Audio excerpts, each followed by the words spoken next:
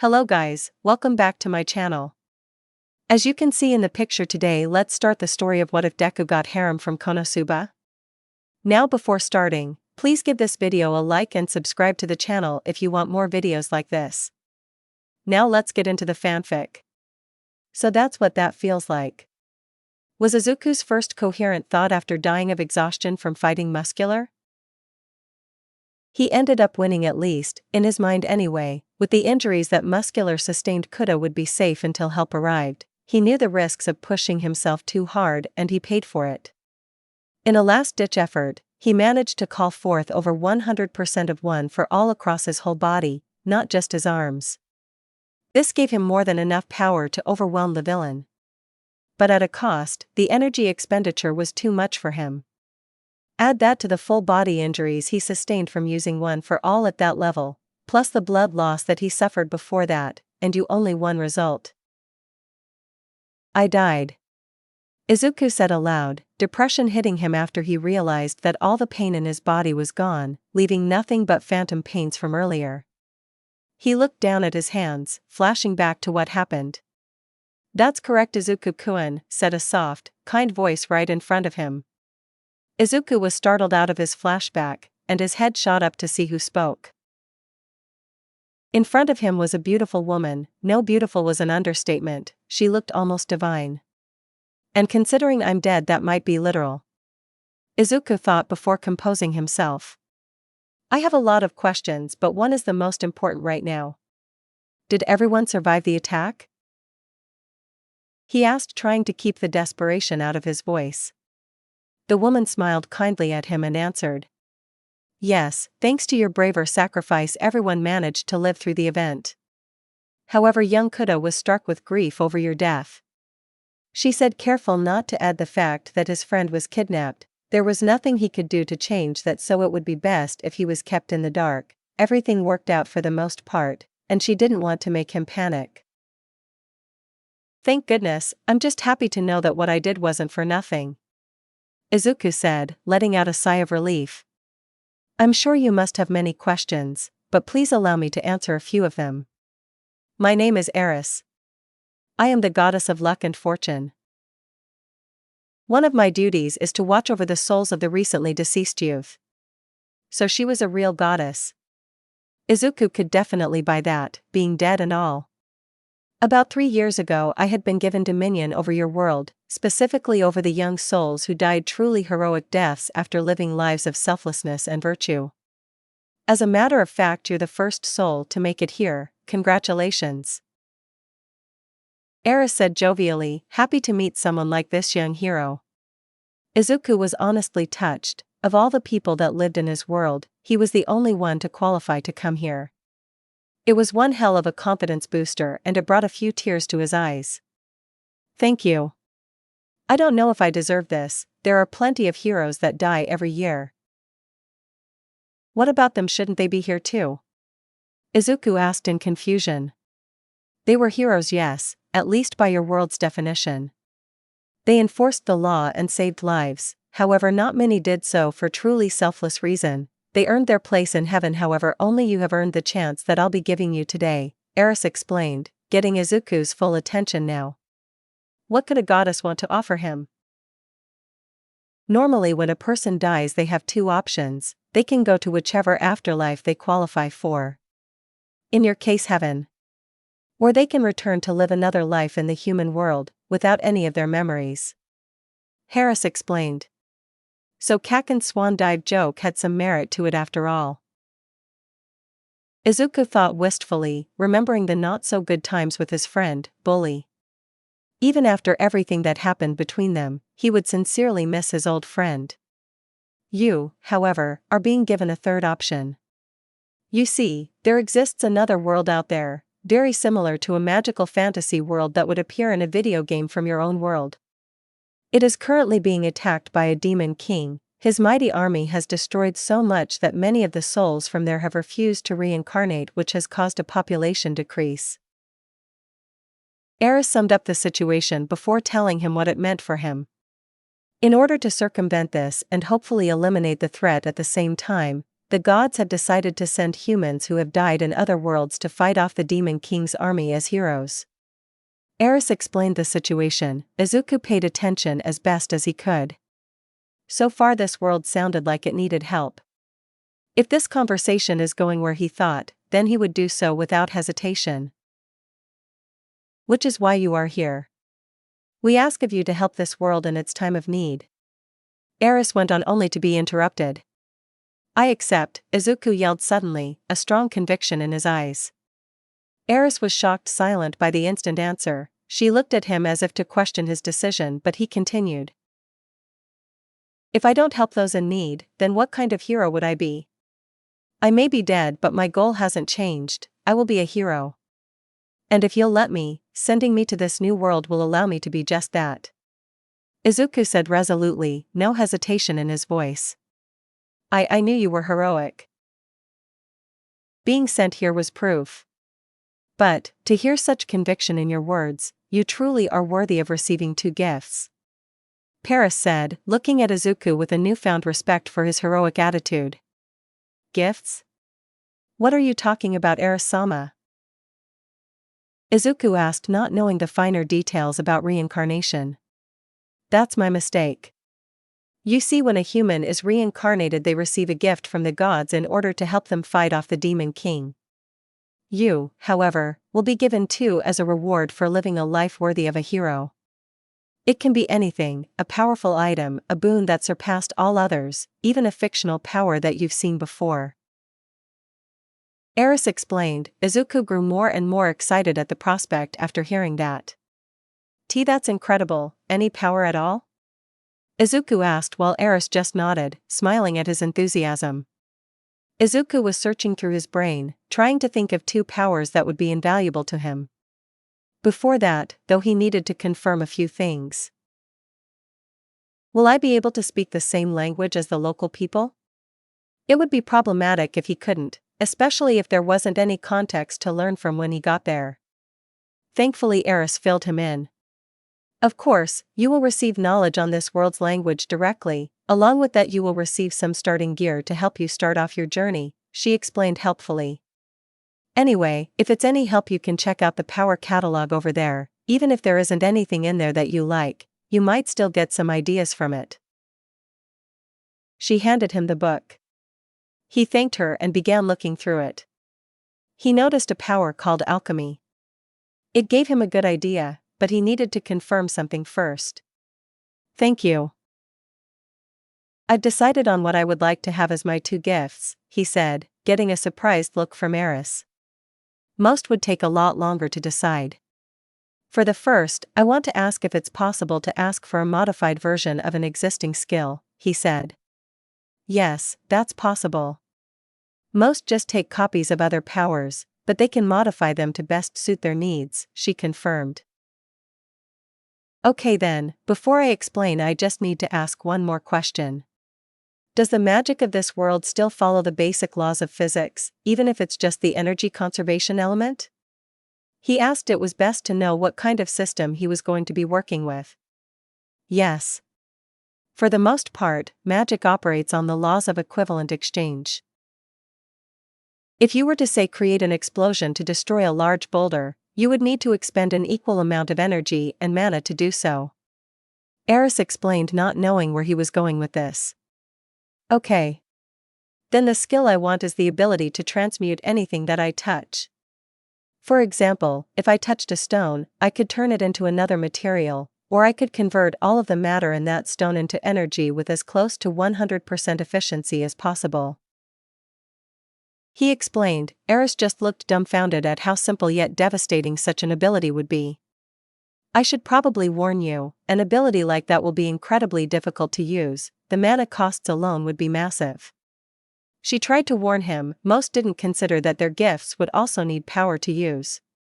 I thought as much, which is why I wanted the process to work both ways. For example, I could take any object and then convert it into pure mana, circumventing the need to use my own reserves or giving me the ability to instantly regenerate any mana that I use.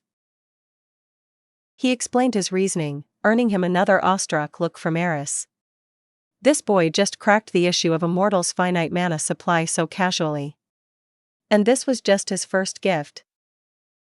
That's very clever of you, Izuku-kan, you're really smart, you know. Anyway, what about the second gift? Although I think your first is already more than enough. Eris complimented him and asked for his second idea.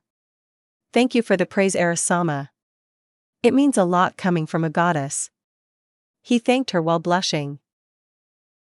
Anyway, my second request is a bit simpler. I just want to be able to access the internet from my homeworld. I won't ask for anything unreasonable like being able to talk to people from there, but having an item, preferably an unbreakable, unstealable one that could access all that information would be a great help. He explained, mostly he just wanted reference material to help with his transmutation skill, but he wouldn't deny that having access to his world's entertainment would be a great help too. And he does it again, another simple item in theory but completely invaluable to him with his new abilities. Eris thought in admiration. Of course, both gifts are well within our power to grant. I'm sure that you'll be a great hero, Izuku-kun, she said as she prepared the magic circle that would send him away. Not so fast, Eris-chan. Came a voice from the void. As suddenly as she was heard, an angelic woman appeared before them. She had short blonde hair and green eyes, but her most striking feature were the angel wings on her back. Tenchi-chan, how may I help you? I was in the middle of sending Izuku-kan here to his new life. Eris asked in confusion. It was rare for an angel to visit a goddess, especially if they were in the middle of work. Sorry to say this, but the elder gods caught wind of your little trips to the human world, she said, getting Eris to pale considerably. As punishment, they decided that you would be sent to the human world and that you will not be allowed back until the Demon King was taken care of. Sorry about this, I'm just following orders, the angel said apologetically. Wait, so as a punishment for going to the human world, I'm being sent to the human world, for as long as I want? Eris asked herself in confusion. Deciding to stay quiet, she just frowned and nodded, hoping to make it look like she thought of it as a punishment. Sometimes I questioned the intelligence of my fellow gods. Eris thought sadly, thinking about a certain senpai she knew. Izuku was too stunned to respond in time. He and Eris were lifted into the air and sent to their next destination. He swore to himself to apologize to Eris for not defending her and to help her return to her home as quickly as possible. And with his new gifts, even if he couldn't cut it, he would give it one hell of a try. Open field just outside of Axel. Izuku woke up with a start. He started looking around and accessing his surroundings. The first thing he saw was a walled-off city a few kilometers away. He realized where he was and remembered what happened. He also noticed that he had a bag with him, the bag that he usually used for his classes at UA, speaking of which he was in his UA uniform rather than the destroyed, casual clothes that he wore when he fought Muscular. The gods must have given me these as part of my starting gear. Wait. Gods. Eris-sama. Panicking, he tried searching for Eris only to realize that she was lying right next to him, still asleep. Hey, Eris-sama. Wake up, please wake up. He called out, trying to shake her awake. After a few seconds, she opened her eyes and knew what had happened. I'm so sorry, I should have defended you back there. I'm not sure how that would have changed things, but I feel ashamed for just letting someone as nice as you be punished without even a complaint. He apologized immediately. Eris just smiled at him as she got to her feet. His selflessness was endearing, but he was way too hard on himself. It's okay, Izuku-kun. In all honesty, this is hardly a punishment. I tend to come down here for fun on occasion, and this just gives me an excuse to do it permanently, she said, trying to get him to calm down. Oh, okay. But still, I'm ashamed for not stepping in, it's the principle of the matter. You helped me so much and I did nothing to repay you. If you really want to stay in this world, then let me help you while you're here. It would be the least I could do, he said with determination. Eris just giggled at him. It should be me who's helping you, my little hero. But if that's how you feel, then let's be partners instead. I might want to stay here, but I still have work to do in Purgatory and I'm sure you still want to stop the Demon King. So our goals align, I'll be in your care. She said, giving him her signature wink. Izuku was blushing by the end of that, he just nodded agreeing with what she said. So I guess we should head out. You said this place was like a fantasy world, so I assumed there is an adventurer's guild or something, right? He asked, getting a nod of confirmation from the goddess. Right on the first try. Normally I would go there in my human form. Sadly, I was brought here looking like I usually do and I can't turn back, so I doubt anyone will recognize me. Luckily, I have a friend that might be able to help us, so we should go see her before we do anything else. She told him the plan. Sure, you know this place better than me, so lead the way, Arasama. Okay, but please don't call me by that name, I'm a goddess, remember. If people figured out who I was, it could end up bad. Oh, and before we go I should warn you that my friend is a little eccentric, she said before walking off, leaving behind a confused Izuku who tried to keep up. Wow, I know you're a goddess and everything, but I didn't expect your friend to be a rich noble or something, Izuku exclaimed as the duo made their way to a massive mansion that stood in the center of a huge plot of land in the northeast section of the city. When I came to this world before, I lived as an adventurer. One of my closest friends was a noble woman who decided to become an adventurer as well. Her name is Dustiness Ford La Latina, but she prefers to be called Darkness. She also happens to be one of my loyal followers, so it would be for the best if she was made aware of our situation. Eris explained her relation to the rich girl. That makes sense, a great person like you would spend their free time helping others as an adventurer. The more I heard from her, the more convinced I was that she was a goddess worth following, or as she said, a partner worth working with. Well, aren't you a flatterer? Anyway, the body that I used to adventure isn't too different from my current form, so she should be able to recognize me. After that, we'll need to speak to her in private. Chances are that my status as Chris the Thief has been revoked, so I'll have to start over from square one as an adventurer with you. It was a setback, but not that bad of one. Her mortal body wasn't that high level anyway. By the by, you should call me Chris well in public, using my real name could cause some problems. She explained the plan as we approached the mansion. She knocked on the door and we waited for a few seconds before it opened. Oh, Chris-san, you look so different. It has been a while since you visited, and I see you brought another of your companions. My lady is currently in the courtyard, I'm sure she would love to see you. The refined voice of a butler said as he opened the door fully to let us in. Izuku bowed to him as they walked past, earning the green hero a respectful nod in return. As we walked towards the courtyard, Izuku caught a glimpse of a woman who was slightly taller than himself. She was blonde and wore a set of medium armor that covered her limbs, chest, and sides. She was also practicing her swordsmanship and failing miserably. She tried to hit a log right in front of her with vertical swings but kept missing. Not able to stand it much longer, Izuku decided to step in and give some advice. He understood just how frustrating it could be to try so many times only to fail. Excuse me, but you should try a horizontal swing. Your arms keep shaking as the blade goes down, which ruins your aim, but if you hit it from the sides you should be able to land it. He said in a calm voice, grabbing her attention. She blushed at how someone saw her miss so horribly but did as the stranger asked. To her surprise, she actually managed to hit the target this time, if only barely since her hands jumped up at the last second. Only the top piece of the wood was chipped, but if her face was anything to go by, it was a victory that she never thought she would get. Thank you, mister. I actually hit it. Oh, Chris-chan, I didn't recognize you at first. What happened? You look so different like that. She thanked Izuku before switching her attention to Eris, who looked a bit sheepish. It's a long story, Darkness-chan, one that I would like to tell you in private. But before that, allow me to introduce my new adventuring partner. His name is Midoriya Izuku.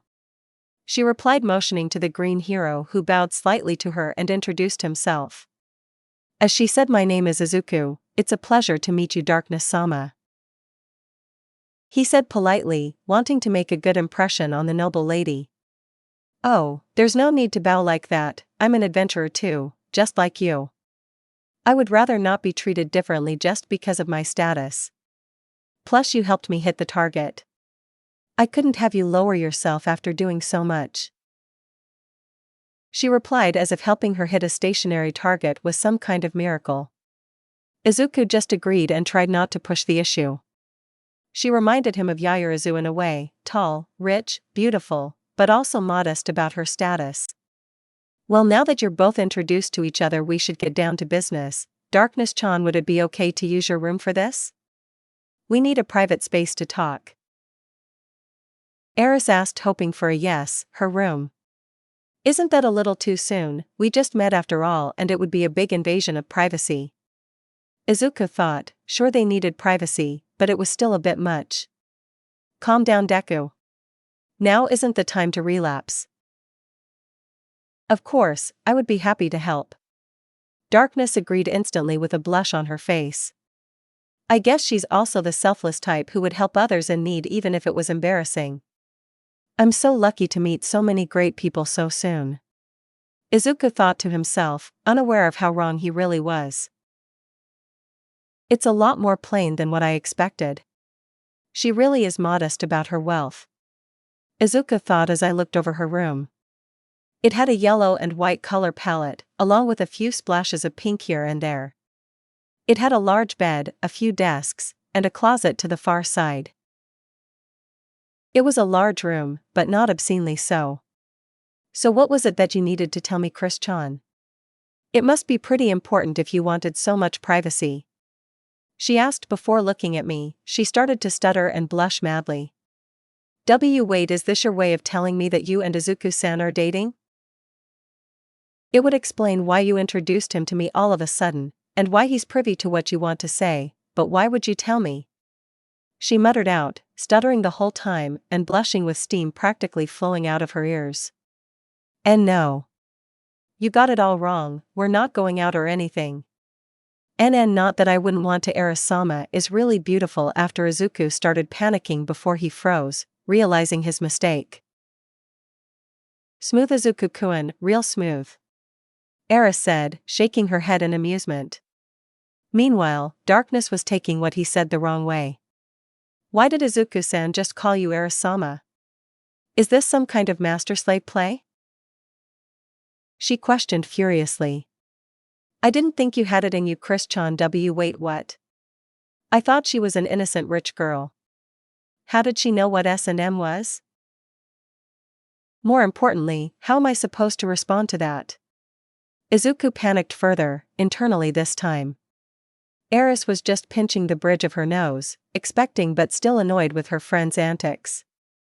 Darkness-chan, just calm down, please.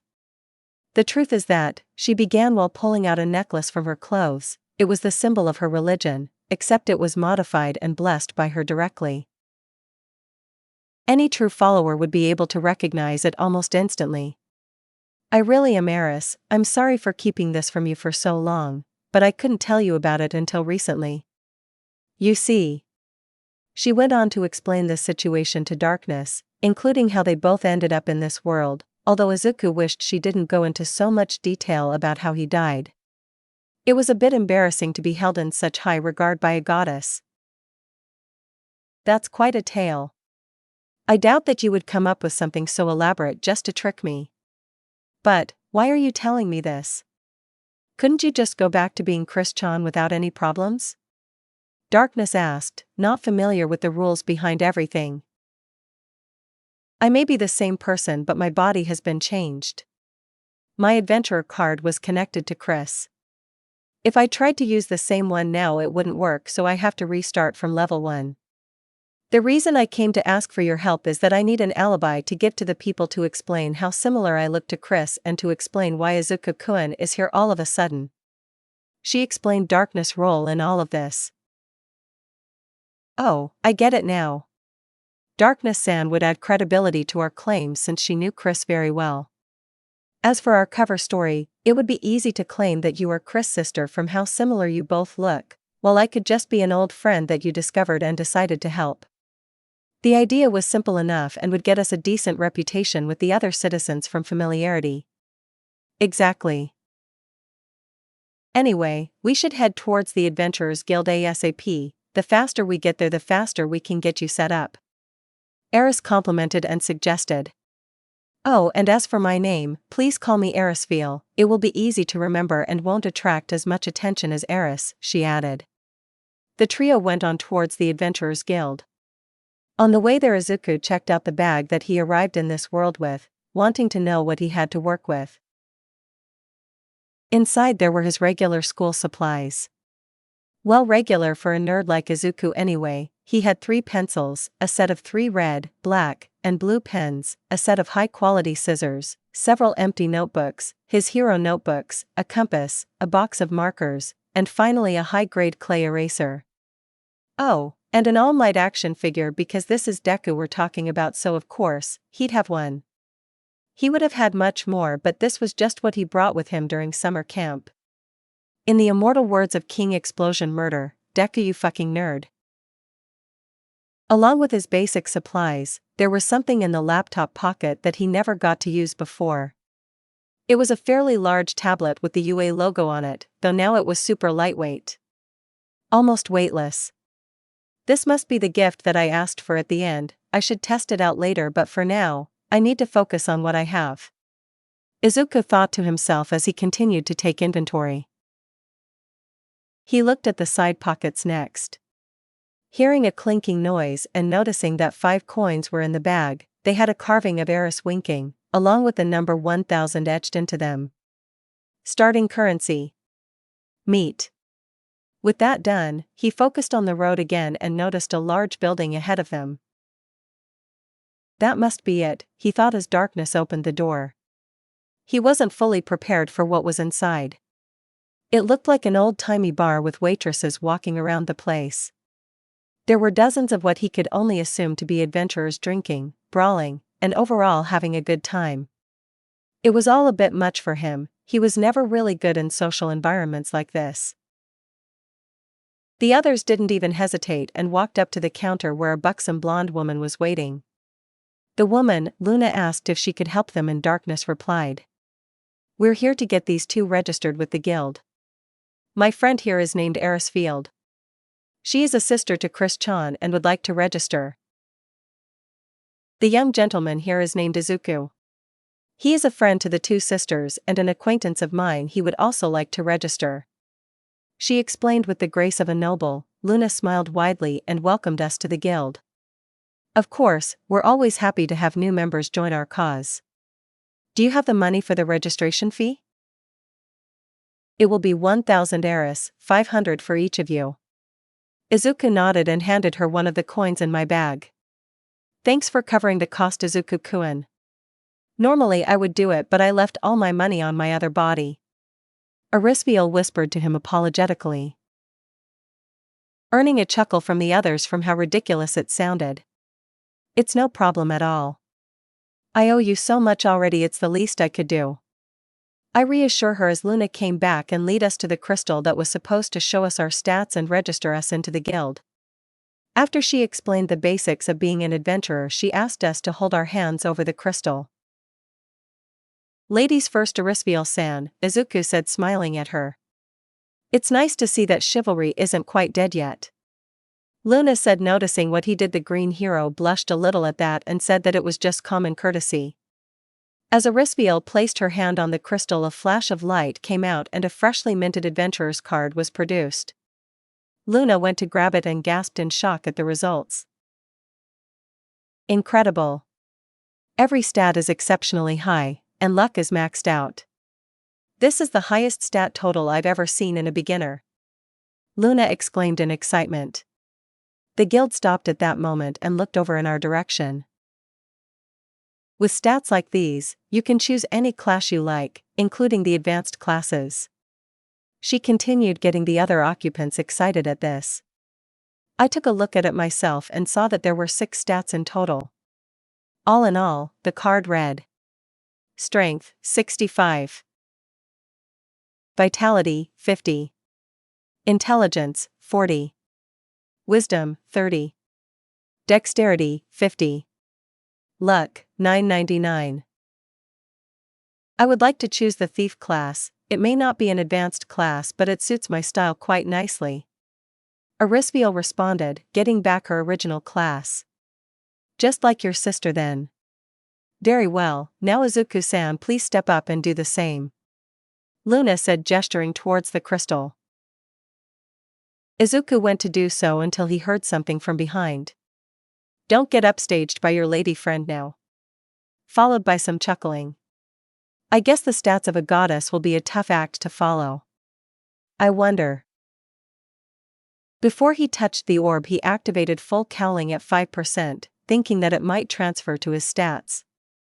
The light show his body produced got him a lot of attention. There were several audible gasps from the crowd that quickly formed as the card was generated. Luna, surprised by what the young man did, hesitantly picked up his card and looked at it. I am possible. She called out in complete shock and awe at what she saw, dropping the card in a daze. Izuku went to catch it before it could fall to the floor, taking a look for himself as he caught it, several people looking over his shoulders as he did so.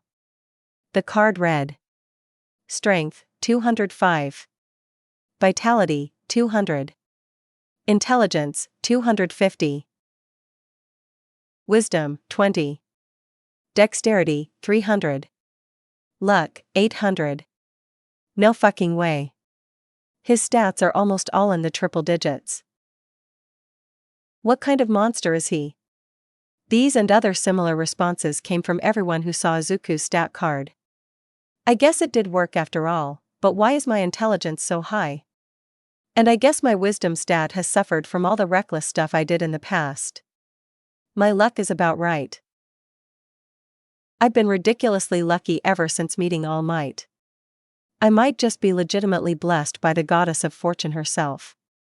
Izuku thought before looking at Arispiel and Darkness, the latter of which was wide-eyed and slack-jawed. For some reason, she was also blushing and had stars in her eyes. It made him nervous. Luna seemed to have recovered from her stunned state and addressed the powerful young man. Like before, Izuku-sama, you are qualified for most of the classes available. However, cleric classes like Archpriest require a higher wisdom score. Your stats surpass what I've seen from even level 40+ adventurers. You are even stronger than Kyoyo-sama, she stated, still in a bit of shock. Izuku blanched a bit at the Sama honorific though. Please, there's no need to call me Izuku-sama, Sama's more than enough, and just Izuku works too. He tried to calm her down. Which only made her more excited for some reason. So modest, maybe you'll be the on-cough. Now Izuku-kun, have you decided what class you would like to be? She asked while blushing for some reason. What was it she was about to say before coughing? Izuku shrugged and decided to just go with it. He went into deep thought and weighed his options. Fighter classes are out. I prefer fighting with my fists rather than a weapon, and One for All already augments my physical prowess well beyond what is normal. The rogue classes just aren't my style. I was never one for subtlety, much less with a mentor like All Might. Cleric classes are also out. My wisdom is too low. Too bad. I wouldn't have minded becoming a priest of Eris. That leaves me with the magic classes. They would be beyond useful for my gifts, and of them, Archwizard seems to be the most powerful, so I'll go with that. His decision made Izuku looked up with conviction in his eyes and said, I choose the Archwizard class, only to notice that everyone was staring at me weirdly.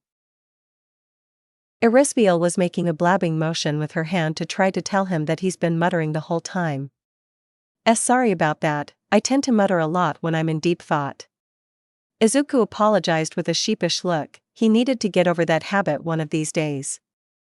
That's okay, Izuku-kun, let me just make everything official, and then you three can get to questing. Be right back. She said and ran off to finish what they could only assume was paperwork for the guild. Izuku-san, what was that? How are you so strong? And most importantly, can we spar later? Darkness came up and asked the young hero in quick succession before shyly asking if we could spar.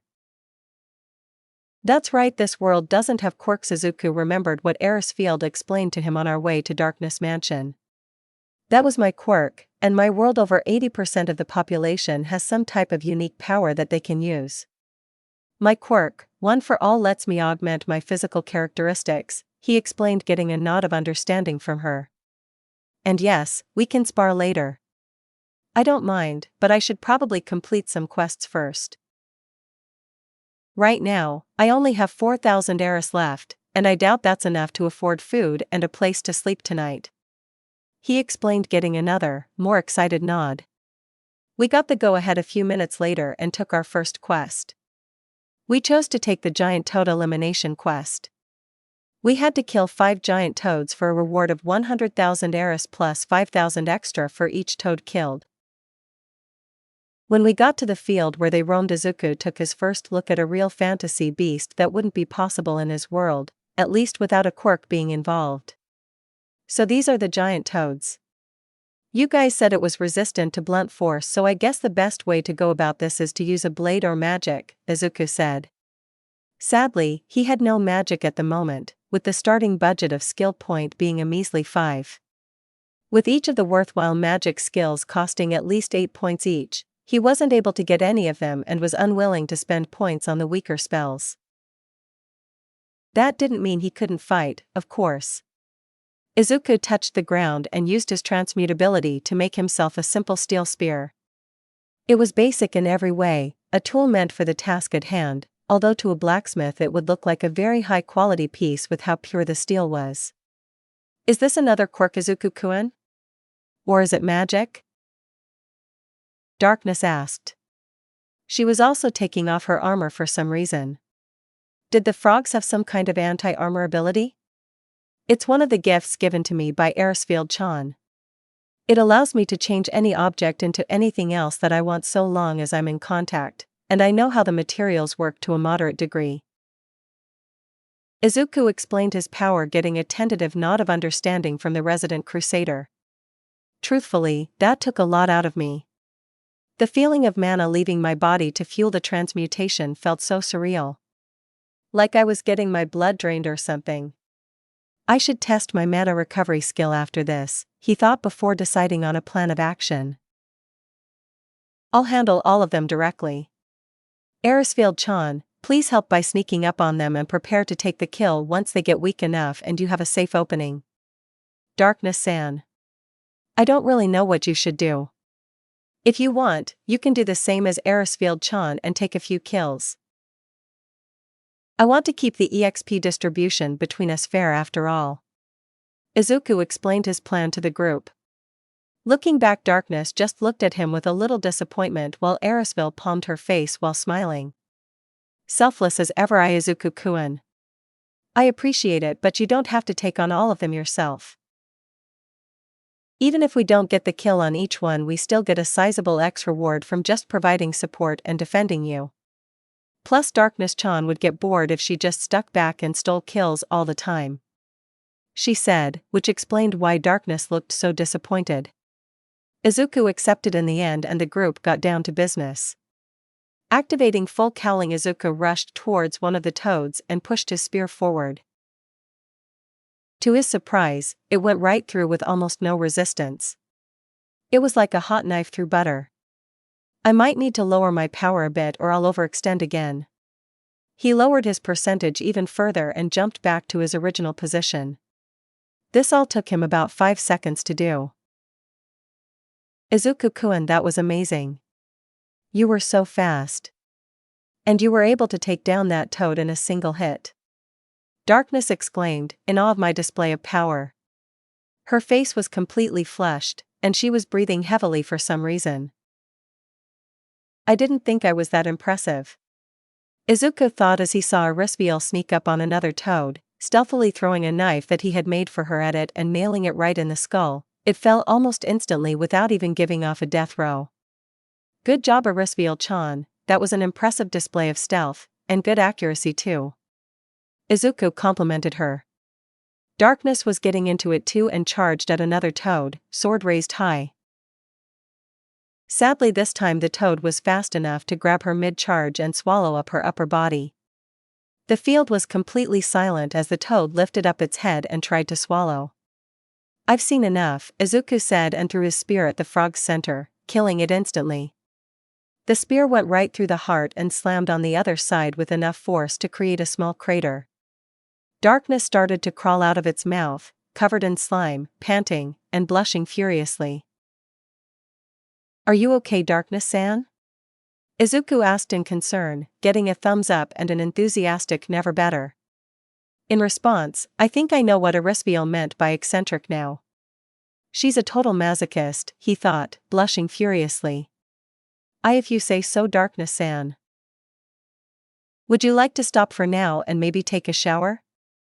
To get the slime off," he suggested, but she shakes her head. "No, I'm perfectly fine, although I don't think I can grip my sword anymore." "It matters not, I'll gladly be the meat shield if it means helping you, Izuku-kun," she said far too happily. "Don't kink shame, Deku. She's still a good person at heart, this is just a minor quirk," he thought to himself, remembering some of his more eccentric classmates. None of them were masochists, but some did skirt the line between sane and not so sane. So he wouldn't judge. "Okay then, we should hurry and kill 2 more to finish up then. I'll try to make it quick." Izuku walked up to the spear and noticed that it broke at the tip. Instead of fixing it, he came up with an idea. He turned the spear into a circular steel ball, then replaced the interior of the sphere with a mixture of 75% potassium nitrate, 15% charcoal, and 10% sulfur, most commonly known as black powder. He then added a wick and sealed the sphere up. Taking a few rocks from the ground, he made some flint and lit the wick before launching it at a pair of toads about 30 meters away with a quirk-powered throw. The explosive burst to life, sending shrapnel across the field. Both of the toads were shredded by the supersonic projectiles and died in seconds.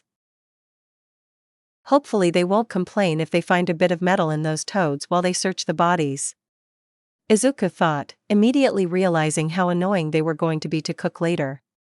Whoops. Making mixtures is even more exhausting. It feels like I just used full cowling for 5 minutes straight. Thankfully my mana supply seems to be pretty high, but any more combat after this would be bad, he thought while grabbing a notebook. Note to self, test mana transference ASAP. Meanwhile, Darkness and Arispiel were staring at the surprising young hero with smiles on their faces. A perverted one and a proud one respectively. This marked the success of their first quest as a newly formed party. Toad Kill Quest success.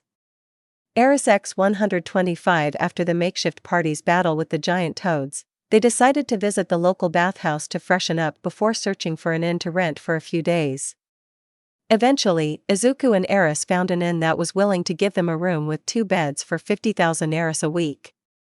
They paid up front for a 2-week stay, leaving Izuku and Eris with 25,000 Eris each to their names. Food money would be tight, but they could make do. Darkness had insisted that if they wanted to they could stay with her for a few days until they had better financial security, but Izuku denied it. "You've already helped us more than enough, I couldn't ask for any more. In fact, I swear to you that I'll pay you back for everything tenfold," he promised a bit too loudly. Unfortunately, he made his declaration in the middle of a crowded street, which got the poor hero in training more attention than he could handle at once. Without thinking, he headed to the guild by himself to escape ever-increasing eyes on him. Oh crap. I left them behind, Izuku realized too late. He was already halfway to the guild with full cowling turned on. Oh well, I'm sure they'll be fine. Maybe I can do a solo quest to earn a bit more money and get us a safety net just in case, he muttered to himself as he approached the guild building, slowing down a bit and landing just outside of the main entrance in a crouch. Sadly, with the speed that he was going at, it created a loud boom from behind him. Though, well, that's a thing, I knew I was fast but not that fast. While Izuku was coming to grips with the fact that he just broke the sound barrier, other adventurers and civilians near him just looked confused and a bit in shock at how the green rookie appeared out of nowhere with a loud explosion coming right after. Noticing this, Izuku rubbed the back of his head sheepishly. Sorry about that. I moved faster than I thought. He apologized, getting still confused nods. Izuku should have guessed the average person wouldn't know what a sonic boom was in this world. Suddenly one of the doors to the guild building opened and a tall, blonde man about the same size as Darkness walked out. He had a greatsword at his hip which had a golden handle and an axe-like guard. The blade itself looks like someone took two swords and forged them together with a long cutout at the bottom center of the blade. What was that noise? Was there an attack? He asked with a concerned voice before noticing me. And who are you? He pointed at Izuku, a bit rude this one. Still, being the shy but polite person that he was, Izuku introduced himself. My name is Izuku Midoriya, and Yahai caused the loud noise. Sorry about that. I was moving too fast and caused a sonic boom on accident. He tried to explain. Also, it's common courtesy to give your own name before asking for someone else's. He points out, hoping to confirm a suspicion of his. This guy looks way too high level to still be in the starting city, and that weapon of his is radiating strong magic. Is he also a reincarnate? Izuku thought. Luckily the Archmage class gave him a passive ability to detect magic when it's nearby. It's not very precise, but with the level of power coming off that blade it was hard to miss. My name Kyawiya Mitsuruji. From your name I can assume that you've also been reincarnated into this world. The idiot said out loud. What is he thinking? Wasn't that supposed to be a secret? Luckily nobody else heard it. They were still a bit stunned seeing the two strongest adventurers in town having a stare down. Izuku, panicking slightly, ran up to him and whispered. Don't say it so loud. Weren't you told that we had to keep that secret? He looked surprised at this and shook his head. No, I wasn't told that. Aqua-sama just gave me the basic gist of the situation and my gift, the cursed sword Graham. Then I was sent me here. I don't believe that she would forget something so important. He responded. I just stared confused before asking. Who's Aqua? Izuku asked. Was it another goddess? The blonde swordsman looked confused at our young hero's question until he sensed a familiar energy. Izuku had a hand placed on his shoulder which made him jump before looking back. Arispiel was standing behind him slightly panting. Ahakoi's my senpai Huff. She's the second Huff goddess that is meant to send people to this Huff world, she explained, still out of breath. Please don't run like that again, Izuku-kun. I know that it was a little embarrassing, but that reaction was a bit much. And who is this? Mitsuruji asked. Her aura reminds me a little of Aqua-sama's. She looks tired, and she said you ran away from her. Why would you leave her behind? He asked, misinterpreting the situation. Wait. It's not what it sounds like. Izuku tried to explain but was interrupted by another yell. Izuku-kun. How could you leave us to the crowd like that? They pounced on us the moment you left. But they just kept asking us questions instead. More interesting things. This wasn't the kind of meat shield I was talking about. Came the voice of the resident masochist who just made the situation worse. That's it. I've heard enough. Clearly, you have no idea how to take care of a party correctly. You abandoned these beautiful ladies to a crowd of people and ran to save your own skin. Unforgivable. He ranted before turning to the two ladies that were staring at him unimpressed. You too, why not leave this coward and join my party? I'll make sure to help you with any needs you might have. With a crusader and a thief along with my own swordmaster class, we could be the strongest team in the city. He gave his pitch only to get two deadpan stares from the ladies. You're making an awful lot of assumptions, you know. And who do you think you are? Taking the situation and bending it into your favor? I refuse. Arispiel stated, not at all pleased by the way this upstart insulted her favorite mortal. I like more aggressive men in general, But something about this guy makes me want to punch him instead. Darkness said quietly, also declining. Why not? Is it because this guy is blackmailing you or something? That has to be it. Nobody would team up with a coward unless they were being forced to. He incorrectly rationalized, getting looks of anger, disgust, and pity from the trio. Izuku was pity. Geez, this guy is narcissistic. He reminds me of a more eloquent but more egoistic Kaken. He thought as Mitsuruji calmed down slightly. That's it. I challenge you to a duel. Mitsuruji declares, making the crowd that has formed shift outward into a circular arena of sorts. Great, now the people are invested in it too. I won't be able to talk myself out of this. Izuku thought bitterly. He was more than familiar with this kind of herd mentality from his middle school days. Sigh, and what would the victor receive then? I don't like to fight for no reason, but you've insulted me. Usually, I could let that slide. But you also insulted my party members and I won't stand for that. So name your conditions. The blonde smirked and went on. If you win, I'll give you anything that is within my power to grant without question. How if I win, you must let those two leave your party and join my own? He said smugly. I refuse. Izuku denied flat out, getting several gasps in response. What you requested isn't mine to give. It's their choice whether they want to join you or not. To say otherwise would be to treat them as objects and not people. Frankel, why I'm disgusted that you would even suggest that. He says matter-of-factly, earning smiles from the girls and the respect of the crowd. Mitsuruji was just enraged even further. You really are a coward. Hiding behind honeyed words to get out of fighting me? Fine, if I win, I'll take whatever gift you were given before arriving here. Is that better? He renegotiated. Izuku just nodded in acceptance. He could agree to that. Erisveal-chan, please start the countdown. I'll try to make this quick, Izuku says as he prepared one for all.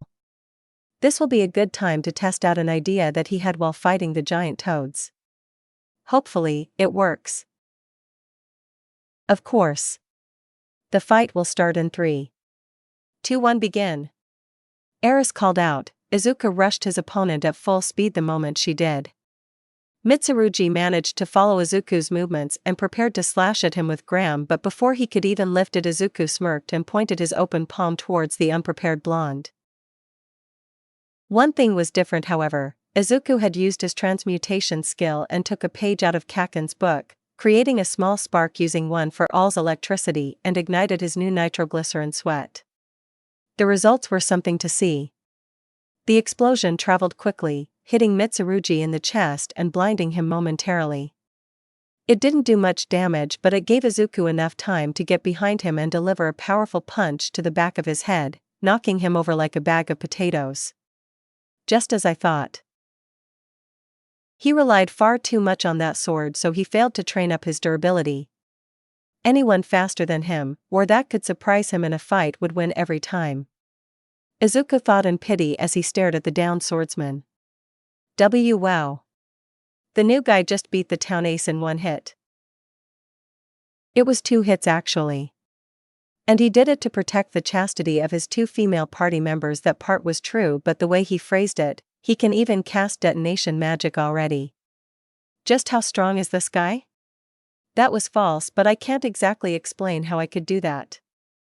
As the people kept hyping Izuku up, the story just kept getting more ridiculous and distorted.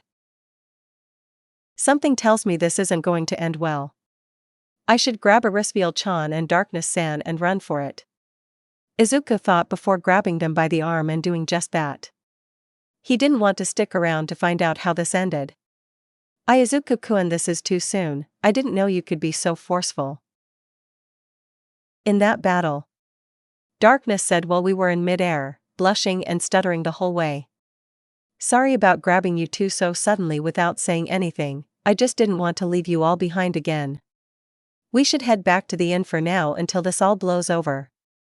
I don't think the crowd will leave us alone if we go back, Izuku explained, getting two nouns. Oh my.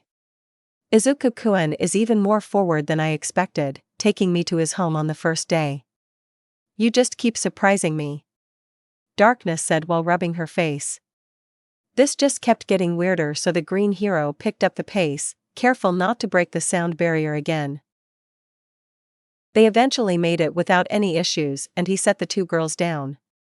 Sorry about bringing you along, Darkness-san. If you would like, I could accompany you to your mansion before coming back here. It's the least I can do. Izuku offered, but she declined, saying that it was fine and that if she got attacked by a crowd she would prefer to go down alone anyway. Darkness left after saying that with a distorted grin on her face. See, I know she's a good person at heart, but that personality of hers is hard to keep up with. He muttered to himself. Yeah, don't worry about it, you'll get used to it eventually. Anyway, we should get to bed, it's getting late and we should be up early tomorrow to get in on the best quests.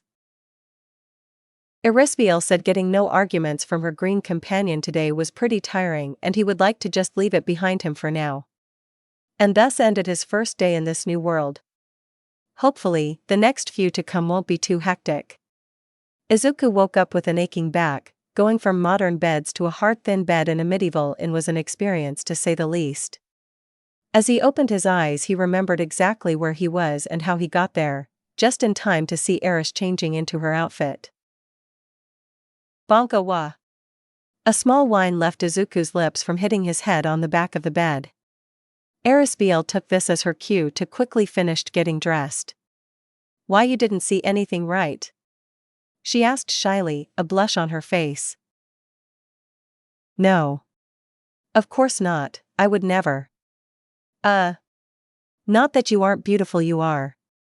It's just that IWA Cupin forgot the 2A or ain't the same room. Izuku muttered out at turbo speed until he heard Erisvale giggling. Don't worry, Izuku-kun, it's fine. I figured that this could happen, so don't worry, I trust you. She reassured the young hero, a smirk on her face. My goddess is such a tease. I should hurry up and find us a permanent home or I might not survive for much longer. Izuku concluded after getting his blush under control. Not that he didn't enjoy the view. After that whole situation, Eris had the decency to leave the room to let Izuku get dressed, which he did quickly, along with starting his daily rituals to the best of his abilities. Using his transmute skill and the magic of the internet to make himself some makeshift hygiene product. Afterward, he checked his adventurer's card to see if anything had changed. Nice, I'm level 3, I guess those toads give out good XP. With that, he walked out and joined Eris. We should head out to the guild hall. I'm sure Darkness-chan is already there waiting for us. She sat and Izuku agreed. They started heading in that direction before Izuku got himself an idea. Should we walk, or would you prefer the expressway? He asked, which got him a smirk from Eris. With full cowling, they managed to reach the guild hall in only a few minutes. This time Izuku kept his speed down to about car speed so that Eris didn't get too uncomfortable. Though by her own insistence he got a few flips in here and there, much to the goddess' cheerful screams. On our way there, Izuku kept hearing people call him the mighty green hero for some reason. He didn't mind it or anything, being called a hero was pretty flattering actually. At least it would be if it stopped there, but the women around town were also giving him weird looks ever since he beat that Mitsuruji guy. It was freaking him out. Whatever, I'm sure this will all blow over eventually. Izuku thought as the duo entered the guild building and headed towards the quest board. Darkness was already there waiting for them, blushing and panting at certain extremely dangerous quests. Good morning. How was your night? She asked as we approached, her composure slowly coming back. It was great, I slept just fine. Izuku half lied, not wanting to worry her. Although the morning was a bit rough for me, he chuckled nervously. Oh come on Izuku-kun, it wasn't that bad unless you think I'm ugly. Eris said teasingly. Oh of course not, I would never think that you're very beautiful. Izuku said quickly, and to his embarrassment loudly, earning him some roaring laughter from the other adventurers in the guild. "You're so easy to tease as a Qcon, never change. Anyway, we should get started looking for quests, the best ones always get taken first, so let's go," Eris suggested. The trio then went on to look for a suitable quest and decided to go with a simple kobold extermination quest. Apparently the little dragonoids were robbing and killing passing humans who came too close and they needed to be taken care of. The reward mentioned 300,000 Eris, along with an extra 10,000 per kobold killed. This one should do fine. It pays really well and it looks like we could help a lot of people by getting rid of these monsters, Izuku said, grabbing the quest sheet. They were ready to talk to Luna to make it official but were stopped by the voice of a young woman. "Wait," came the voice of a dark-haired, red-eyed girl. She wore a generic big wizard hat, a black cloak, and a red dress with gold trim. She also had an eye patch and mismatched legwear. One had black leggings and the other had bandages wrapped around it. "My name is Megumin, the legendary arch-wizard of the Crimson Demon Clan. Master of explosion magic. I have heard about your legendary exploits and have decided to join you. Now tell me, do you wish to utilize my forbidden dark powers?" She introduced herself in a way that would make even the biggest Chunny heroes blush in embarrassment. And that name? I wonder if it's just another worldly thing. Izuku thought, well, he doesn't want to be rude, so he should at least give her a chance. "I wouldn't mind if you joined our party, Megumin-san, but it's not just my decision," he said while giving his companions a look. They just shrugged and left it to the young hero. "If you would like to join the party, then come with us on our quest so that we can see what you can do." "If that's okay with you," Izuku offered politely. Trial by combat would probably be the best way to test her claims anyway. "Of course. I'll prove myself to you. Our enemies will be blown away with the power of my explosion magic." Well, she has enthusiasm, that's for sure. While she preached about the wonders of explosion magic, Izuku noticed a very similar-looking girl hiding behind the quest board. She looked nervous and to the point of tears while staring at Megumin, feeling bad for what must have been a fellow introvert. Izuku motioned over for her to join them. She looked surprised but ended up approaching the group. "You look a lot like Megumin-san, and you were looking at us. Do you two know each other?" Izuku asked. Megumin was torn out of her speech and noticed the other girl. Yun. What are you doing here?" she asked while pointing an accusatory finger towards her. "I guess they did know each other." I thought, as Yun began to answer. "Bai came here after finally mastering high-tier magic. Now that I can, I wanted to join a party and finally challenge you to a duel for the title of the best Crimson Mage?" She answered the question with a good deal of enthusiasm. Although she looked a bit embarrassed at the end, I guess she's more self-aware about her Chuani tendencies. The two mostly normal members of the party thought, but I see now that you've already offered to join these people. I'll just go then, I'm sure you would only want one archmage," she said sadly and started to walk away. "Actually, I don't mind if both of you join. In fact, we still haven't decided if Megumin would join in the first place. We planned on heading off to finish a quest as a trial by fire, so to say. You can join us if you want. Depending on how well you do, we'll decide whether you guys can join or not," Izuku told her, making her stop. She turned back with the brightest smile that they'd ever seen and glowing ruby eyes. Honestly, it looked adorable. "Really? Thank you. Thank you. I promise I won't disappoint you," she said while bowing to them. She then turned to Megumin and gave her own pose. "Megumin, I challenge you to a duel. Whoever takes down the most enemies wins," she called out, getting Megumin to smirk. "I accept. My explosion magic can't lose in a battle of sheer firepower," she claimed before collapsing on the floor, or she almost did anyway before Izuku caught her, concern clear on his face. "Are you okay? What happened?" he asked, worried for the young girl. Sorry, it's just that I haven't eaten in over 2 days, she said sadly. This wouldn't do. We might have been low on funds right now, but one meal was well within our range. Plus we needed to eat breakfast anyway. Don't worry then, you and Yun-Yun-san can join us for breakfast.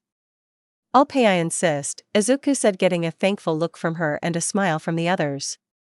He noticed a waitress walking around and motioned her to come over.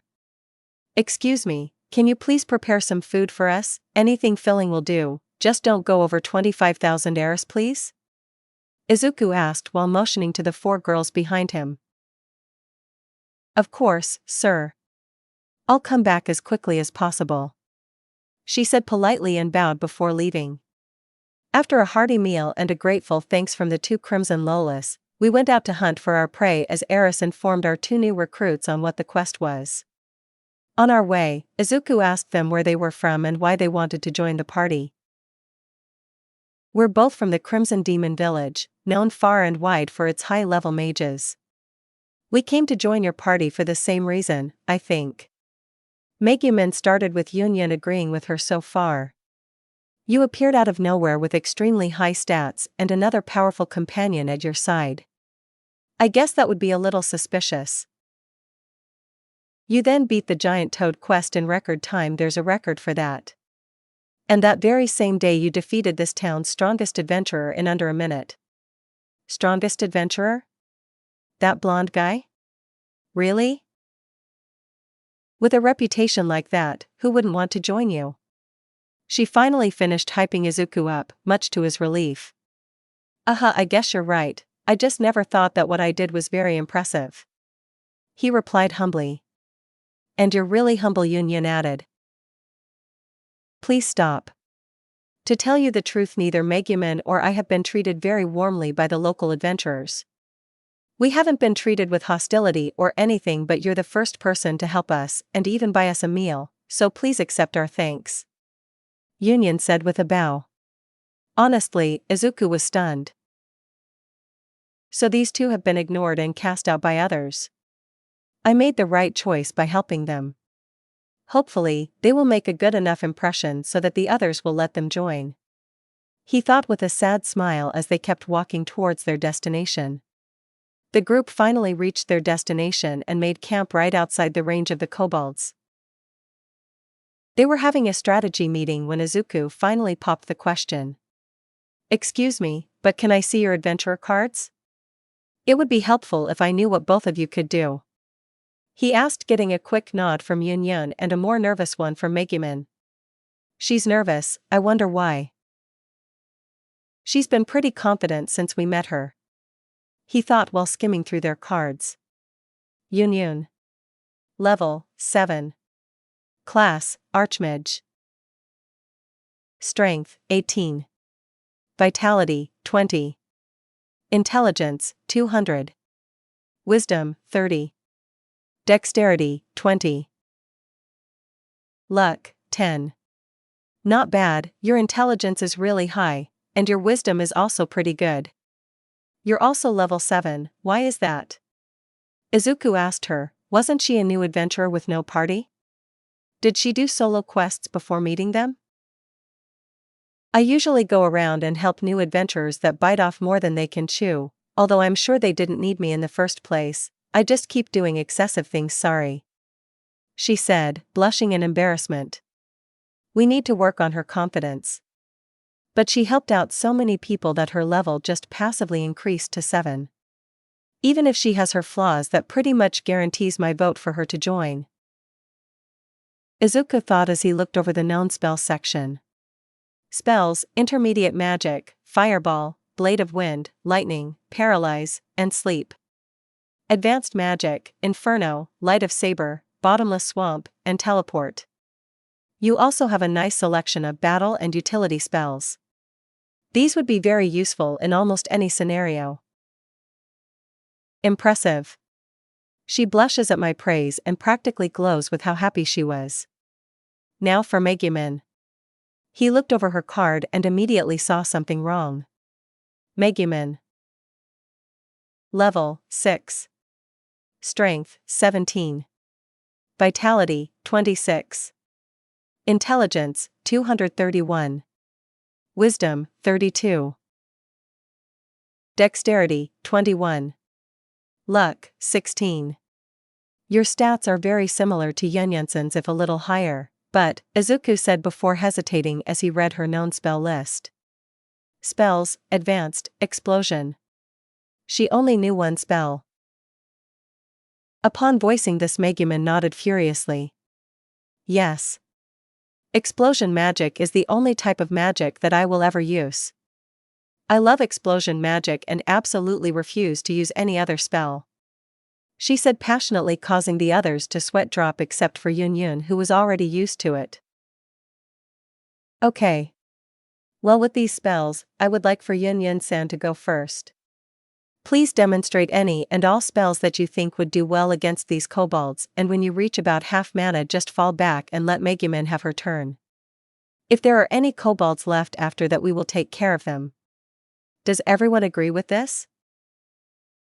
Izuku asked, getting no complaints, while Darkness did mutter something about not being used as a shield, but they decided to ignore that for their own mental health. As we approached their territory, Eris noticed several small shadows moving to their right using her detect skill.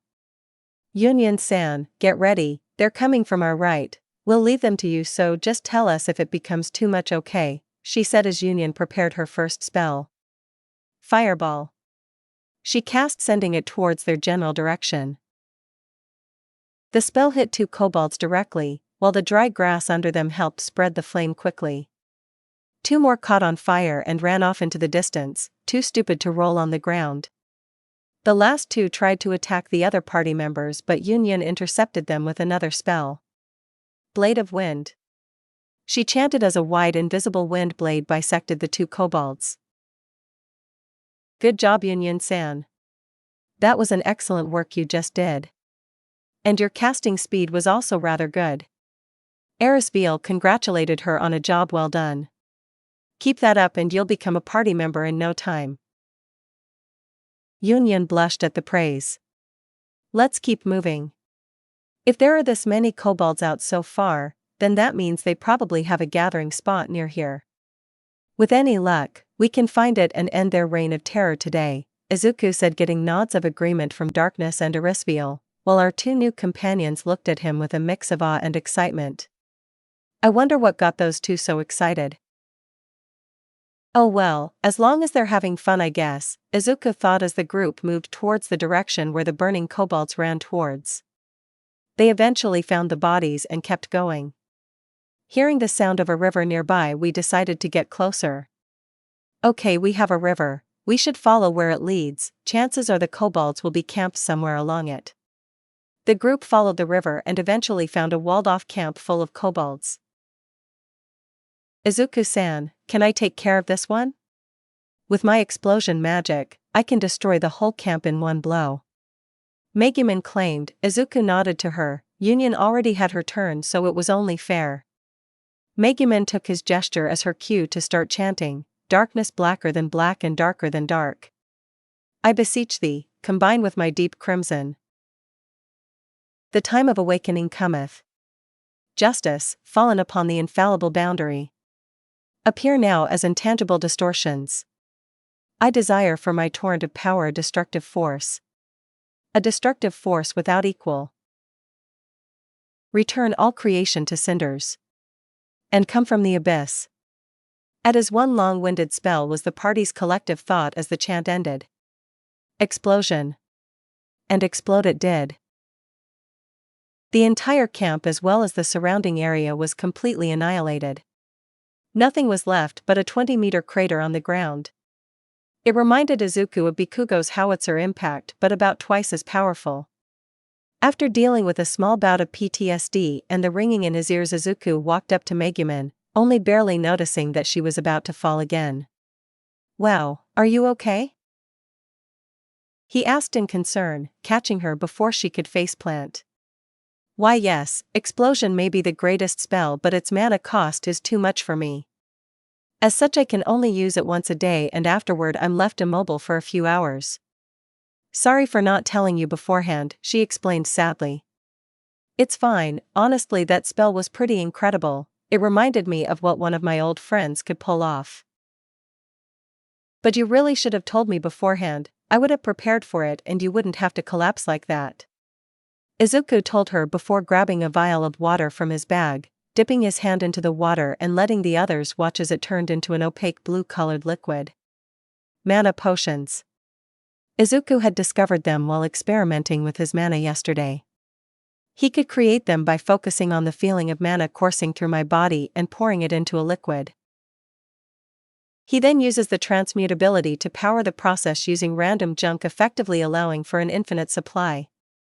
Here, drink this, one of my skills lets me create mana potions among other things. It should help you get back on your feet.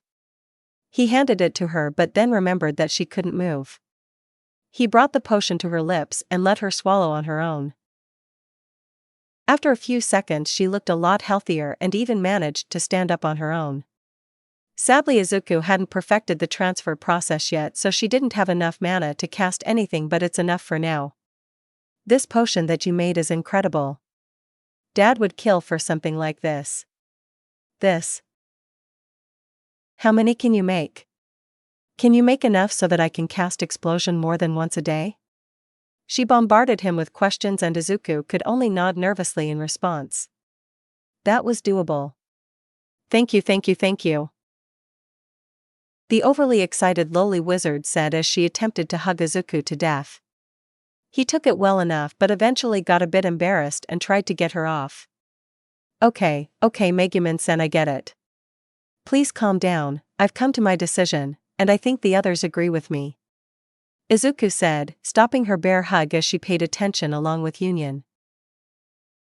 I think I speak for all of us when I say that you're both more than welcome to our party. He exclaimed, getting cries of approval from Eris and Darkness. Welcome to the team, you two. Now we should head back. You two will receive 70% of the reward for your efforts. Izuku told them, getting surprised looks. Hey. Really? You would really give us? Union started before stopping and using her hands to count. 252,000 Eris. I count for them, getting more surprised looks. Izuku-kun, you can do arithmetic? Darkness asked in surprise. Guess that kind of education was a rarity in this world?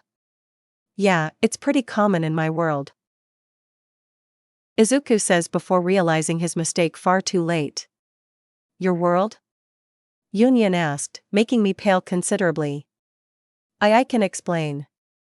Izuku shouted, getting an exasperated sigh from Eris and a shaking head from Darkness for my blunder. That day we got 2 new party members as well as 2 new heroes prepared to defeat the Demon King for the sake of returning Eris home.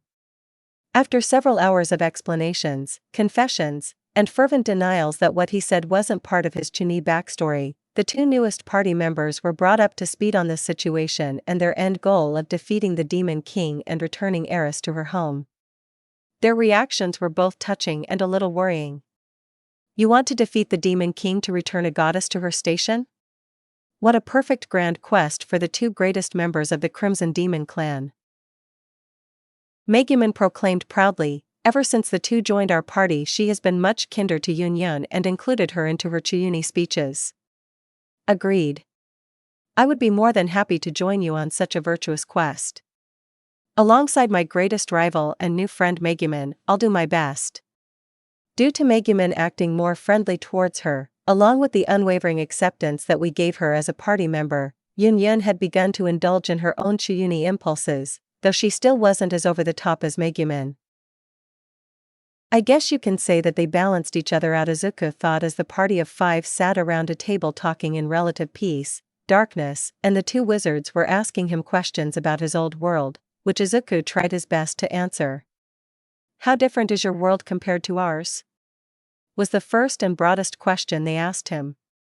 That's a pretty loaded question.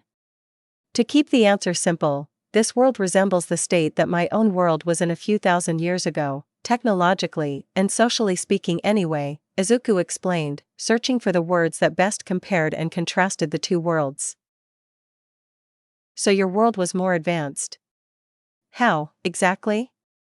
You said socially and technologically, so I assumed that you had a lot more efficient manufacturing and agriculture or something similar. Darkness guessed, partially correct. That would explain the quality of those clothes you're wearing. The craftsmanship is so precise and uniform that it almost looks like a noble's garb. Megumin said a bit too loudly. Whispers started going across the guild hall as the others started eyeing Izuku up. However, he was too engrossed in conversation so Izuku wouldn't notice the results until much later. Among other things, yes. For example, our world is very reliant on machines. Most human labor that would be considered tedious, time-consuming, or just strenuous in this world would be solved in minutes or even seconds with the use of machines.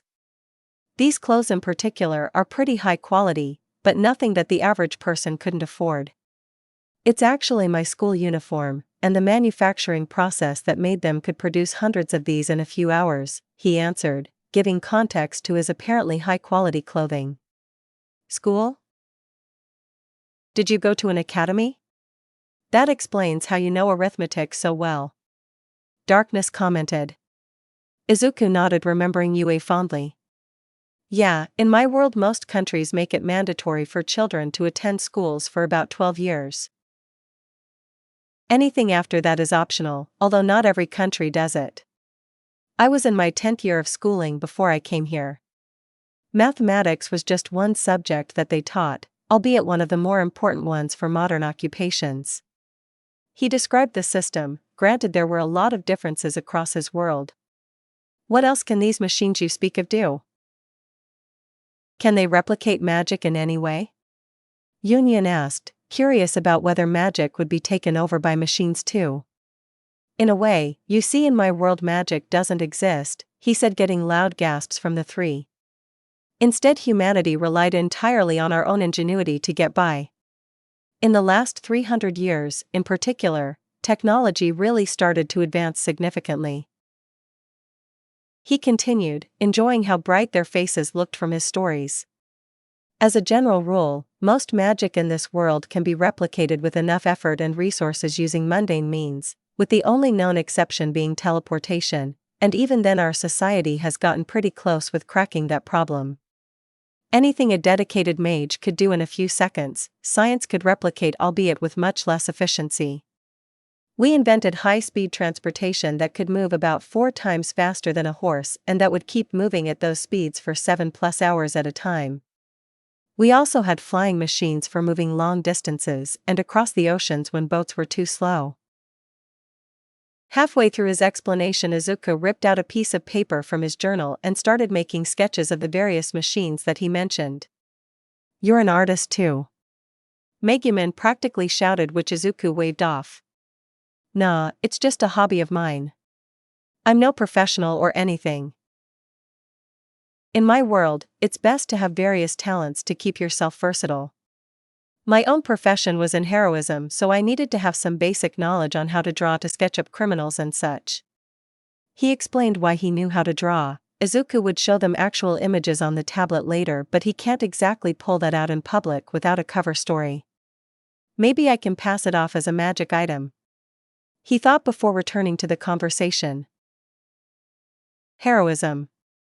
That's a career. That sounds much better than an adventurer. Darkness exclaimed, her noble knight persona shining through at the thought of heroism being a legitimate career. The shining red eyes from the 2 lowly mages showed their own interest even if they tried to keep it together. Oh right. I completely forgot. You see, Izuku was about to go into a long tirade about the wonders of the hero society that he was so familiar with before the guild speaker system interrupted him. Emergency quest. Emergency quest. We need all able-bodied adventurers to assemble at the front gate. That's all Izuku paid attention to as he stood up, nodded to his friends, and jogged off with them towards the entrance. On their way there, Izuku noticed the panicked looks on the citizens of Axel. Erisville-chan, do you know what this is about? He asked the native goddess. Was the Devil King army attacking? Were there seasonal monsters that were attacking? Oh, it's probably just cabbage harvesting season, she said in a dull voice. Izuku stopped running at that and looked back at Eris confused. Cabbage. She proceeded to explain the differences between his world's cabbage and this world's flying monstrosity. Well, I did sign up to go to a fantasy world, but this is a bit much even for me. Izuku thought, even in a world full of quirks, vegetables were still vegetables. As the cabbages arrived, they appeared like a swarm of locusts, numbering in the thousands. Izuku vaguely heard that each head was worth about 10,000 eris. At least this should be profitable. I wonder if a full-powered Carolina smash would just dislodge all of their little wings. He thought to himself as they got closer. Nah, too risky. Izuku says out loud before activating full cowling and intercepting the swarm halfway. Being so far away from the city, he could cut loose with his speed, so he reached them in only a second. From there, Izuku treated it as a precision exercise. He tried to pull out the small wings of each cabbage without harming the main body. Getting into a nice rhythm, he managed to pull a large percentage of the swarm to himself, giving the other adventurers some breathing room. Behind Izuku, the adventurers were watching, completely stunned at Izuku's display of speed and agility. So much so that they barely noticed the wave of cabbages heading towards them. Luckily, Eris was still fully aware and protected the stunned group while yelling, "Get your heads in the game." I know he's impressive, but that's no excuse to let him do all the work. With that said, and with their vigor renewed, the adventurers joined the fray. Meanwhile, Megumin and Yun just watched from the sidelines. Sadly, their magic was just too destructive to be used against their tasty enemies. While this would normally mean nothing to Megumin, Yun managed to convince her to hold back. In exchange, she would take her new friend out to cast explosion each day. Izuku POV. That's 80, this is harder than I thought. Keeping full cowling on permanently is easy enough, but the fine motor control that I need to calculate my jumps and strikes is unreal. Izuku muttered to himself before noticing how darkness was surrounded by dozens of cabbages. He thought she was fine at first, but then he noticed how these had enough strength to dent her armor. Delaware Smash. Izuku yelled out his attack without thinking. The shockwave scattered and grounded most of the cabbages surrounding darkness, while to someone with her durability it just felt like a nice breeze. Izuku then made his way to her and noticed that her armor was almost completely gone, leaving only a black undershirt.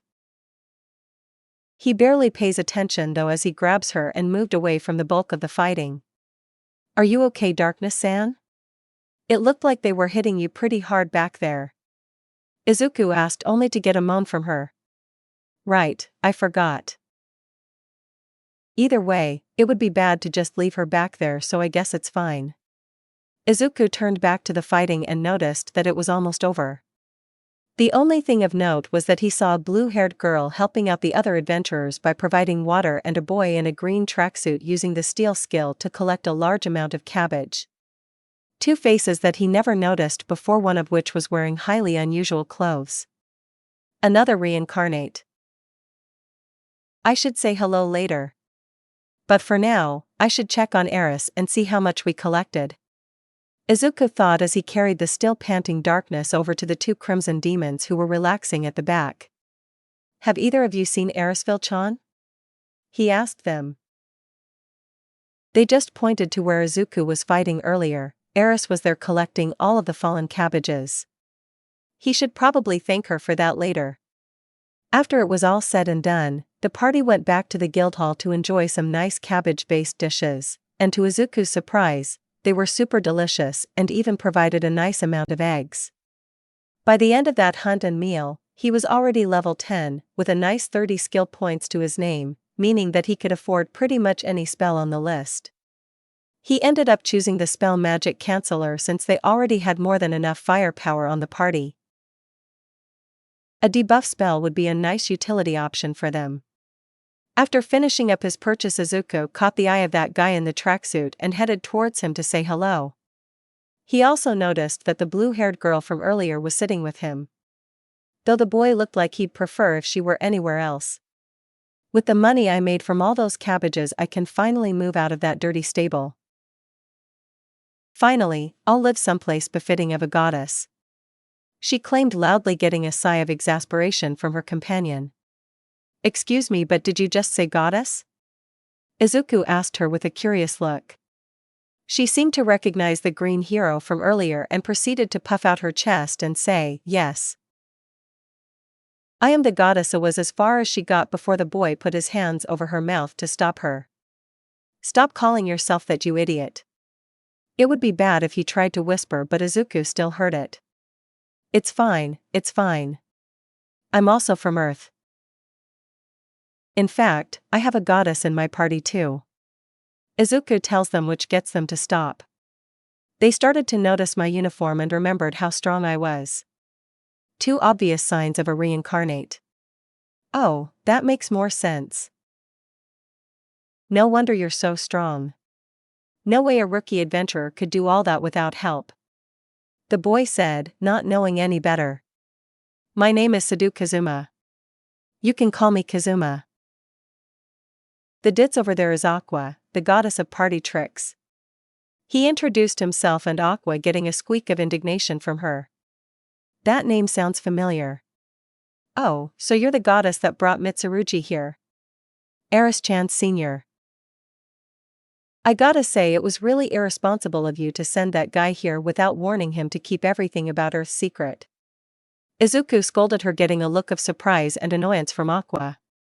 "You know my junior? Is she the one that gave you that lightning armor, Tenji?" she asked, annoyed at being talked down to by another mortal. "No, that's just my quirk. My gifts were something else," Izuku answered. "What's a quirk?" she asked, genuinely confused. Mortal terminology was a little iffy with Aqua since she only watched over one relatively boring world before being sent here. "Come over to our table, this is going to take a while to explain," Izuku said after a few seconds of bemused silence. 10 minutes of Kazuma-san calling Izuku a lucky bastard later. "So let me get this straight. You come from a world where superpowers are real. You died in a superheroic way while attending a school for actual superheroes. You then met the superior goddess over there," he said, pointing at Eris, who blushed while Aqua pouted. "And got to get 2 gifts instead of 1 because of how you live." Izuku nods. "That was about right. Then she got kicked out of heaven for pretty petty reasons, and now you want to kill the Demon King in order to help her get back," he finished, a little out of breath from the admittedly hard-to-believe story I'd spun. Especially since he was from a world where quirks were still just a fantasy. "That sums up the situation, yes," Izuku confirms. Kazuma looked at the other party members, and then at Aqua, and said that he needed a minute alone. "Well, that was weird. I guess he just needs a minute to process everything," Izuku muttered to himself before looking towards Aqua. "Since you're a friend of Eris-chan, I wouldn't mind if you and Kazuma-san joined our party. I think the others agree," he offered while looking towards the rest of my party. They gave their own nods, and Aqua seemed to be very grateful for the help. Apparently these two have been struggling for the last few weeks with a minimal income from the lack of easy quests to complete lately. Luna explained that some big-shot demon general appeared close to the city, which caused all of the weaker monsters to scatter. Luckily, with the Cabbage event over with, we should be economically stable for a good while until the general decides to leave. Speaking of which, what do you mean it's mostly lettuce? Aqua shrieked at Luna, who had her cabbage, or lettuce as it were, stacked next to her. At some seriously bad luck, Izuku kinda felt bad for her. "So Kazuma sent, how much did you make after the harvest?" Darkness asked curiously. He was quiet for a bit but eventually replied, "About 1 million.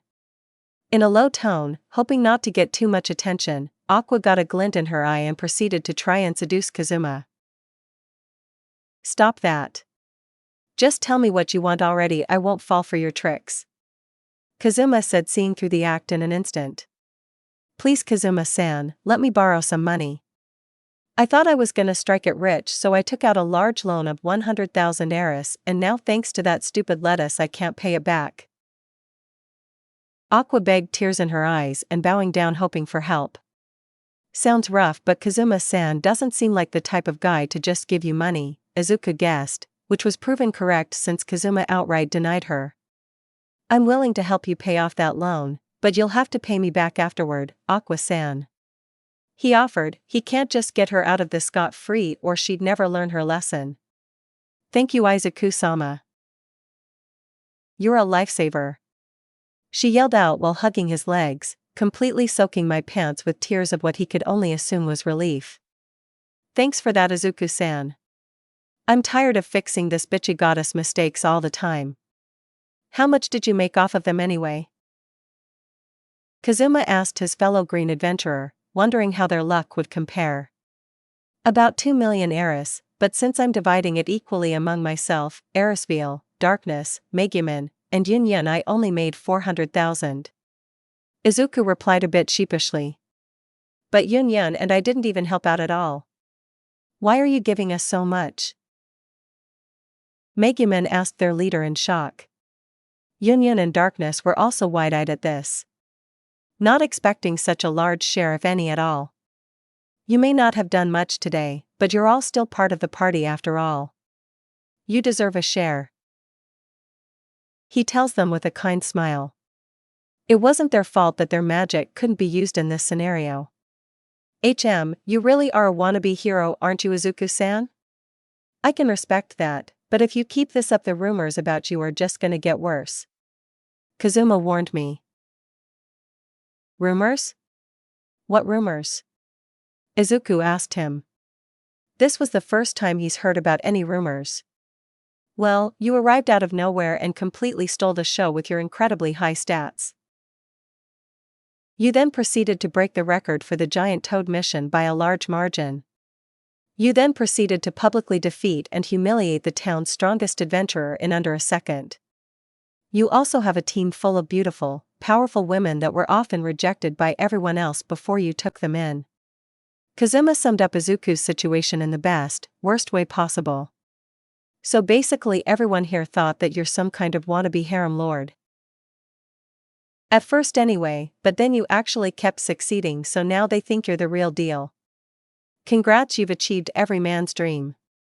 He said while giving Izuku a buddy hug, who was currently frozen in place trying to process what Kazuma just said with a massive blush on his face.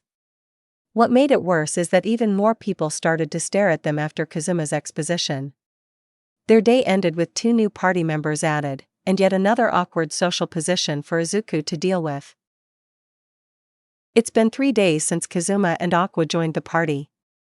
Due to the Demon King's general that arrived earlier, they haven't been able to take any quests either, so each of the members chose to spend their time improving themselves. Aqua decided to get a part-time job. She was selling cabbages, ironically enough. It was the only way for her to gather enough money to repay Izuku for his loan. Surprisingly, she's been working hard ever since and has nearly earned 100,000 Eris. Kazuma and Eris were outright shocked by her show of resolve, while Izuku was just proud of her. Megumin decided to practice her explosion magic each day. Yunyun and Kazuma accompanied her to carry her back after she ran out of mana, which took a bit longer than usual since she asked Izuku to provide her with 6 mana potions a day to maximize her explosion training. It was also pretty good training for him, so he readily agreed. Even managing to improve his mana efficiency using transmutation, Darkness decided to go back to her home and train physically, although Izuku thought she might have been hiding something from them. Oh well, everyone had their secrets. Eris was re-establishing her information network that Chris had. She also paid a visit to the local church of Eris when she heard complaints about greedy priests, though the leads dried up after that. As for Izuku, he had a whole routine going on. During the morning he helped Kazuma with combat training. Since the former NET came from a relatively peaceful world and had no knowledge of how to fight, they decided that even basic training would help a great deal. Afterward, Izuku would make 6 mana potions and hand them to Megumin, then Yunyun along with an exhausted Kazuma would join her in her explosion training. After eating lunch he would train in using One for All. Not much changed after only 2 days, but he did manage to get his startup time a little faster as well as lower the stamina drain. After exhausting himself he went on to practice with his transmutation skill. The most important thing for him to learn at the moment being how to convert physical matter into mana directly and in a safe way, which was much easier said than done. It was basically learning how to use one for all over again. Even the tiniest grain of sand would be converted into an insane amount of mana all at once. He would absorb all that he could and the rest would have to be discharged in some way. What sucked was that the discharge was always a violent one, rivaling one of Bakugo's stronger explosions each time and left Izuku's arms a mess after each use. Luckily Aqua was there to heal him up after each close call, officially canceling the debt she owed him as payment for the help. The look of joy on her face was priceless. After this, she quit her part-time job and began to help me train full-time. Getting to know Aqua was an experience for the young hero. She wasn't mean or anything, just simple would be the nicest way to describe her. She was fairly blunt, which might drive others away, but after dealing with Bakugo for years Izuku barely noticed it. Finally, at night, the party joined together for dinner at the Guildhall. Afterward, they headed to the inn where they all slept in. Kazuma and Izuku would tell stories about their respective worlds to the natives. Izuku told them about Hero Society, what he was trained for, and even some stories from his days at UA. Pretty much everyone was enthralled by the stories, even Kazuma, who wanted to learn more about Izuku's world's hero system and advanced technology. On the fourth day, we were having a rare day leisure. Darkness had come back from her home and reintegrated as if she never left. Izuku got curious and asked the two goddesses questions on what exactly a Dullahan was, including their weaknesses, strengths, skills, etc. Surprisingly, they both had a wide depth of knowledge involving the undead. Even Aqua had insightful comments on them. So Dullahans are weak against water, holy-based magic, and possibly fire. So essentially, if a Dullahan were to fight our group, it would die instantly. Izuku pointed out with a bit of a deadpan. Kazuma was also facepalming at the moment while the others looked confused. Kazuma decided to elaborate. Water goddess, goddess of luck, explosion mage, fire mage, and Izuku essentially provides both of them with infinite mana. He points at each of the respective members of the party before pointing at their leader. Hell with our combined luck stats, I'm sure either myself or Erisfield-chan could just steal its weapons without much effort. Kazuma finishes off, further cementing just how screwed the demon general would be if it fought them. The party was sent into deep thought at the news. It didn't last long, however, since Luna entered and yelled, "Emergency! Emergency! We need all adventurers to arm themselves immediately. Make your way to the main gate and prepare yourselves for battle." The party collected their gear and headed off towards the gate with a bit of energy in their step. This time Luna sounded far more scared than with the cabbage quest, so this was probably serious. Izuku prepared several mana potions on the way there just in case. Something tells him they're gonna need them. When the adventurers finally reached the gate, they were met by a heavily armored headless figure riding an equally headless horse. Speak of the devil. Or Dullahan in this case. Izuku modded himself as Beldia introduced himself, calling for blood. While he was mid-rant, Izuku began to plan on how to deal with him and managed to come up with something fairly coherent. Beldia ranted about how someone kept firing explosion magic at his castle for the last 3 days. Knowing exactly who did it, Izuku decided that this would be as good a time as any to try out that plan he came up with. He walked up to Aqua first. She would be the linchpin in all of this. I'm going to walk up to him and talk. When I call your name, cast the strongest turn undead spell you know. The others should take care of it from there. If all else fails, use your strongest water spell instead. Izuku instructed her. She gave him a nod and gave Beldia an evil smirk, not that the horseman could see it. Next is Kazuma-kun and Eris-chan. Izuku thought as he walked up to them. Kazuma was panicking while Eris simply gave Beldia a death glare. When Aqua casts Turn Undead, use your steel as many times as possible, keep trying until it works. If it fails, just stand back and let Megumin handle the rest. With that said, Izuku went to the 2 mages who would deal the finishing blow. Megumin was trembling.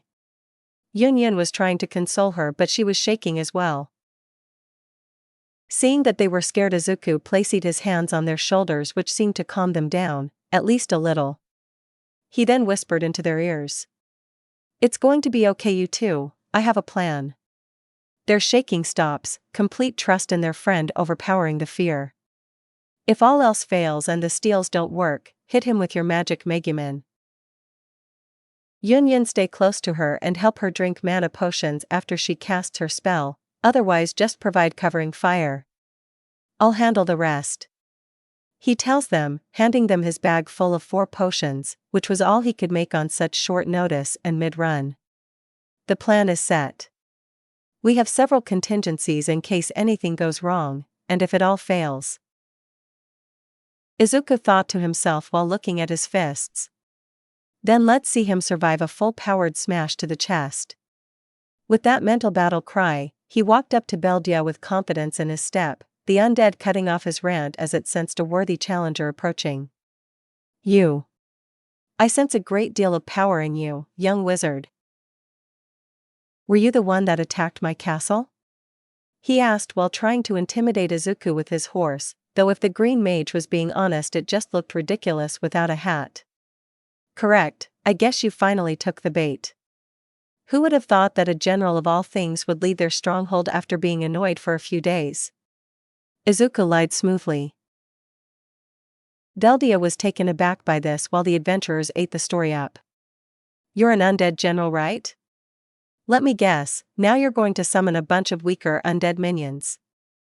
Well, go ahead, summon as many as you like. It won't make a difference." The green hero taunted. "I need to thank Kazuma later for those bluffing lessons, they're more useful than I thought." How dare you?" "Fine, you asked for it. Come, my undead knights. Give them a taste of hell." Beldia yelled out, summoning about 3 dozen undead soldiers. Each comparatively low level but still a force to be reckoned with for newbie adventurers. There. Now with his minions out, we don't have to worry about a counterattack. Izuku thought and set his plan into motion. "Aqua now!" he yelled, the goddess immediately unleashing a prepared spell. "Sacred turn undead!" Aqua called out. The results were instant. Beldia was left screaming on the ground, screaming and rolling in pain while his minions stopped in their tracks, confused on what to do now that their leader was out of commission. Soon afterward 2 shouts of steel were heard, Eris managing to grab his great sword, while Kazuma got something a bit more vital. "Hey," Kazuma said in curiosity as the screaming noises got closer to him. He looked down and noticed that he was holding a still screaming head. He gained an evil smile and called out to the other adventurers. "Hey! Want me to show you guys an old game that we played back in my homeland? It's called football," he exclaimed before playing with Beldia's head like a European football before passing it over to the others.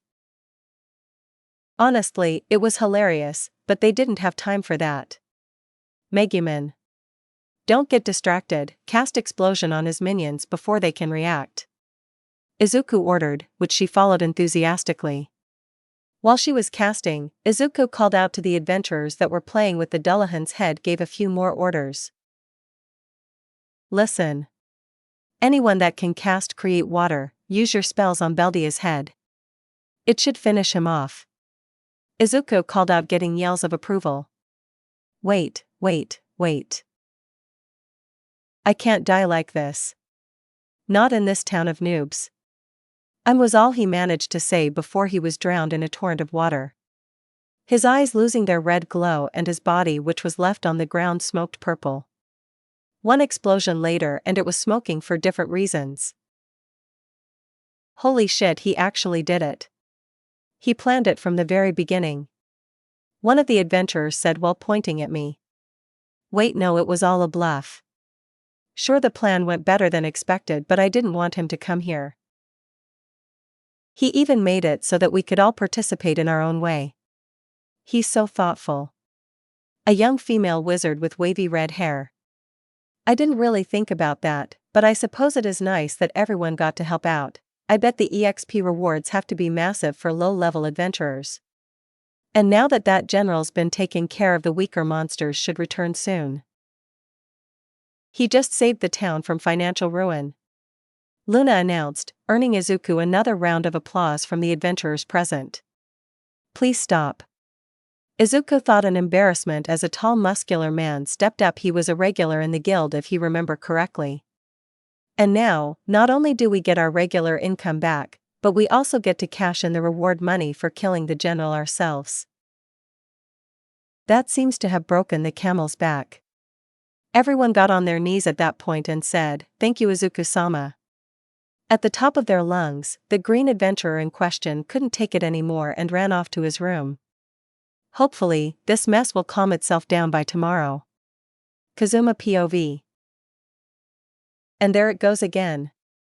I'm 100% sure that Izuku and I didn't plan for that horseman to come here.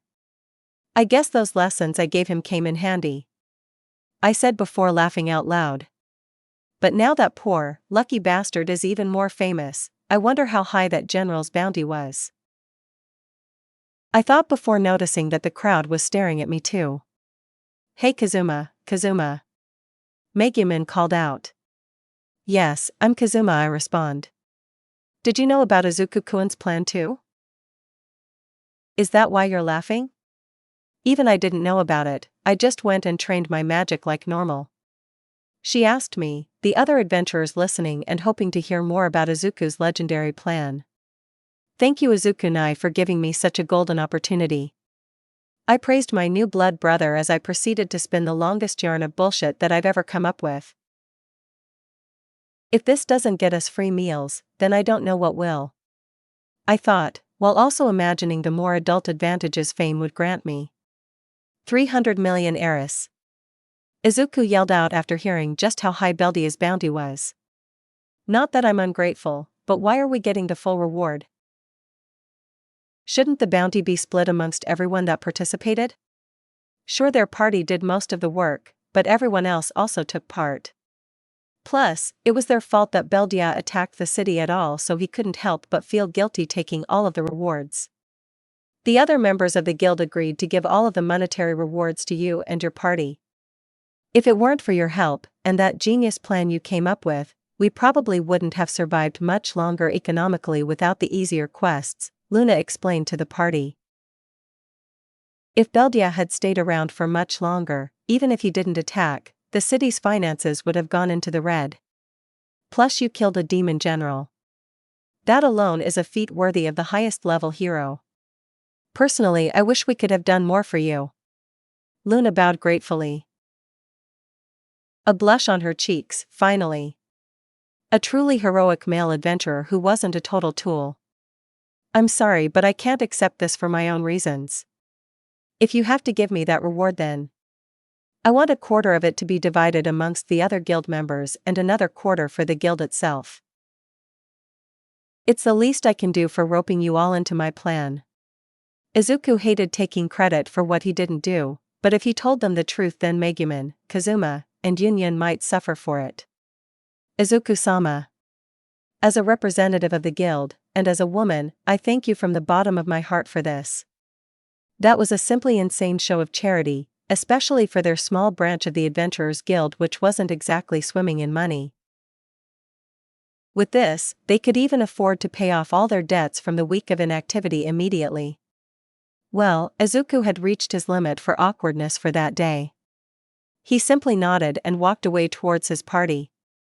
Darkness and Eris were giving him kind smiles for what he did, while Aqua and Megumin were giving me 2 thumbs up for some reason. Yunyun just looked confused, and Kazuma had a shit-eating grin on his face. "I'm going to find a way to pay him back for spreading those rumors, damn it Kazuma-kun. I know I wanted to be the #1 hero, but this is too soon." Izuku cried internally as he glared back at Kazuma. This was going to take weeks to get used to. At least now he had a shit ton of money to distract him from all the attention. So as you probably overheard, our sum total reward for killing Beldia is 150 million heiress, divided equally that adds up to about 21 million heiress each. So essentially the party made enough to live comfortably for the next several years easily. I have a suggestion on how to spend this, but I will need you guys to approve it too. They looked curious and asked Izuku what he wanted to purchase. There's a mansion for sale. It happens to be in this city right next to the graveyard. Apparently, it's being sold for dirt cheap due to an undead infestation. Being famous did have its perks. The adventurers and citizens around town keep giving Izuku good information on stuff like this. With Aqua here, we can easily exercise most if not all of them in a day. After that, it would only cost us 100 million eras to buy it outright. We can use this as our base of operations for the foreseeable future. Plus we'd be helping the community by getting rid of the undead problem before it gets too bad. With his sales pitch out there, Izuku waited for their responses. Kazuma and Aqua were the first and the most enthusiastic. A mansion? Hell yeah. Shut up and take my money. Kazuma cried out in elation. Taking out the undead is only natural for a high-level goddess like myself. And a mansion would be a much more suitable domain for me. Aqua followed with almost equal fervor. It's not a bad idea, this way we can talk with each other more often, and we can even train together as fellow arch-wizards. You have my share. Megumin said with a pose. Yun just nodded, a little embarrassed by her friend's antics. But underneath her shyness, she was practically exploding in happiness at the thought of living together with all her friends. Eris shrugged, we already live in the same place anyway. It would be nice to have a proper bed again though. I mean, although I think we should do a few more quests to pad out the costs, this would leave them with a little over 7 million eras each, certainly, a large amount, but the furnishing costs alone would probably take a big chunk of that away. Darkness blushed heavily when she realized the implications of 5 girls and 2 men living under the same roof. Izuku-kun, I didn't know you had it in you. I'll support this idea in any way I can. The dark fantasies going on within her head remaining a mystery to the still innocent hero. Something about Darkness' promise is making me nervous, but at least she agreed. Izuku thought before continuing with the plan. The infestation has been tracked down to the aforementioned graveyard. Information is limited, so all I know is that the event that brings the undead out occurs around midnight. We should head out by nightfall and camp there until it happens. After that, they agreed to meet up just outside the graveyard after sundown. Graveyard, midnight. Kazuma. Pass the cabbage, Megumin said while filling her plate with her late dinner. The party had decided to eat their food here since they were going to be waiting for a while anyway. The party was split, however. Yun and Darkness decided to go home and pack their things in advance, which left Izuku, Kazuma, Megumin, Aqua, and Arispiel to deal with the undead. It should be about that time. Izuku thought as he finished his meal. Low-level undead started to pop out of the woodwork as soon as he did. Strangely enough, they barely even reacted to the living, even with 2 goddesses so close to them. Instead, they were all walking towards a single direction. It's time to move out, there's some really high-level magic being cast in that direction, and whatever it is, it's attracting undead like a moth to a flame. As we got closer to the source, the magic users of the group noticed a glowing magic circle on the ground, at the center of which was a mage in purple robes. Whatever they were casting was definitely advanced. It seems like it was sending the nearby spirits off to somewhere. Izuku was about to speak up and ask the caster a few questions, but their resident water goddess beat him to it. Filthy undead, how dare you cast whatever unholy magic you're using in my presence? She yelled out while messing up the circle on the ground. The caster was obviously distraught by this and begged her to stop. It was a little sad to look at, honestly. Aqua, hold on, let's hear her out at least. Whatever she's doing seems benign at the very least, so it would be wrong to just assume she's harming anyone. Izuku called out to the water goddess, who looked shocked at the green hero for defending an undead but relented anyway out of respect. Now that I think about it, Eris has also been glaring at the caster this whole time. Izuku thought to himself in slight worry. Was the discrimination between the gods and undead that strong? Excuse me, miss, but what exactly were you doing here? Or more importantly, why are you reanimating the dead? Izuku asked calmly, though the last part had a bit more heat to it to emphasize that he was serious. The caster, Wiz, went on to explain that she was just helping the wandering spirits get to heaven. She said that the local priests of Eris were greedy, so they gave the private cemeteries more attention, all but neglecting the paupers' cemetery.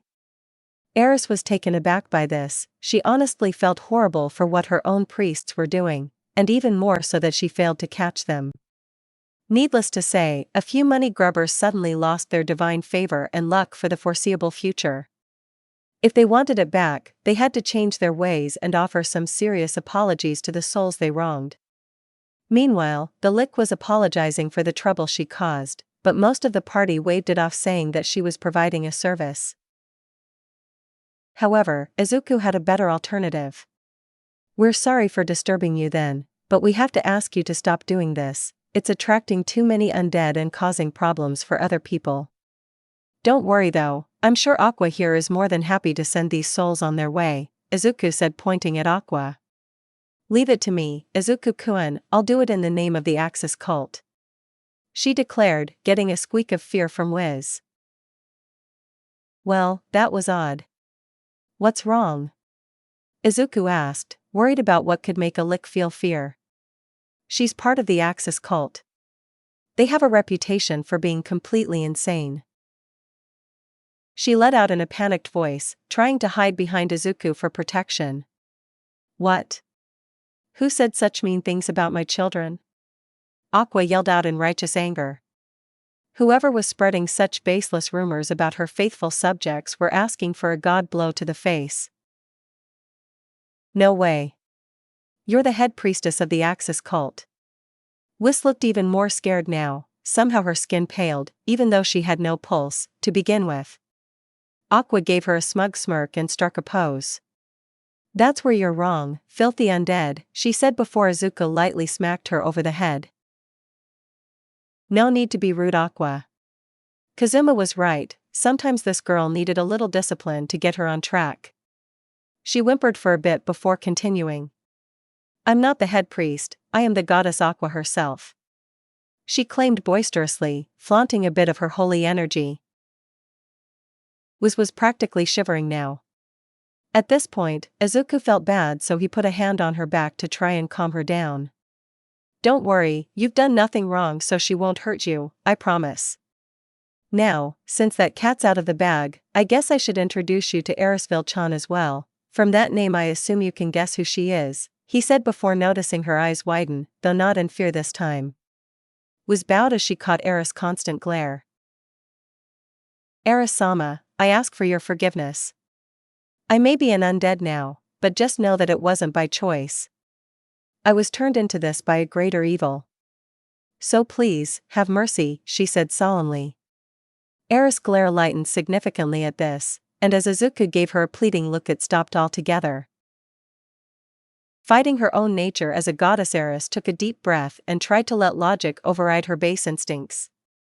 "I understand.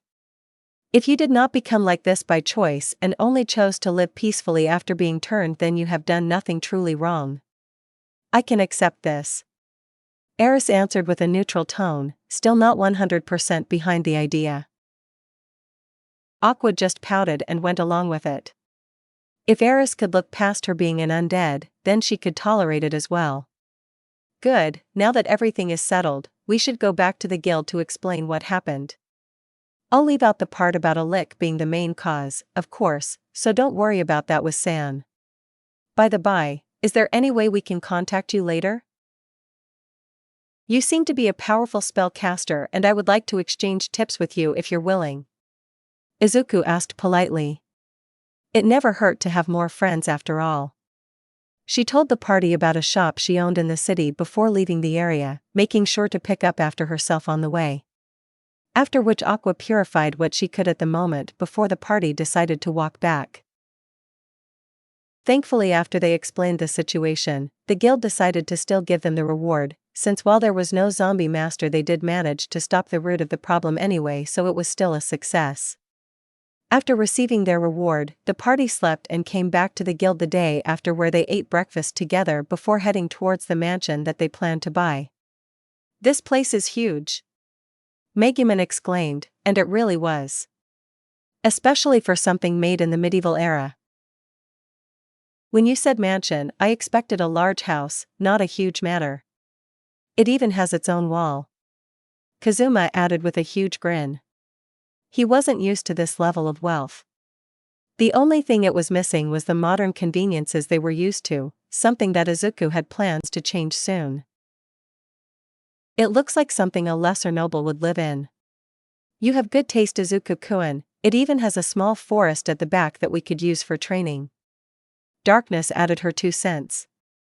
"Guess when you're the daughter of a duca house like this isn't too impressive." Yunyin just sat back shaking in excitement. She never thought that she would live in such a lavish place. Eris gave the place a once-over and approved of it as well. "Now we don't have to share a room anymore, Izuku-kun, unless you still want to, of course," she teased Mei. Izuku let it go with only a minor blush. Living with Eris for a few weeks had given him a slightly higher resistance to teasing. Compliments still got to him though. As the party settled in, a well-dressed gentleman who was the former owner of the mansion walked out of the building. Originally he would let whoever finished the quest live in the mansion free of charge. However, since Izuku was willing to pay despite that, he came up with an alternative. Instead of just buying the mansion itself, Izuku and the party would buy the land around it, and the building itself would come as a bonus. "Good afternoon, Izuku-sama. Here is the deed to this land. I have already made it official with the local governor and Duke Dustinus-sama. Take care of it, along with your vassals," he said before bowing and leaving the green hero with yet another awkward situation. Did he just say vassals? Wait, does this place make landowners into nobles? Izuku thought in panic before looking back at the others. Everybody was looking at him with wide eyes. Except for Eris and Darkness, he could tell Eris was laughing at him on the inside. Darkness, however, had a weird contemplative look on her face. "The rumors were real," Megumin said while pointing at Izuku. A playful smirk but also an unmistakable blush on her face. "What rumors?" Izuku yelled back, completely mortified by what just happened. "My rumors," Kazuma admitted shamelessly, publicly laughing his ass off, unable to keep it subtle as Eris did. "Damn it. I didn't know being a landowner made you a noble." Izuku freaked out further, rushing into the mansion to drown out his anxiety with a modern soft bed. Baron Izuku had arrived at his new home. Waking up in the middle of the night in the most comfortable bed that he'd ever slept in wasn't how Izuku thought this day would go. But nature calls, so what can you do? He cracked an eye open and immediately regretted it. There was a chair next to his bed that was not there before. What made it worse was the creepy Victorian-style doll that sat on it. "I need to find Aqua-san," Izuku whispered, wide awake now. Getting out of bed at record speed, he ran towards Aqua's room. "Aqua-san. Wake up. I can't deal with ghosts on my own." "I can't punch ghosts." Izuku knocked on her door frantically. It opened to reveal Megumin of all people. What are you doing in Aqua-san's room? And where is she?" "We have a problem," he asked her in a confused panic. I don't know where Aqua-chan is. I wanted to ask her for a favor but she wasn't here," she answered. Her thighs were also rubbing against each other so Izuku could guess what that favor was. "Oh, okay, this could still be worse. We need to find the others and warn them, there's some kind of poltergeist in this mansion." Izuku briefed her on the issue. Megumin's eyes widened in obvious fear before nodding in agreement. There was protection in numbers. First, we tried Eris, in hopes that as a goddess she would have something to deal with the ghosts. Sadly, her room was empty for whatever reason. Her bed was also cleanly made and her clothes were neatly folded so it didn't look like there was a struggle. We tried Darkness Room next. Izuku-kun. I know you're the master of this house, but it's too soon. You even have Megumin-chan with you. Has her young mind already been corrupted? She said with an atomic blush on her face. The two other members gave her a deadpan look. Please give me a moment to prepare myself, she said while slowly assuming a precarious position. Izuku simply shut the door and left. I guess that leaves us Union-san and Kazuma-kun, Izuku muttered, deciding to leave Darkness to her own devices. She looked like she needed time to cool down. The two approached Yunyun's room and noticed that she was already awake and out of bed for some reason. Did you see the ghosts too?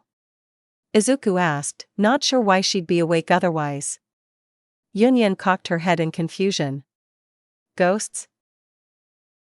No, I just felt like Megumin-chan was awake, so I woke up on instinct. Yunyun said with a smile. Well, that isn't creepy at all, the other two thought, unknowingly mirroring each other's thoughts. The group decided to accept Yunyun's quirk without questioning it and ended up heading to Kazuma's room last. Ah!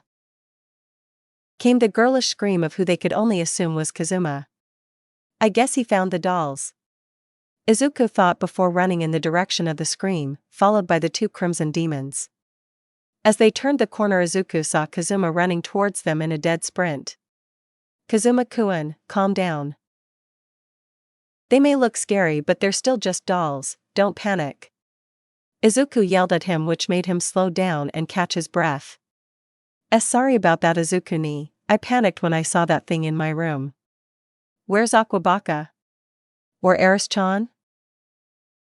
We need them for this, he asked in a panic. No idea. Neither of them were in their rooms, and Darkness's, being herself, so we decided to investigate ourselves.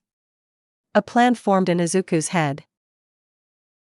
It wasn't ideal, but it was the best he could come up with. We need to get outside. Whatever this thing is, it has the advantage in tight spaces, he told them, but they looked unsure. What's wrong? Izuku asked, confused. Sorry, Izuku-naya, it's just I kinda have to use the bathroom, Kazuma admitted. Crap, I forgot about that. Megumin looks equally embarrassed. And to make matters worse, I'm starting to lose my grip on it too. Izuku rewrote the plan in his head. Okay, we'll deal with that first. We need to move in a group. Each of us has to stand in a circle around each other to minimize possible blind spots. Also, keep in physical contact. We don't know if the ghost has any audio tricks up its metaphorical sleeves. It was pretty rudimentary, but it was the best Izuku could do on such short notice. You gotta teach me how you come up with all these plans on the fly, Izuku-kun, it's seriously impressive, Megumin complimented after a few seconds of silence. Eunhyun shook her head in agreement, her eyes glowing again. Why? Seriously, it was a really basic plan. Even Kazuma just gave a simple nod. He knows the basic slasher movie rules. I guess it's just an Earth thing. The people of this world do have their own, different kind of common sense, but in most cases it was so different from Izuku's own that it felt stupid at times. Regardless, the party headed towards the bathroom at a quick pace. Before anyone could react, Kazuma rushed in on his own with no consideration for anyone else. Needless to say, Megumin looked pissed, Union just blinked, and Izuku simply gave the bathroom door a disappointed stare before addressing the two crimson demons. Look alive, everyone, we can't let our guard down when it comes to these things, Izuku said right before a scream rang out from the distance. It sounded like Aqua. Luckily, Kazuma finished soon after. Kazuma-kun, let's go. We're heading towards that scream to find Aqua. Yunyun and Megumin should stay here and finish their business. As the green duo ran ahead, they could vaguely hear a shout of, Crimson demons don't need to pee or anything. They decided to ignore it. Kazuma-kun, stick close to me. I can't do much against a ghost, but I can buy you time if they reach us, Izuku says. With a gulp and two nervous nods, they sprinted towards Aqua's scream. As it turned out, Aqua was just fine. In fact, she was fast at work casting turn undead dozens of times in a row. Aqua-san. Stop casting that weak-ass spell, use AoE magic. Kazuma yelled. Aqua stopped at the sound of his voice and proceeded to facepalm before using her sacred turn undead. A magic circle spread out across most of the mansion, eradicating the dolls in one fell swoop. Kazuma and Izuku let out a sigh of relief as the oppressive aura from before disappeared. Good work, Aqua-san. That was probably most of them. Izuku congratulated her, earning a smile and blush from the happy goddess. We should really look over the mansion to see where they came from. But for now, let's go back to Megumin-san and Union-san. They must be terrified after everything that happened. He finished, worried for his younger teammates. But also he really needed to go. Hell, the only reason I'm not using one for all is because it would just make my metabolism even faster. Izuku lamented over one of the more mundane weaknesses of one for all. As the group approached the bathrooms, they noticed Megumin step out of the bathroom, Union keeping watch. Hey guys, the ghost should be dealt with by now. Please try and find Eris-chan and Darkness-chan and head outside. I'll meet you all there, but for now. Izuku said before going into the bathroom. 5 minutes later. Everyone, including Eris and Darkness, was waiting for Izuku at the front of the mansion.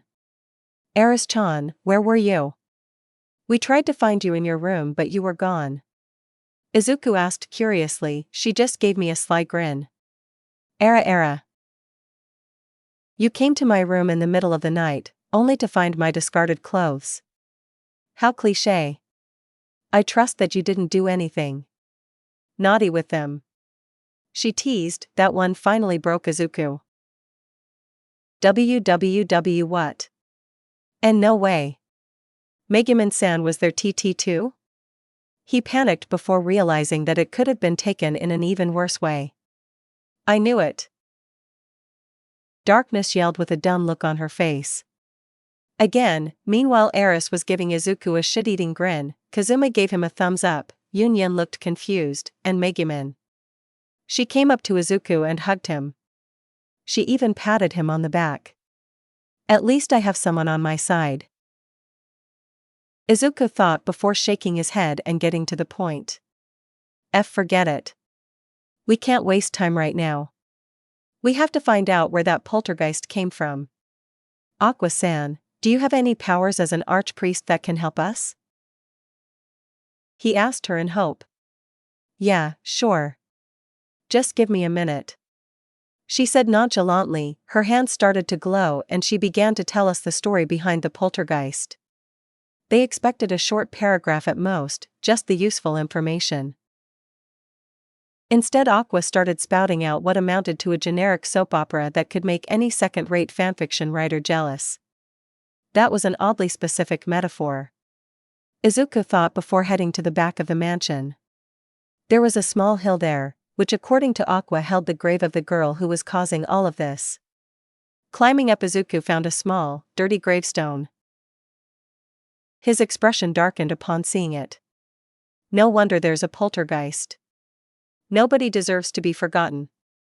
He picked up a stone from the ground and using transmute he partially changed it into a clean rag and a soapy solution. Izuku did his best to fix up the stone, cleaning it with a rag and patching up a few cracks here and there using transmute. After a few minutes the others walked up to the gravesite and noticed what Izuku was doing, deciding not to interrupt until he was finished. Izuku finished fixing up the stone to the best of his abilities, before performing an old prayer that he learned back in Japan. He even threw in Aqua and Eris names while he was at it. Apparently they heard it since it made them meet behind him, grabbing Izuku's attention. I found the issue. The poor child that died here, her grave was left alone and forgotten. I think that so long as the stone is maintained, she shouldn't be angry with us anymore. Just in case though, Aqua-san, please purify this land so that she may rest in peace. He said solemnly. Aqua for once didn't brag or complain. She just nodded and does as she was asked. The party members were all tired by then and decided to call it a day. hopefully tomorrow won't be too chaotic. Izuku doubted any of them were going to get a restful sleep after tonight. Okay, so let me get this straight. Mohawk Bro started as he looked down at the most famous party in Axel, the leader of which was planting his face squarely on his table, while the others were giving Izuku amused looks. You became a noble. By accident. He yelled, which just made the green archmage slam his head on the table again. Seriously bro, your life is just one big event after the other. A series of laughs came from the whole bar as the guild teased their green hero. Ah, come on, chin up lad. Have some pride in your accomplishments. He said, patting Izuku on the back before walking off. Sigh. Is this what All Might felt like when his fans cheered for him at first? Izuku muttered a bit too loudly. Who's All Might? Luna asked from behind him, startling Izuku and making him jump up from his seat in. Sorry for scaring you Izuku-sama, but who is this All Might? With a name like that he must be really strong. She asked him. Izuku was hoping to avoid this but he guessed telling Luna would be fine. She was always kind to him and the party even before they became famous. Izuku looked around to make sure that nobody was listening other than his own party before he answered. Okay, I'll tell you Luna-san, just please don't tell anybody else. I can't show you today though, I have to finish a few quests so that I can afford to furnish our new home. After we finish that I promise that I'll answer your question.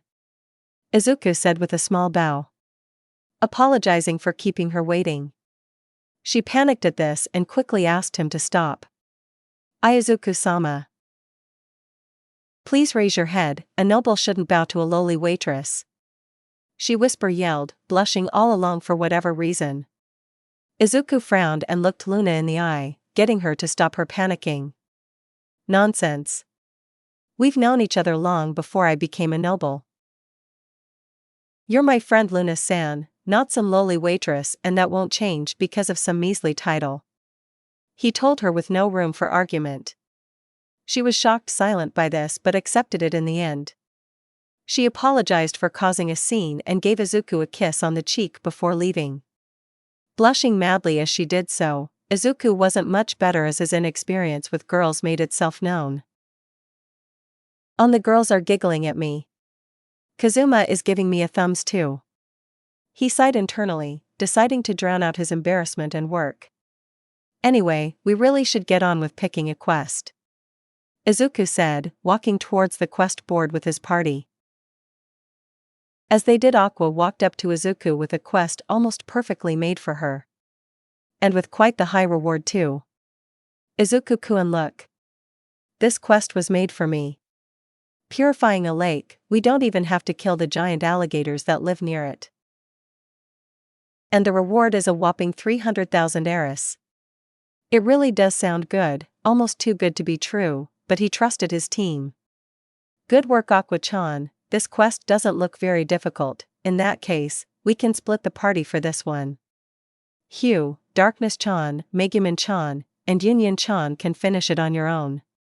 Arisviel-chan and I will go with Kazuma-kun to Wiz's shop. He's apparently shown interest in visiting her, plus the shop could have some interesting items. With that plan in motion, they went their separate ways. However, before they left, Izuku upgraded the material of the cage that Aqua was going to use, just in case. The otherworldly trio entered Wiz's shop about an hour later. She was in the middle of dusting as she noticed us, a smile appearing on her face in recognition. Hello Izuku-kun, Kazuma-san Arasama. It's a pleasure to see you all again. What brings you to my humble shop? She addressed them politely, genuinely happy to see the three. Good morning, Wiz-san. Kazuma-kun wanted to meet you again. He didn't elaborate further though. I also wanted to meet you again and check out your store, so I tagged along with Eris-chan, who insisted on joining me. She beamed at the mention of business. Of course. Please have a look around the shop. If there's anything specific that you might want, please don't hesitate to ask me. She said enthusiastically. Izuku smiled at her and nodded an acknowledgement head. Meanwhile, Kazuma walked up to her and asked her for a skill. Apparently an adventurer could take skills from any class, even undead ones, albeit at a higher cost. Eris looked a bit annoyed at this but didn't raise an issue. She's learned to hold back her prejudices a bit after meeting such a kind lick like Wiz. "I would be happy to help you, Kazuma-san," she said and showed him her skill Drain Touch, a very useful skill just in case Aqua was unavailable for healing, or if Megumin and/or Union needed a mana supplement when Izuku wasn't around. Speaking of Izuku, was asked for him to be the test dummy, which he was fine with. He barely felt a thing, in fact. Apparently, he had a decent mana resistance for an arch-wizard. After that was done, Izuku browsed around the shop to see if there was anything he might want. "Say, Wiz-san, what do these potions here do? They aren't labeled or anything?" he asked while holding up a red vial. "Oh, that one you're holding explodes when you throw it," she answered enthusiastically. Izuku placed it back, very carefully. "While that would be useful, I can already make bombs on my own. Also, Wiz-san, please label potions from now on. If anyone showed up and wasn't as careful as me, things could have ended poorly," Izuku told her. She looked appropriately chastised and promised to do so ASAP. "Can I assume that the rest of these potions have similar properties?" he asked. As it turns out, they were. "This one over here explodes when you open it." She explained the various bottles. "Why would anyone use something like that? Sounds like a suicide trap," Kazuma yelled out in alarm. Wiz looked a little ashamed. She was used to this, apparently. "Don't be like that, Kazuma-kun. It could be useful if you had some kind of disposable minions to open it for you," Izuku said, trying to console Wiz. "It may be a niche use, but if I learned anything at UA, it's that anything, no matter how specific, can be useful under the right circumstances." And Izuku truly believed what he said. Even a super specific quirk like Midas could be useful in combat and certain rescue situations. Kazuma looked a bit sheepish at that and apologized. Wiz was particularly happy that she had been defended but also looked a bit confused. "Thank you for that, Izuku-kun, but what's UA?" she asked the green hero. He really needed to learn to keep his mouth shut. "Oh well, it's just Wiz, it should be fine. UA is the academy that I went to. Its main goal was to raise the next generation of heroes," he told her, holding up the institution with the appropriate level of reverence. Wiz was a bit taken aback by it, but she eventually calmed down. "That sounds interesting, Izuku-kun. It's strange that I never heard of it. You seem to hold the place with very high praise. Well, if someone like you learned at such a place, then it must be great." To say Izuku was flattered would be an understatement. Usually, that comment would go the other way around. This just felt surreal for him. Thank you, Wiz-san. To be honest, I never finished my schooling. In fact, I had to leave before my first year was over, so I'm not that impressive," Izuku admitted with a slightly bitter tone, still missing his old life. "Oh my, I'm sorry to hear that. Still, you're more than worthy of the title of hero. Honestly, I can't imagine what a graduate of this institution would look like if you're just a first year." Wiz continued to praise him. Izuku was tomato red after that but tried his best to calm down. "Maybe I'll show you some other time, but for now I would like to ask for a specific item. Or a commission if it's possible," he asked Wiz, grabbing her attention immediately. Commissioned items were rare and very profitable, so it was understandable. "If I have it in my shop, or if creating it is within my power, I would be more than happy to accept your patronage," she answered with a bow. She might even break even today. "Is there anything that you have that can help me regulate my mana without limiting my mobility? Barring that, is there any healing item here that can directly convert mana into healing energy? And if not, then is there anything that you have or can produce that could withstand a force similar to an explosion spell or a buff?" Izuku asked at rapid fire speeds. The party could practically see the swirls in Wiz's eyes as she tried to make sense of what Izuku just asked for. He noticed this soon enough and apologized before repeating the questions, one at a time, and much slower this time.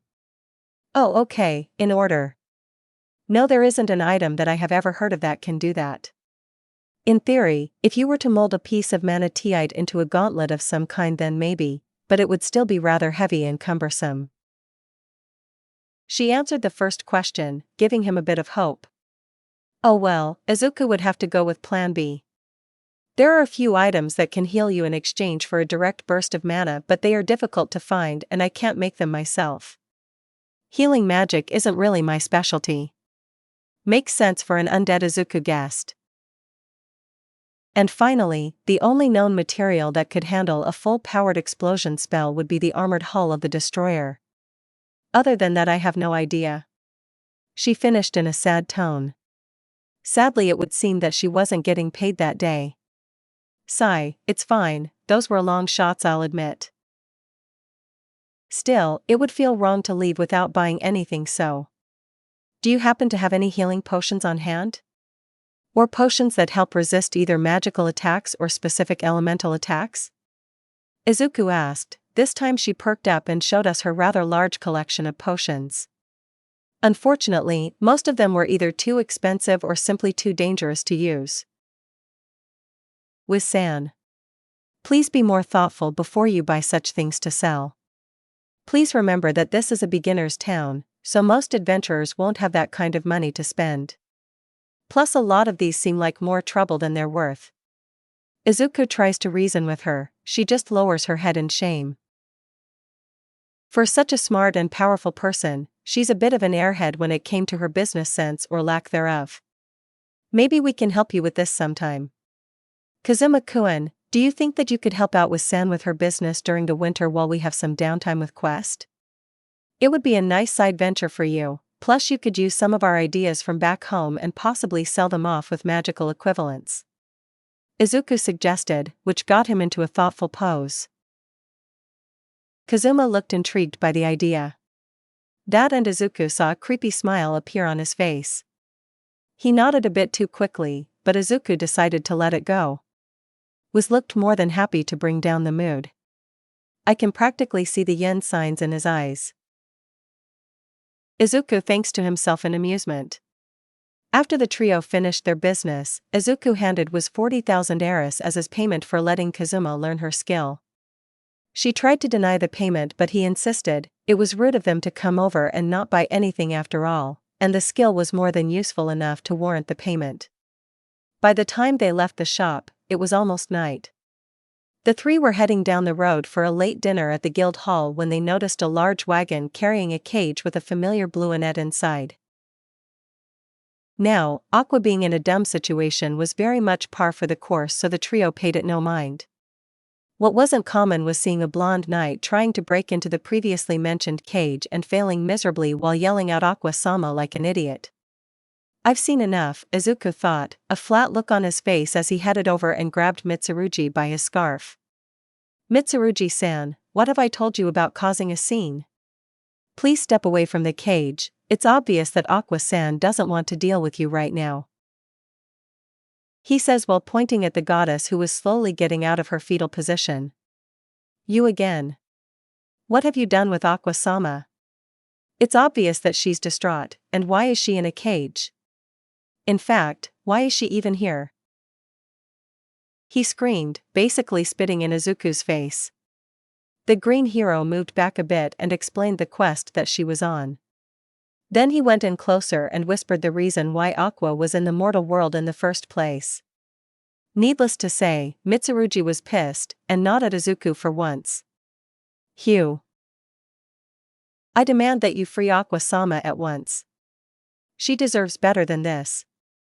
The blonde swordsman made his demands to Kazuma, who was having none of his crap. The hell? Why are you asking me to do that? She chose to go into that cage herself, I had nothing to do with it. Kazuma defended himself before being lifted up by his shirt. Izuku decided to intervene at that point, but darkness beat him to it. That's enough out of you, this is the second time that you've overstepped your bounds with my party. If you don't stop now, I'll make you regret it. She said in a fierce voice, say what you want about her hobbies, but when push comes to shove, darkness would defend her friends. Tusk, another adventurer in green who needs women to defend him. Are you two brothers or something? Mitsuruji asked in a low tone. That was a bit of a stretch, wasn't it? And wow, sexist much. I know I call him Izuku Naya and all, but that's just a term of endearment, we aren't related by blood, Kazuma explained, getting a few surprised looks from the growing crowd. I guess we do look a little similar, but I didn't think the people thought of us as brothers. Kazuma thought to himself, not that he minded, Izuku was a brother in arms anyway, that's about as close as you could get to a blood brother. So the story of the light and dark princes was just a rumor. A girl said in the crowd, in a sad tone. The story of what now? I guess it was too good to be true, but they were just so close to each other. Close? Of course, we're party members and fellow Earthlings, so we have to stick together, right? Wait. If they aren't brothers, then, does that mean they're lovers? That would explain why Izuku-sama never accepted any of our advances. Izuku's eyes widened and Kazuma straight up choked on his own saliva. We aren't gay. They both yell out in unison, faces as green as their eyes. And what advances? I thought you were all just being nice. Izuku yelled as the women in the crowd deadpanned at this and Kazuma glared at him. That's it, you're getting a girlfriend. I won't allow any more rumors about us to spread. He declared.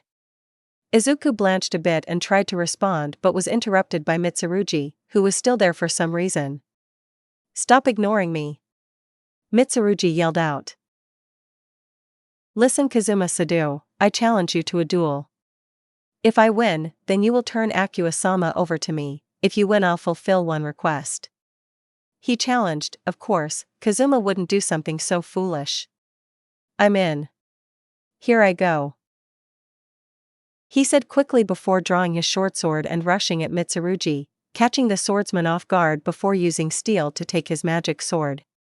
One bonk on the head later and Mitsuruji was out cold.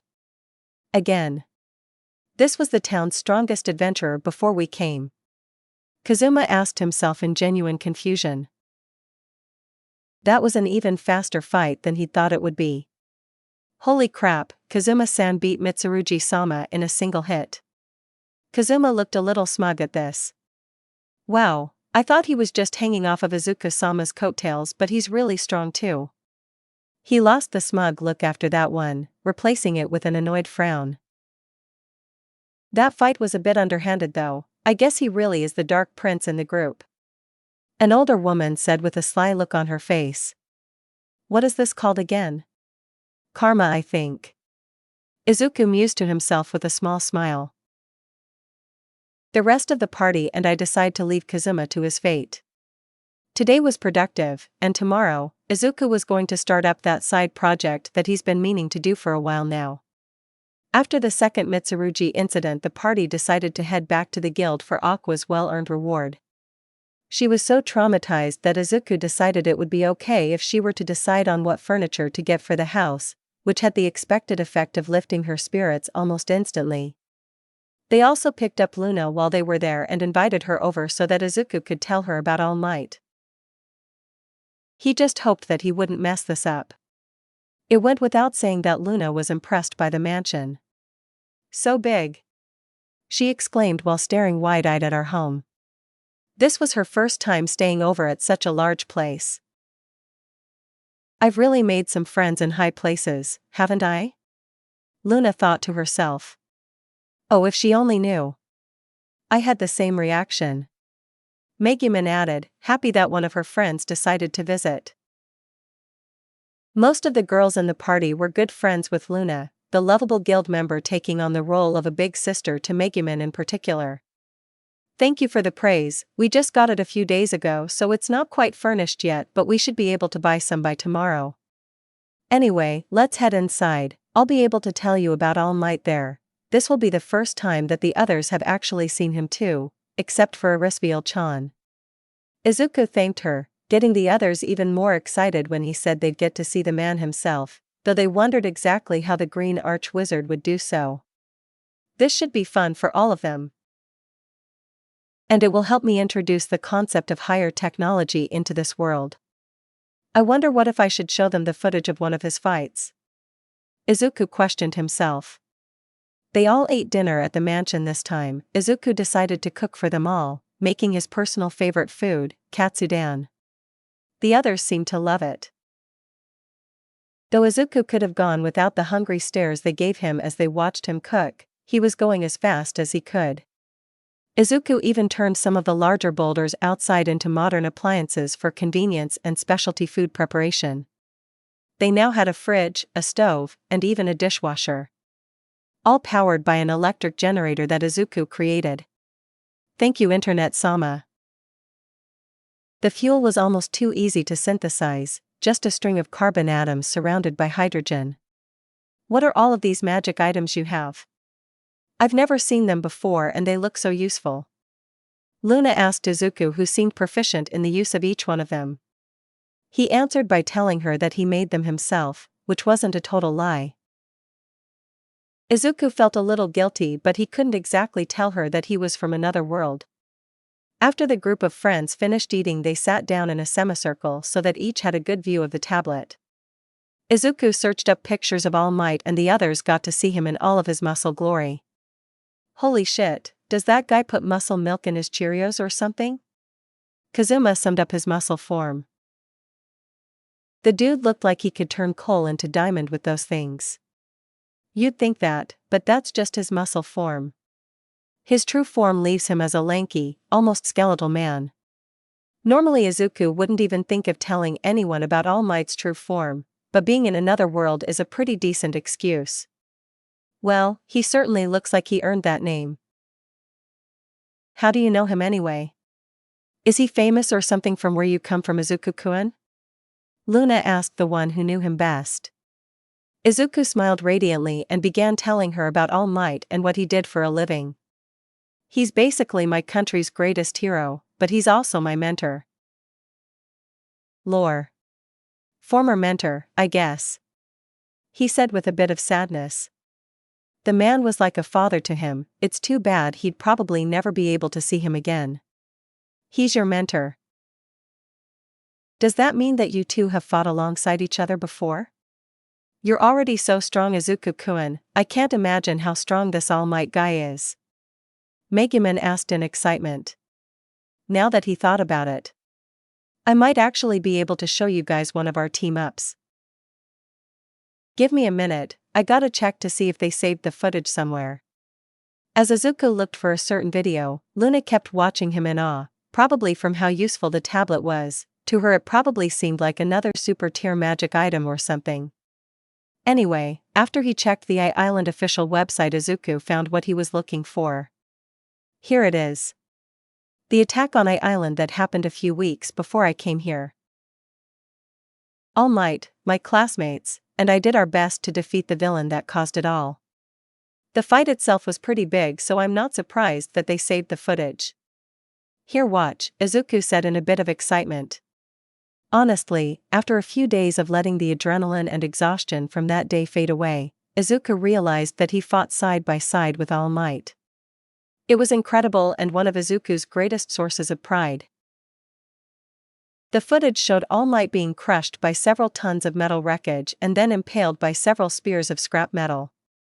Melissa yelled out for her uncle as Izuku rushed in to destroy his metal prison. Izuku-kun, you're bleeding. This was a really dangerous fight if both you and All Might took so much damage. Darkness commented, worried about just what kind of enemy could deal that kind of damage to her powerful friend. Was she blushing? As All Might and Izuku spoke to each other, the natives of Belzerg were confused. Thankfully Kazuma provided a translation, explaining that it was the language of our homeland. As the two heroes charged in at full speed, the party was thrown for a loop.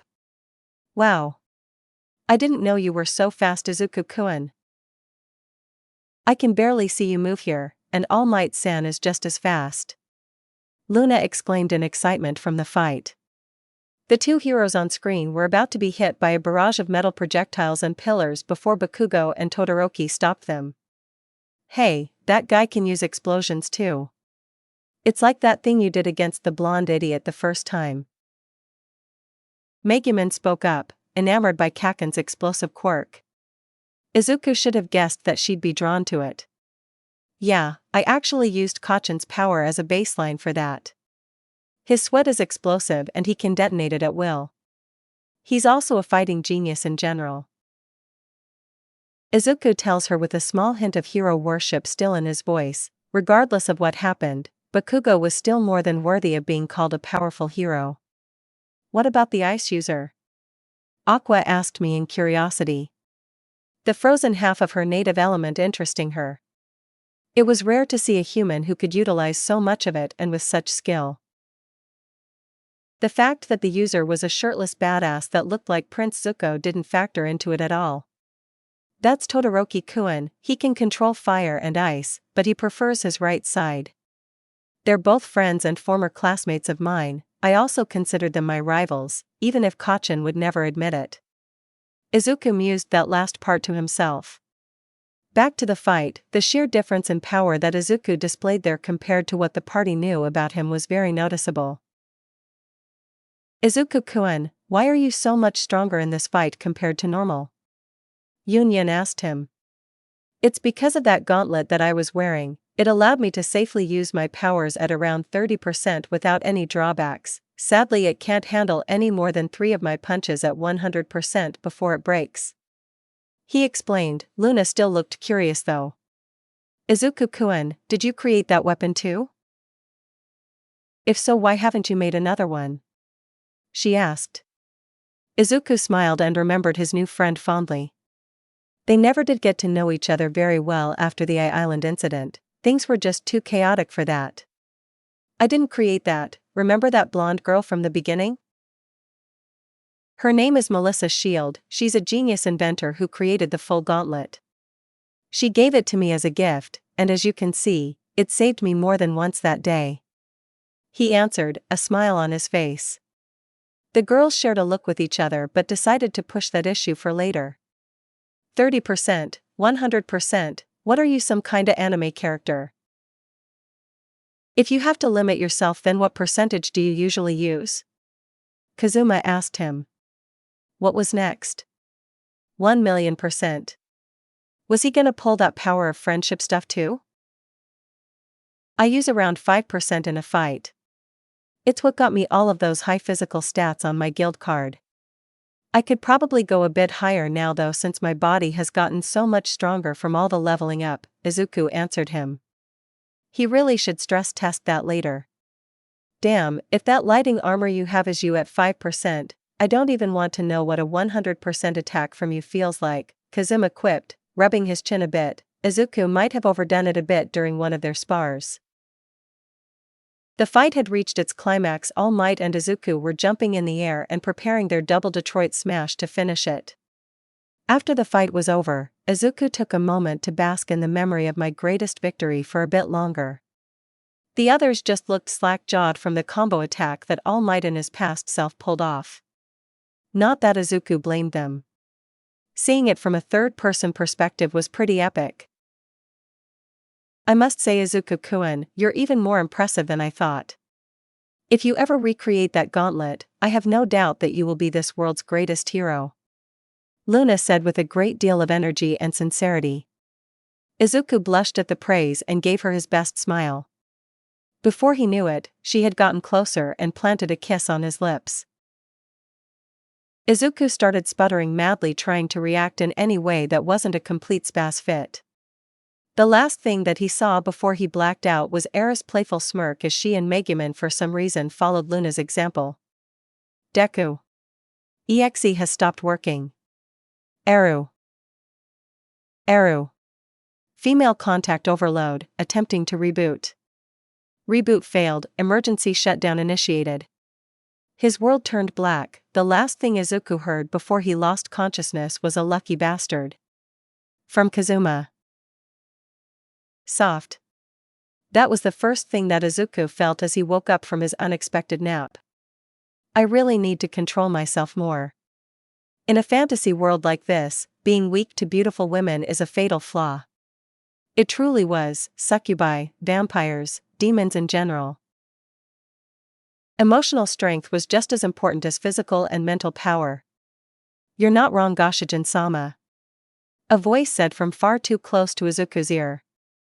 He cracked a single eye open and saw something that made his heart stop. Literally. He had to use one for all to restart it and everything. Eris was lying down next to him. That wasn't the worst part though. Is she wearing a fucking maid outfit? Indeed she is.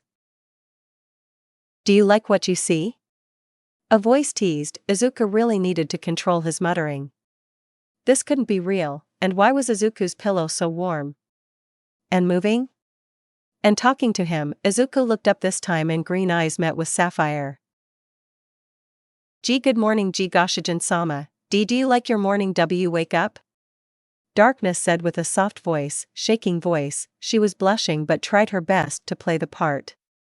Now Izuku did what any introverted, inexperienced, hormonal teenager would do in this situation. He started freaking the fuck out and trying to get out of bed. He even straight up kicked Darkness in the stomach with a one-for-all powered leg in his panic, though with her durability it just felt like a regular jab.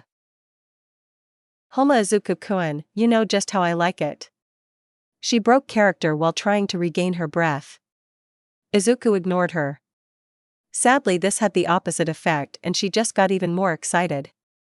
Suddenly the door to the bedroom opened up and the two lowly archmages entered, still in their pajamas. It's not what it looks like. Izuku yelled out, trying to hide his shame from them. All of this stimulus was having adverse effects on his one and only weapon. Izuku-kun, I thought you were better than this. Not only did you drag poor Erisfield-chan and Darkness-chan into your bed, but you forgot to include us. She yelled out in indignation, and as panic Izuku didn't notice the huge grin on her face as she said it. He just entered the Dejiza position and started begging for forgiveness. Is it because we're too young for you? Or are we just not attractive in your eyes? Yun said with a few tears in her eyes, genuine tears. She actually wasn't part of any of this. Nobody trusted her to be able to lie well. What? No. You're both beautiful. All of you are. I would never think otherwise. Izuku yelled out, trying to console his friend with a hug, forgetting that he had another problem to worry about. His torture wasn't over though. Luna had woken up as well. Still, in her waitress outfit, she walked in on Izuku hugging Yun while at half-mast. Oh my, the rumors were true. Izuku was brought to tears by that. What rumors? Please someone just tell me, he begged internally. Luna looked at the rest of the women and noticed how Darkness and Erisfield were both in maid outfits. She blushed and asked Izuku a question that pushed him over the edge. Do you think I could join too? The green mage had just about enough for today as he burst out of the room and headed for the baths. He needed a cold bath after that. It looked like Kazuma had the same idea. As Izuku joined him in the large bath, Kazuma gave him a look. Something wrong, Izuku-nae? You look stressed? He asked. Izuku sighed and told him what had happened. Lucky bastard indeed. About those rumors, most people around the city think that the girls are all part of your harem. He cleared up. Izuku's eyes widened at the revelation. That explained way too much. And those that don't? Well, they think that we're, either actual brothers or gay for each other. Or God forbid both, that we both went a little green in the face. They had nothing against homosexuals, but the idea of dating each other was, just no. What about you, Kazuma-kun? Do you have any rumors about yourself? Izuku asked him, hoping for some common ground between the two. Yeah. Other than our shared ones, our whole party has quite the reputation, remember? Most people think that we're some kind of highbrow crew full of important people. Hell, some of them even think that we are some kind of banished royalty from our home country or something. Izuku sighed at that one. Being a noble was bad enough, now people thought he was some kind of disgraced prince. It was just too much. He needed advice, badly. Kazuma-kun, I need advice, badly. He could have phrased that better, but it will have to do. And as sad as it sounded, Kazuma was the most reliable person he knew in this world other than Eris. Dude, I died a virgin, I am not qualified for this shit. If I had to say anything, just count your blessings and let things happen naturally. Trying to fight back at this point is just asking for trouble. Actually, trying to fight women and their feelings is just suicide in general. That was surprisingly good advice. It's true that if Izuku tried to rein things in now, then the girls might actually kill him for leading them on, even if it was unintentional. Plus, I am a man who is being offered a relationship with several extremely beautiful, intelligent, and charming women. Who could refuse something like that? Izuku admitted the more selfish reasons for his decision, but again, who could really blame him? Thanks for that, Kazuma-kun, I'll be going now. I have some work to do for today on my own. If you guys want to go questing, go ahead without me. Izuku told him. Kazuma looked confused but wished his brother an arm's luck anyway. 3 hours later in the back shed, I hope all of those compliments on my intelligence were right. Izuku mumbled to himself as he looked at the public blueprints of Melissa Shield's magnum opus. It was incredible. The material alone was very exotic.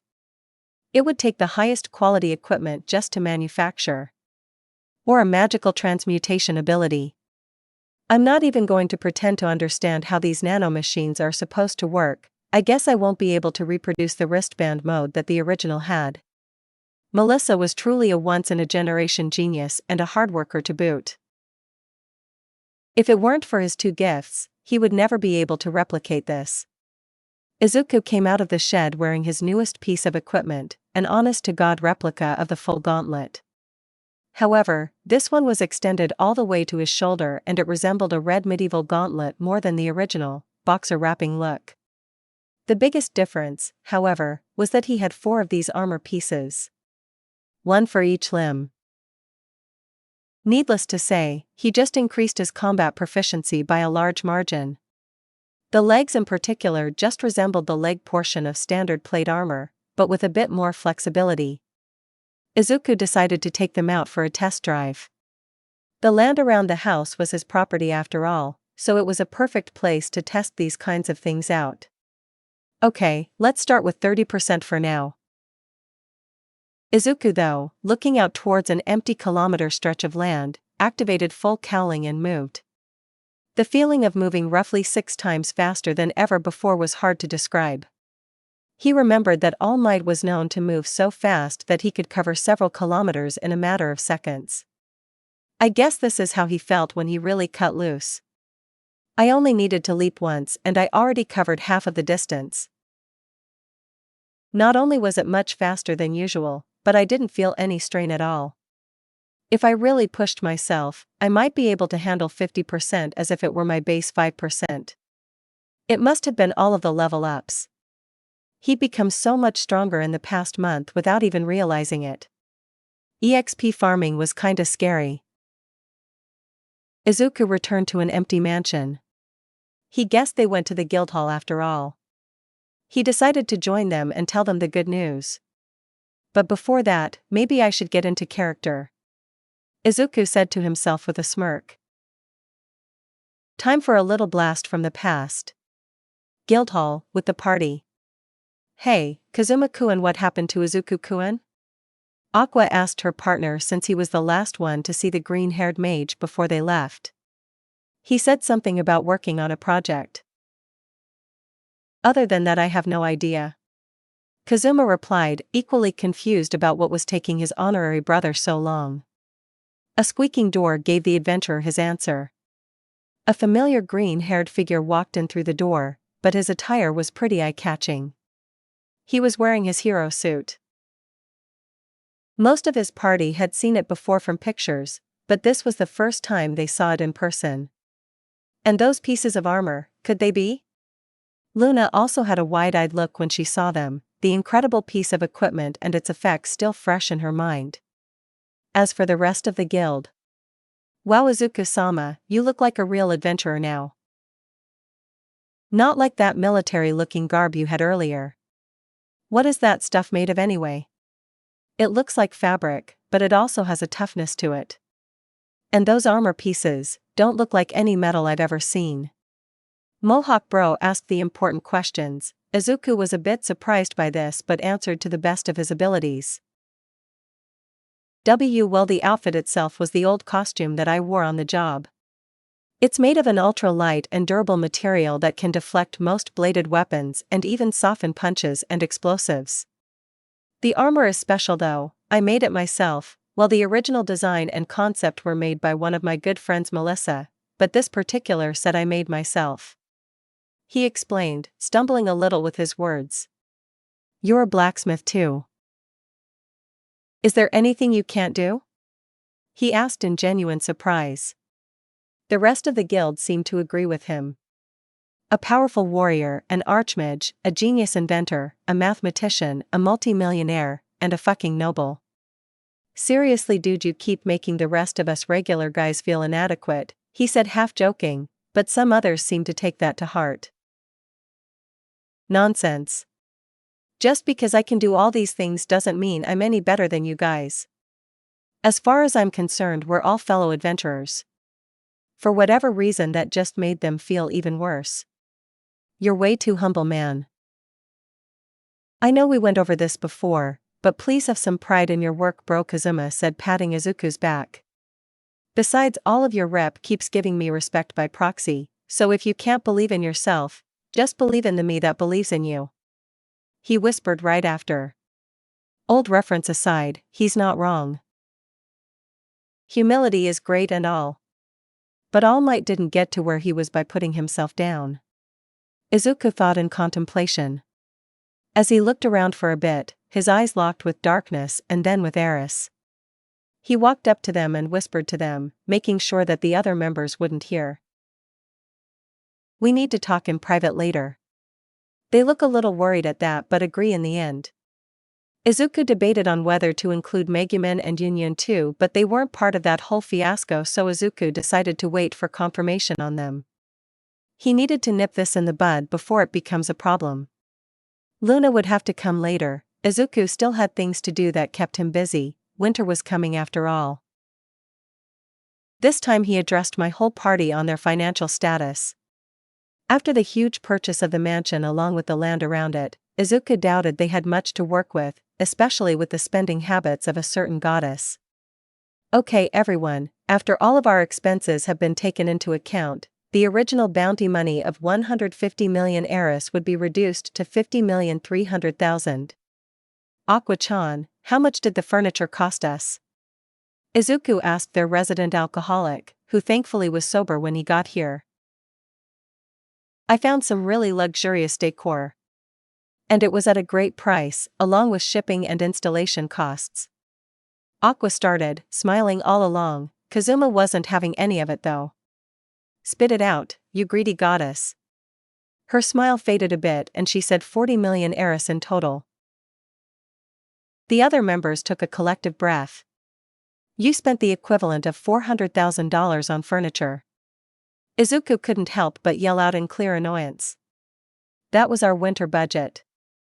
Great, now I have to bring in even more modern appliances to keep up with our dwindling budget.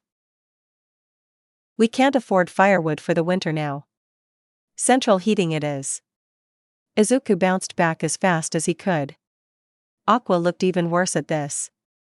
She knew that the green mage wouldn't hold a grudge, and that just made her feel even guiltier. With Aqua-chan's overzealous purchases, that leaves us with about 10 million Eris to make it through the winter. I'm not gonna lie, with 6 of us living together, the budget is going to be a bit tight. Thankfully, I have my ways of making this work, just leave it to me. He tried to calm down the rest of the party. It ended up working, thankfully. They knew their leader would never lie to them after all. And Aqua-chan. My voice grew a bit sinister. As punishment for abusing the budget, you will be helping out with Sanitar's shop with Kazuma-kun. You are to follow their orders to the letter for the rest of the month. He left no room for argument. She needed to learn not to abuse his trust like this again. Izuku's voice softened a bit at the end though, those crying blue eyes are a deadly weapon. If you do a good enough job, I'll shorten your time there. Just promise me that you will never do this again. She nods rapidly at this and bows. Thank you, Izuku-kun. I promise I won't do it again. She seemed sincere. Izuku let her go after that, and with a renewed vigor she and Kazuma headed off for the shop to start the day's work. Let's head home for the rest of the day. We have some things to take care of before the day is over. He announced, getting nods in return, but before then he needed to head over to Luna and ask her to visit us later when her shift was over. She deserved to let her desires be known too. Today is going to be a busy day. I just hope that I can end it with nobody getting hurt. Izuku thought to himself as he mentally and emotionally prepared himself for what was to come. Izuku-kun, just so you know, my father is going to send us some crab and fine wine as a housewarming gift. He also said that he wanted to meet you someday. Darkness informed her leader, much to his appreciation. Crab. That's quite the delicacy, especially since Belzerg is landlocked and currently at war. While her father is a duke, it makes sense that he would like to meet his daughter's noble friend. That was a can of worms to open at a later date. I'll have to thank him for that later. While we walk home, I should probably tell you all what I plan on doing. I have a way to heat our home without spending too much on fuel. It's an invention from my world that I should be able to build easily enough. With the budget that we have left, food is the only real issue. Izuku gave them the gist of the situation. They seemed to be following so far, so he continued. Theoretically, I could fix that as well. My transmutation skill could give us a virtually limitless supply of food, but I am nowhere near confident enough in that ability to make something biological, let alone edible with it, so that solution is off the table. He explained the limits of his power. They accepted that one easily enough as well. So, here's the plan. Kazuma-kun and Aqua-chan will be working at Wiz's shop for the next few months. With any luck, we should have a consistent stream of money flowing in every few days. Until that happens, we have to be careful with our expenditures. Before we keep going, is there anything I should know? Anything at all? He asked them. Unknown factors would be bad. He needed to have as much information as possible. Accounting was a mundane but essential skill when you're low on funds. Megumin looked like she was about to speak but stopped halfway. Yunyan frowned and said it for her. Megumin-chan gives most of her money to her parents back at the village. I can make up the sum if I have to, so don't worry, Izuku-kun. She declared with conviction, Megumin giving her a mixed look. Partly betrayed at the leak in information but also touched that Yunyan was willing to pitch in to help. Izuku's eyes soften at this. That's okay, I understand. Don't worry too much about it. And Yunyan, please don't push yourself, this just means that we need to take a few more quests during the winter. He could also just make gold using his transmutation, but that just screamed fraud, so he'd rather leave that as a last resort. They arrived at the mansion soon after their conversation ended. To their surprise, there were several boxes full of fresh crab right outside of the house. This must be that gift you talked about, Darkness-chan. Your father works fast. Izuku exclaimed. This was unexpected, but not at all unwelcomed. The trio began to cook them immediately. With their modern appliances, it was much easier and faster than it would have been, and they even wrapped the food in sets of aluminum foil that Izuku produced for them. I don't know about you guys, but I'm gonna take a bath early before eating. Megumin said before heading for the large bathing area. Yunyan decided to join her as well, leaving Izuku with his apparent maids.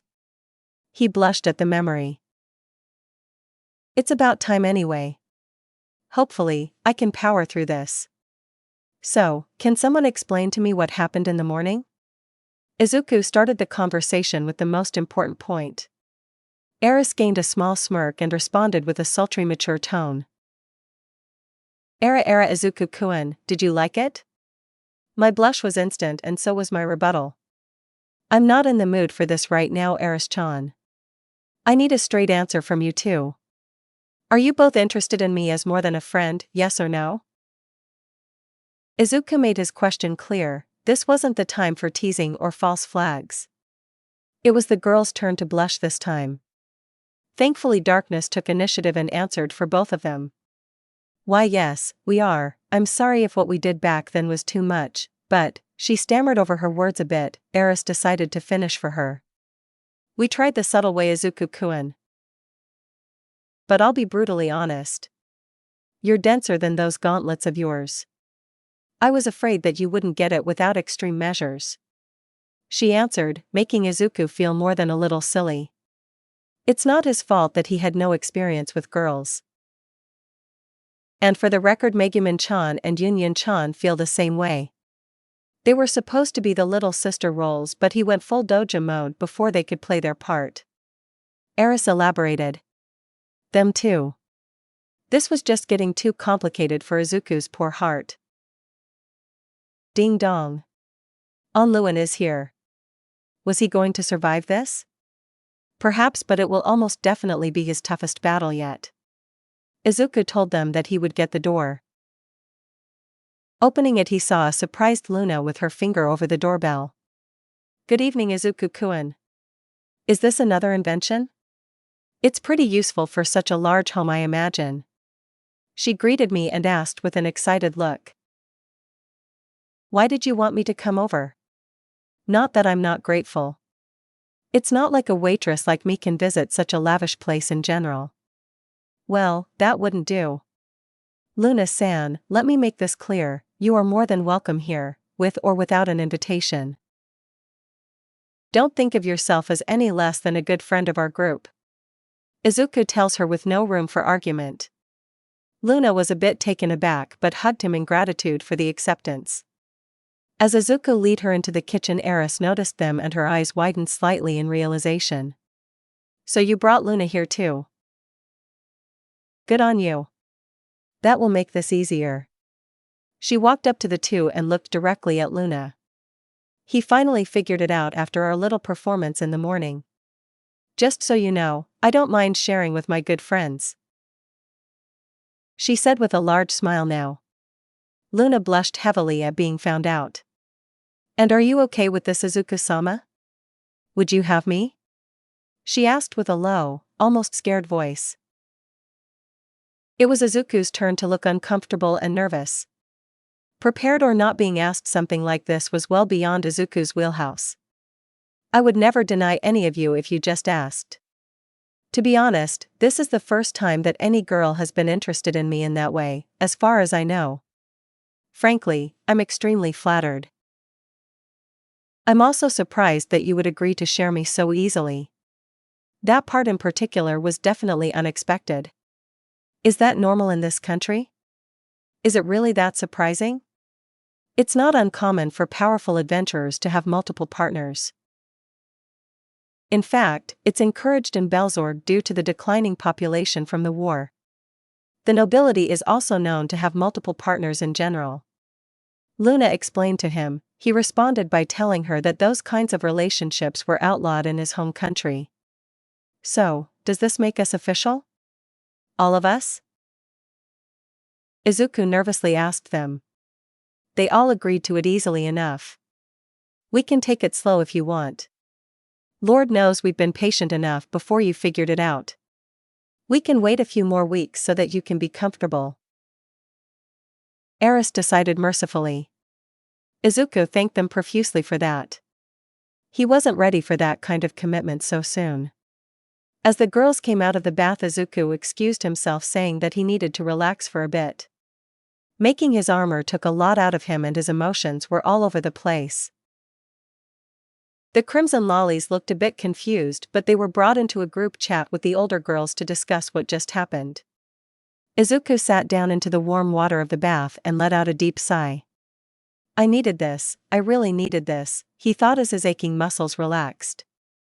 Using transmutation was fairly draining in general, but to do it for 3 hours straight, while trying to make sense of some of the most complicated tech he'd ever seen.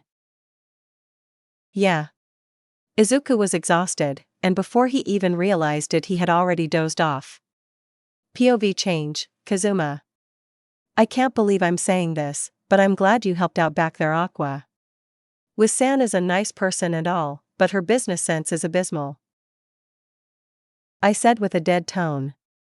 The day that their useless goddess had better common sense than someone else was a day he never thought would come. I'll take that as a compliment, Hickenheat. That stupid undead actually tried to buy an exploding boomerang. Who does that? As they dragged their way towards the house, a heavenly scent hit their noses. That smell. That smelly smell, the smelly smell that smells. Smelly. Aqua rasped out with a low whisper. Aqua Baka stopped quoting SpongeBob and opened the door. I yelled with a drooling mouth. One nearly broken door later and we were in the kitchen. The energetic welcomes that we got felt really great. Coming home from a hard day's work to a delicious meal and a bunch of beautiful women. Too bad none of them were mine, not that I would ever try anything. I respected Izuku way too much to do that. Plus I would rather live, thank you very much. As much as it pains me to say, I need to change out of these clothes before I can eat. I said before heading there. Aqua seems to agree as she headed towards her own room. Weirdly enough, Darkness was missing too, but Luna seemed to be joining us for dinner tonight, so the busty blonde quota was still filled. When I arrived at the baths to change and relax for a bit, I noticed how Izuku was already there and fast asleep. Man, he must have had a rough day. Usually he's full of energy even this light, I thought as I laid down next to him. My own exhaustion hit me as the warm water helped to relax me. I closed my eyes for a moment. Third-person POV. Exactly 1 second later, a creaking door opened and 2 figures entered. Aqua, with a towel covering her whole Darkness had to settle for only partial coverage due to her natural advantage. Why are they both here? Did I fall asleep? Is this the dream from the succubi? Kazuma thought in a slight panic as he looked around. To his surprise, Izuku was still there. But why? If this was a dream, he shouldn't. But I only ordered an older sister archetype. Does the dream change along with my subconscious? He began his inner crisis as he thought of the implications that this might have. He didn't have long to think it through though, as the girls entered the bath, completely nude. Darkness was the first to notice, letting out a choked squeak of surprise and promptly collapsing on her knees with a meaty slap. This tipped a coin as well. Kazuma Baka, what are you doing here? She yelled, snapping Kazuma out of his thoughts and startling Izuku awake.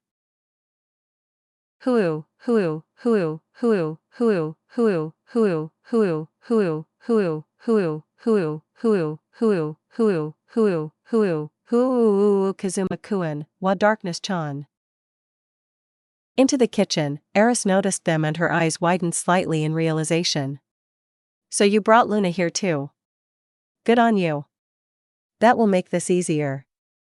She walked up to the two and looked directly at Luna. He finally figured it out after our little performance in the morning. Just so you know, I don't mind sharing with my good friends. She said with a large smile now. Luna blushed heavily at being found out.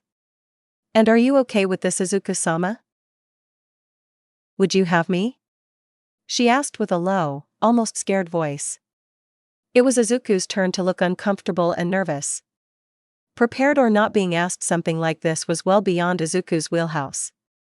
I would never deny any of you if you just asked. To be honest, this is the first time that any girl has been interested in me in that way, as far as I know. Frankly, I'm extremely flattered. I'm also surprised that you would agree to share me so easily. That part in particular was definitely unexpected. Is that normal in this country? Is it really that surprising? It's not uncommon for powerful adventurers to have multiple partners. In fact, it's encouraged in Belzer due to the declining population from the war. The nobility is also known to have multiple partners in general. Luna explained to him. He responded by telling her that those kinds of relationships were outlawed in his home country. So, does this make us official? All of us? Izuku nervously asked them. They all agreed to it easily enough. We can take it slow if you want. Lord knows we've been patient enough before you figured it out. We can wait a few more weeks so that you can be comfortable. Eris decided mercifully. Izuku thanked them profusely for that. He wasn't ready for that kind of commitment so soon.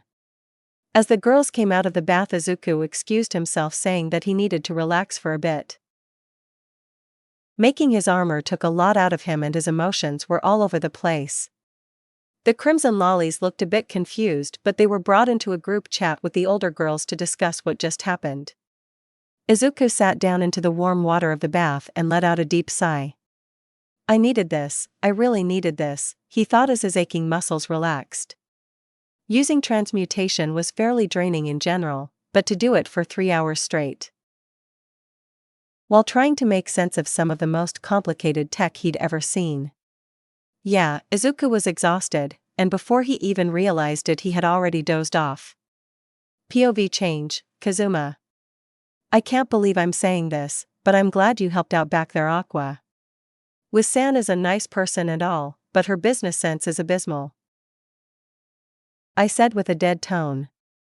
The day that their useless goddess had better common sense than someone else was a day he never thought would come. I'll take that as a compliment, Hickened. That stupid undead actually tried to buy an exploding boomerang. Who does that? As they dragged their way towards the house, a heavenly scent hit their noses. That smell. That smelly smell, the smelly smell that smells. Smelly. Aqua rasped out with a low whisper. Aquabaka stopped quoting SpongeBob and opened the door. I yelled with a drooling mouth. One nearly broken door later and we were in the kitchen. The energetic welcomes that we got felt really great. Coming home from a hard day's work to a delicious meal and a bunch of beautiful women. Too bad none of them were mine, not that I would ever try anything. I respected Izuku way too much to do that. Plus I would rather live, thank you very much. As much as it pains me to say, I need to change out of these clothes before I can eat. I said before heading there. Aqua seems to agree as she headed towards her own room.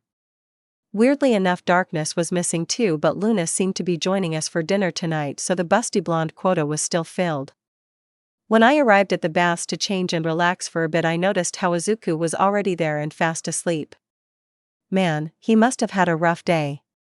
Usually he's full of energy even this late, I thought as I laid down next to him. My own exhaustion hit me as the warm water helped to relax me. I closed my eyes for a moment. Third-person POV. Exactly 1 second later, a creaking door opened and 2 figures entered.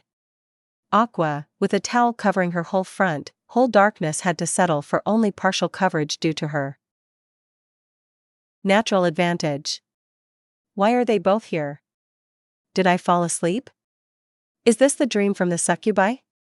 Kazuma thought in a slight panic as he looked around. To his surprise, Izuku was still there. But why? If this was a dream, he shouldn't. But I only ordered an older sister archetype. Does the dream change along with my subconscious? He began his inner crisis as he thought of the implications that this might have. He didn't have long to think it through though, as the girls entered the bath, completely nude. Darkness was the first to notice, letting out a choked squeak of surprise and promptly collapsing on her knees with a meaty slap.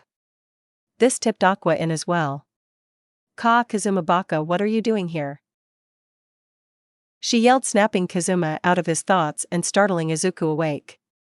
Kazuma-kun, wa Darkness-chan, I thought I said. And Aqua-chan 2wh's brain went into total panic mode as his heart practically leaped out of his chest. Didn't you two notice the clothes outside the bath chamber? He finished with a furious blush. The girls looked fairly sheepish at this while Kazuma was still computing. Deciding that this situation was simply too crazy to be anything else but a dream, Kazuma calmed himself down a bit and went with the flow. "Yo, if you two want to join us I wouldn't mind," he said in the smoothest voice he could pull off. Izuku looked at him in shock and a bit of betrayal as his friend pulled a Minta and dragged him along with it. "What? Why would we want to join you? Perverted Hykenate." Aqua screeched in complete shock at Kazuma's audacity. Darkness, however, looked a bit unsure. "I wouldn't mind if it was with Izuku-kun, but with Kazuma-kun and Aqua-chan too," she said shyly. Kazuma looked a bit smug. They reacted just as he expected, further cementing the notion that it was a dream. "Listen you two, I have no idea what's gotten into Kazuma-kun, but you don't have to do anything unless you want to. I've been in for long enough so I can leave," Izuku offered, slowly getting out of the water. However, the gods of fate seemed to choose now to mess with him as he slipped halfway into leaving the room. Luckily something soft broke his fall before he hit the cold stone. "Eek!"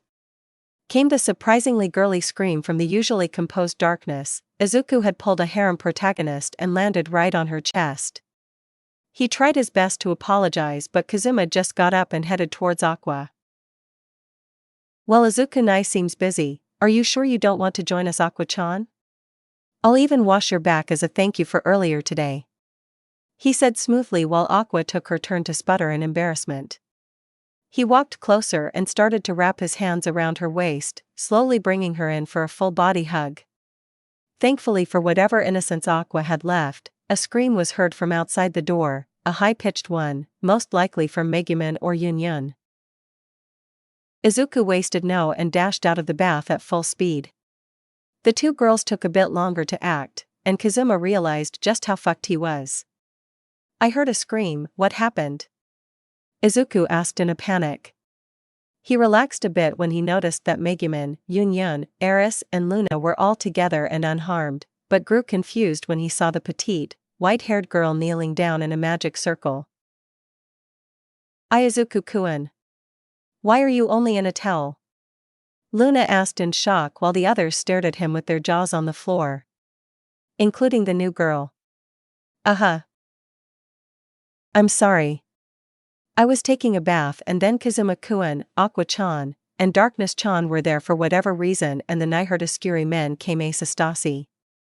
Somehow Izuku managed to use one for all on his mouth as his words quickly became unintelligible. "Izuku-kun. Slow down. Explain it again, more slowly this time," Eris said to him in concern. Izuku did as he was asked and told them the full story. By the time he was done, Kazuma, Aqua, and Darkness had arrived, still in towels to see the succubus. I knew placing those anti-demon wards around the house was a good idea. She must have been the one to mind control Kazuma-kun into doing all of those bold and horrible things," Aqua declared, puffing up her chest in pride. Kazuma looked surprised for a bit, but then his face squared off as her rolled with it. Izuku was still confused over the situation, but from what Aqua told them, this girl was a demon, a succubus by the looks of it. "I knew that I would encounter one eventually, but so soon. But I don't think I have the full story from this. If she was captured from the beginning, then how would she be able to control Kazuma-kun?" Izuku thought to himself. The situation made no sense, and Kazuma acted fairly lucid the whole time. As if he knew exactly what was happening. He was also got over his surprise of her existence fairly quickly. Could he have known the whole time? "Well, it doesn't matter now, I'll just have to hit this demon scum with my strongest anti-demon spell," Aqua started to say before Kazuma walked forward and stepped in between his party and the succubus. "Oh no. She still has control over Kazuma-kun. You have to fight it. She may look cute, but she's the enemy, Kazuma-kun. Don't make us have to do this," Megumin said while holding up her fists, preparing to fight too. "Wait, she's a mage. Why is she raising her fists as if she could fight Kazuma-kun in melee?" Izuku asked himself. Realistically speaking, only Aqua, Eris, and myself could take Kazuma on in close quarters. And even then, Eris would need the element of surprise. Darkness would just be a sandbag with her poor aim. Aqua had more raw power, but with Izuku's training Kazuma had her beaten technique. I could just end this now, but I want the full story first. That succubus looks far too guilty for this to be a normal attack. Izuku had made up his mind. The succubus would leave unharmed. Girls, stay behind me and Aqua-chan. Kazuma-kun is highly dangerous. I've trained him to take down people in a single hit, so non-melee fighter Cell shouldn't risk fighting him. I'll defend you all while Aqua goes in first. Izuku barked out the plan. They were so used to him being in charge that they didn't even question it. Okay, Izuku-kun. Leave it to me, I'll save Kazuma-kun and show this demon why you shouldn't mess with a goddess friends. She leaped forward with a fast, but clumsy, and predictable punch. Kazuma easily deflected it and took Aqua down with the judo throw that Izuku taught him. He rubbed off a piece of the magic circle in the meantime, which let the succubus fly away, much to the surprise and dismay of the others. I did tell you to be careful, Aqua-chan. Luckily it seems that Kazuma-kun has come back to his senses. If you don't mind, I'm going to have a talk with him real quick. I'm sure he needs a familiar face to get him through what just happened, Izuku said quickly before dragging Kazuma to his room. Kazuma-kun, you are going to tell me exactly what happened. Don't even try to lie to me, I'll decide what to do after you finish. If you do lie to me, I will tell the girls what I think happened and you will have to deal with the consequences on your own. With his ultimatum given, Kazuma started to sweat profusely. This was not going to end well for him. After the fiasco with the succubus, Izuku cornered Kazuma and forced him to explain what had just happened. Thankfully, he was forthcoming with his information. Apparently it was just a huge misunderstanding combined with a ridiculous amount of bad luck. So let me get this straight. Izuku started while staring down at Kazuma, who was in full dojo mode. A group of succubi lives in Axel, and they have a symbiotic relationship with the men here. They provide lewd dreams in exchange for life energy from the buyer, and you ordered one earlier today. Am I missing anything? He asked with a deadpan. No, Izuku-ni-sama, I apologize for causing you any trouble. Kazuma sounded genuine. Izuku sighed and patted him on the shoulder. Look, you technically did nothing wrong. That business that they have is legal and beneficial compared to having them suck out souls with no regulation whatsoever. Which was true. It was better to have the men and succubi deal with their issues in a controlled environment rather than risk having them do the same thing with reckless abandon. I'm just surprised, honestly. I thought you were supposed to have a luck stat almost as high as my own. How did something like this even happen? And Kazuma didn't even have the excuse of dating a goddess of luck. Kazuma openly groaned at that. I blame that useless goddess. Her minimal luck stat must be corrupting mine. Izuku slapped him over the head and reprimanded him for insulting Aqua. He did have a point though. Those two acted like an old married couple half the time, so it made sense that their stats might affect each other directly. Plus Izuku was sure Eris' luck had something to do with it. She laughed for hours after she found out what happened. Guess being the goddess of fortune had its perks. You're never left without entertainment, regardless of your intentions. What you did with Aqua and Darkness was wrong. I'm willing to keep this whole thing secret since you were just unlucky, but you still need to make it up to them somehow, treat them to lunch or something. I don't expect you to up and tell them the truth, but giving them something nice shouldn't be beyond you, right? He agreed to it easily enough. He did mess up and was genuinely sorry for what he did. I guess Darkness didn't mind it all that much. Makes sense, she is Darkness after all. And for whatever reason, Aqua wasn't as mad as I thought she'd be either. Hopefully, this will all blow over by morning. Izuku thought to himself as I finally went to bed and let sleep take me. Hopefully, tomorrow wouldn't be as chaotic. The following day, the mansion's gravesite. I really am sorry for not noticing the sign you put up, Izuku-kun. Aqua-chan was distracting me before we went in. Darkness apologized to him for what happened last night. Okay. She did have a point though. Izuku guessed they were all at fault in one way or another. He certainly could have stopped it from getting as bad as it did if he hadn't tripped over himself so much, both literally and figuratively. It's okay, Darkness-chan, mistakes were made on all accounts back then. It was honestly just a huge case of bad luck. I should have noticed that Kazuma-kun was acting strangely and put a stop to it. Izuku responded before taking a glance at what she was wearing. Why are you in that secretary's outfit, Darkness-chan? It even looked like modern-day clothing. Did a former reincarnate introduce it to the public? That's smart actually. More avenues to generate income, one guess. She looked surprised by this and blushed heavily. Secretary. This is a high-grade noble's outfit. Only the most well-off can even dream of having one. Oh, so the creator went in that direction. Hate to break it to you, Darkness-chan, but outfits like that are pretty common among businesswomen in my world. She deflates at that. She, along with the other nobles, really thought that it was some special uniform for the upper class. And the one she's wearing is pretty mediocre in quality too. I probably shouldn't tell her that. Modern-day clothes would be difficult for anyone from this world to replicate. Izuku was about to offer to make her address himself before the town alarm blared again. This is an emergency. Destroyer alert. Destroyer alert. Please evacuate the town at once. All able-bodied adventurers, please report to the Guildhall. This must be serious. The only other time this happened a demon general was involved. Hey Darkness-chan, what exactly is a destroyer? Izuku asked her as she comes out of her shocked state. No time to explain, Izuku-kun. We have to get our gear ready and head to the Guildhall right away, she said before speeding towards her room.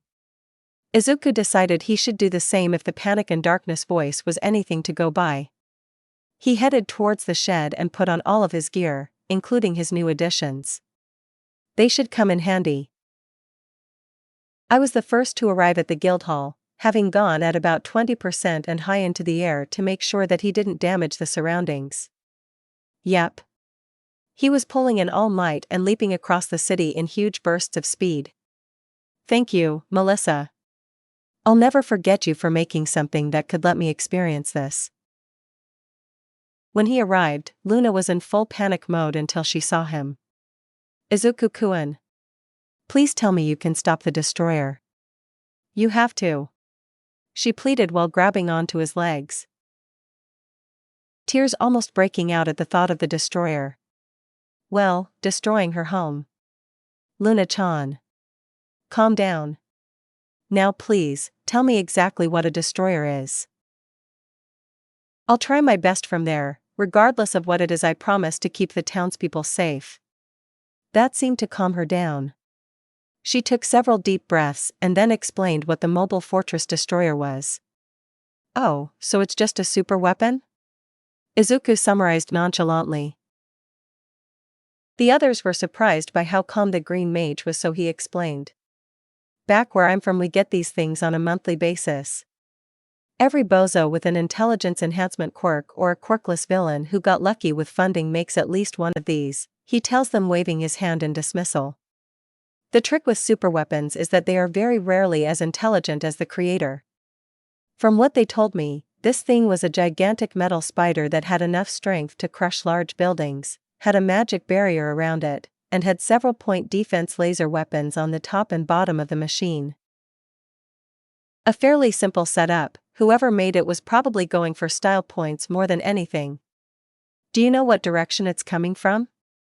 Izuku asked them as they point towards the northeast. Right. He probably should have been more specific.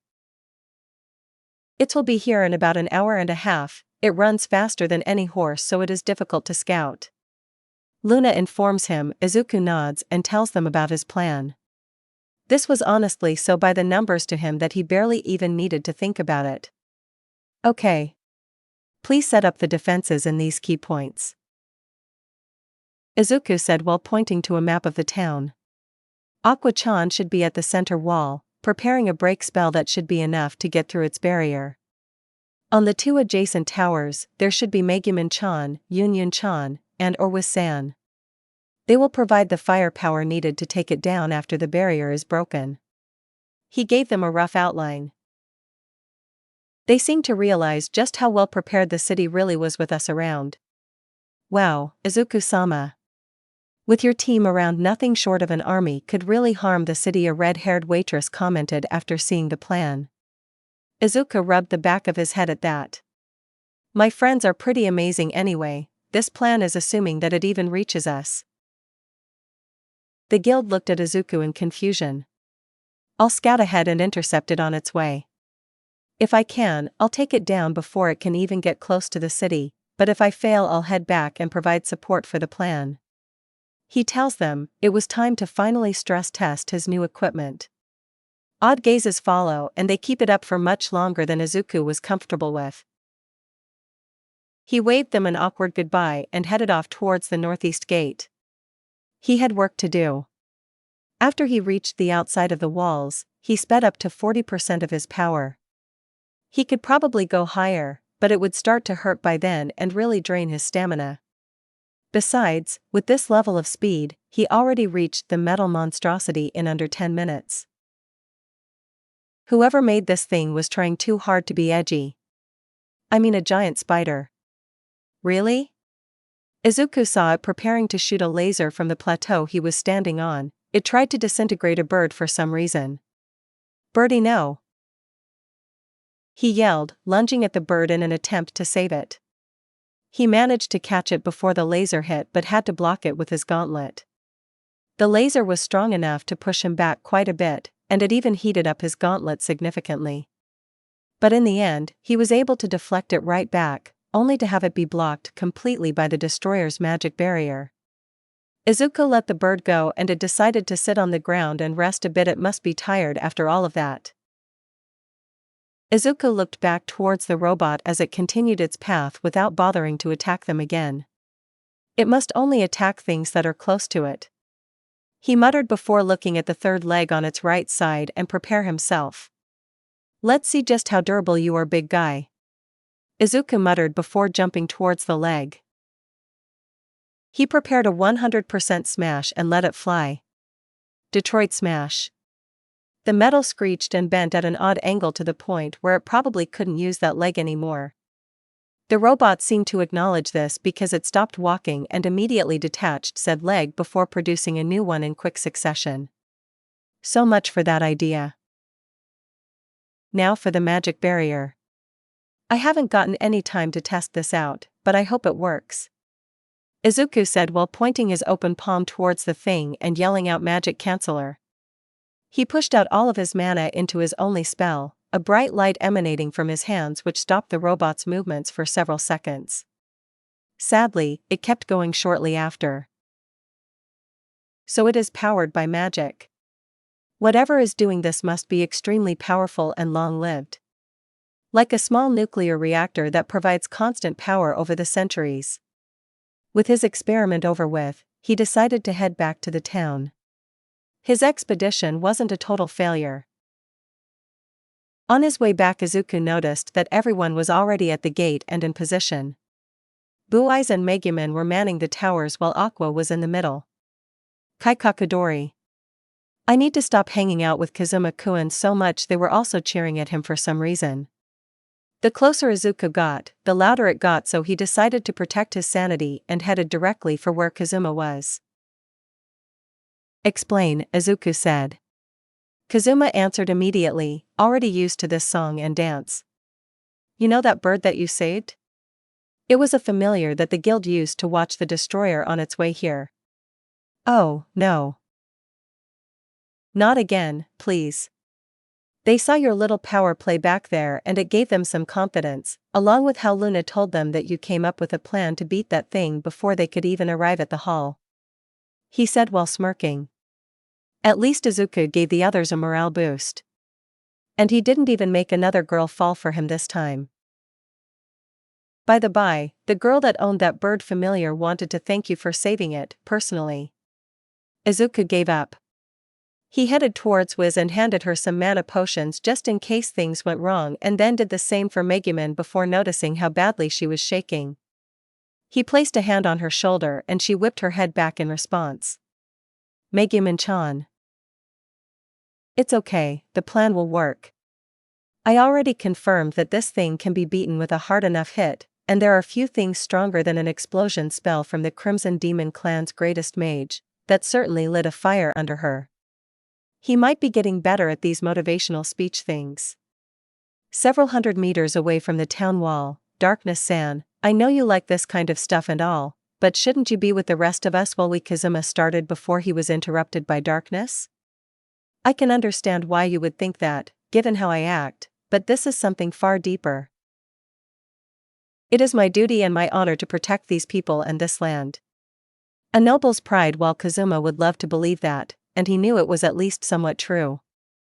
There's no denying that Darkness also wanted to do this just for the sake of it. Do you really think that I would forsake duty and honor for the sake of pleasure? She asked rhetorically. Yes, absolutely, Kazuma responded without missing a beat. Darkness lost her footing and started hyperventilating. And this is my girlfriend now. Izuku thought from the side, he was going to need to get used to this eventually. I get that you're going for the knight in shining armor trope, but why this place specifically? Kazuma asked. Darkness then explained that the noble lord that gave Izuku his title was her father. What? You're a rich girl? Kazuma said, clearly shocked. He really shouldn't have been. Darkness always used very rare and valuable gear. Her armor was full steel plate and her sword could handle several hits from Beldia's magical greatsword. You guys don't have to worry, I'm fairly certain that my plan should work. If everything goes well, then that thing won't even get within a kilometer of the city. Izuku tells them. They both let out a sigh, Kazuma in relief and Darkness and disappointment. 30 minutes later. Okay, Aqua-chan, I'll use Magic Canceller on it the moment that you break the shield. That should shut down its internal systems too. At least hopefully. From there, Megumin-chan and Wiz-chan should be able to finish it off. She nods and prepares her staff ahead of time. The ground began to quake as the monstrosity approached the town. The moment it appeared over the horizon, Izuku rushed over while yelling, "Start casting the spell in 40 seconds." At full speed, he reached the robot in under 50 seconds. Noticing the Aqua's sacred spell break started rocketing towards him, Izuku took a deep breath and prepared his spell. The beam of holy magic collided with the barrier and it did its job. To the barrier's credit, it held itself up for a good half-minute. Eventually, it did collapse, leaving the destroyer completely vulnerable. Izuku activated my magic canceller, which shut the thing down completely. The drain was much lower this time. He could probably keep it up for a good few minutes until he ran out of mana. He didn't have to hold on for very long, however, since 2 explosion spells rocketed towards the machine. And then another. And then another. Megumin, stop, stop. It's already dead. It was so badly damaged that the cockpit was blown wide open.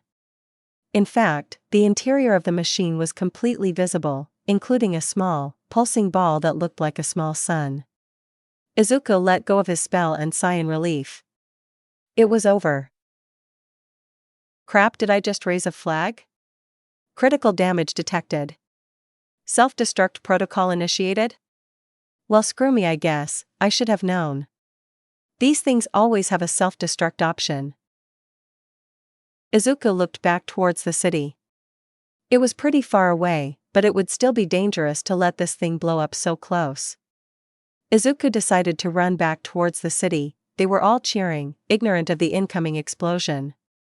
Izuku ignored that and ran up to Wiz. She was a bit tired from the explosion spell and was also looking at Megumin in sheer terror after the rapid-fire explosion spell she threw around. Wiz-san, things went wrong, the destroyer is going to explode and I need someone that can cast teleport. You and Yin need to come with me. Izuku briefs her before grabbing her and rushing towards Yin. telling her the same thing before rushing off once again, both women in his arms as they approach the destroyer. A coronatite orb. That's probably what powered the destroyer for so long. Teleporting it somewhere else should stop the explosion. Good call, Izuku-kun.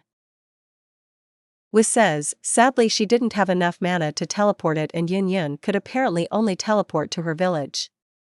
Wiz, drink one of those potions I gave you. It should provide you with enough mana for one teleport if that fails. I have a plan B, but I will be left out of commission afterward. As Wiz drank Izuku's magical liquid, he went and got Yun out of the blast radius. Just in case. While Izuku made my way back, he noticed that steam was leaving the remains of the robot. He quickened his pace and noticed was standing outside the destroyer. Izuku-kun. It started to glow a dangerous white color, so I teleported it away to a random area, but now it's steamy. If this keeps going it will still explode and the firestorm might destroy the city. She warned the green hero, who looked resigned to his fate. Sigh. This is going to suck for me, but I guess it's time for plan B. Just do me a favor and carry me back to the city after I do this. Izuku tells her. She looked confused as the green mage walked towards the steaming fortress. His whole body erupted into emerald lighting as he used something that under normal circumstances would leave him crippled for life, if not outright kill me. Thankfully he had several safety nets available to him. He grabbed one end of the destroyer from below and gave his mightiest yell before pulling up with all of my might. All of it. 1,000,000% Tokyo table flip. The destroyer creaked for a moment before it was flung into the air and landed several thousand feet away into a local wasteland. Izuku's arms were broken. His legs were broken. His spine was crushed, almost turned to dust. All of his ribs were broken. And to top it all off, none of his nerve endings were affected, so he had the luxury of feeling all of the pain. Izuku-kun. I have no idea how you just did that, but I'll take you to Aqua-sama right away. Human spines show LDN't bend that way. Wiz yelled in alarm as Izuku passed out in her arms. The pain was way too much and he really wanted to take a nap. His final thoughts before embracing the abyss were, I hope that coronadite wasn't transported anywhere important. Izuku was seriously considering becoming an Axis cult member. Anyone who could take away the overwhelming pain that he was experiencing deserved his worship. Wow, Izuku-kun. You managed to break your record for broken bones. Batum TSS, never mind, Eris best goddess. Izuku stood up on his feet, still in a daze from what happened earlier. I should thank Yun later. If she hadn't teleported us back I might have died again. But first things first, thank you Aqua-chan, I was pretty much at death's doors there. What happened to the destroyer? I tried my best to toss it in a safe direction, but I was in too much pain to really see the aftermath. Hopefully, he didn't crush some poor farmer or something. Oh, stop worrying. You were amazing. I knew you were strong, but what you did back there reminded me of that old half-breed Heracles. Well, that was good for one's pride. Being compared to a literal god of strength. It was then that Izuku's awareness started to come back in earnest, and he noticed how the other adventurers that had given him space to heal were starting to crowd around him again.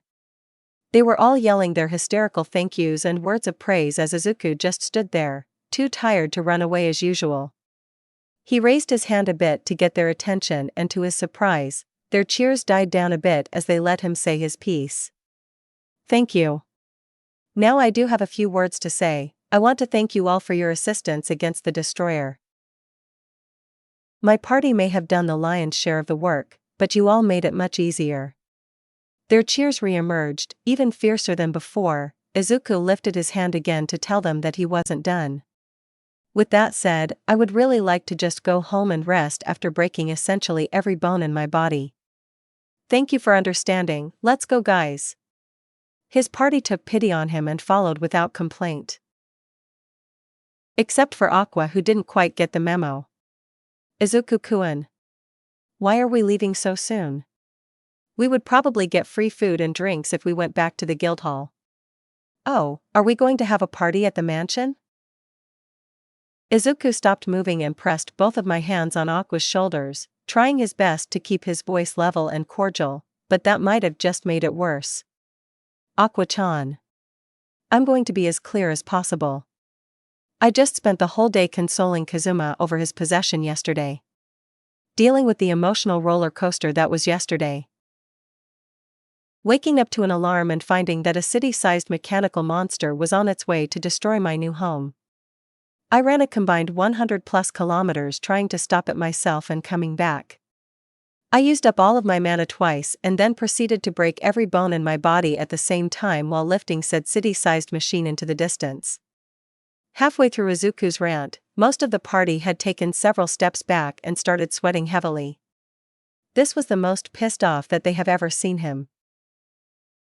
So, again, let me be perfectly clear.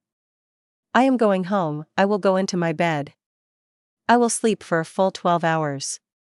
And if anybody wakes me up before then, Izuku left it at that, half because he was too tired to come up with a believable threat, and half because the silence made it more effective. It's not like anything could go too wrong if he just took a nice long rest, right? Exactly 12 hours later. I sleep for a day and this shit happens. Izuku yelled at the top of his lungs as darkness explained why Kazuma was missing. Apparently a group of royal knights showed up at the guild hall, searching for the person who authorized the teleportation of the Coronadite sphere, Aka Izuku. Kazuma decided to take his place and was arrested immediately and imprisoned at the local jailhouse. The other adventurers tried to stop them, but they were intimidated by the threat of mass imprisonment. That just made Izuku even angrier. He took a moment to calm himself down before deciding what to do. Walking up to his party, he gave his orders. Darkness-chan, Eris-chan, you're coming with me. This all smells like petty noble bullshit and I'm gonna need help to get us out of this. Best case scenario, the issue is dropped by the end of the day. Izuku commanded. He was usually a lot laxer with the group, but when shit hits the fan like this he had to put his foot down as the de facto leader of the group. Town prison 1 hour later. Halt. State your business. A guard stopped the trio from entering the building. Izuku kept up a stern look and spoke with the most authority that he could summon up. I am Izuku Midoriya. These two are Erisfield and Dustinus Ford Lalatina.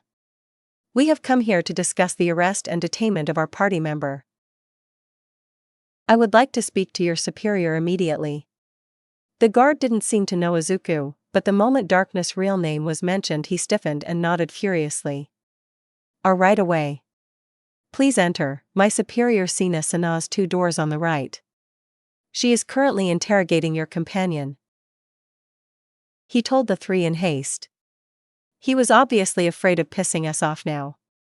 The wonders of having political power in a medieval world, I suppose Izuku thought to himself as they rushed towards the door, opening it without preamble to find a sweating Kazuma and 2 royal officials dressed in semi-modern looking uniforms. The male one was writing down notes while the female one was sitting across from Kazuma. She was looking at the intruders in surprise and annoyance for coming in unannounced. And who might you 3 be? I'll have you know that you are trespassing on government property and interrupting an interrogation of a potential treasonous adventurer.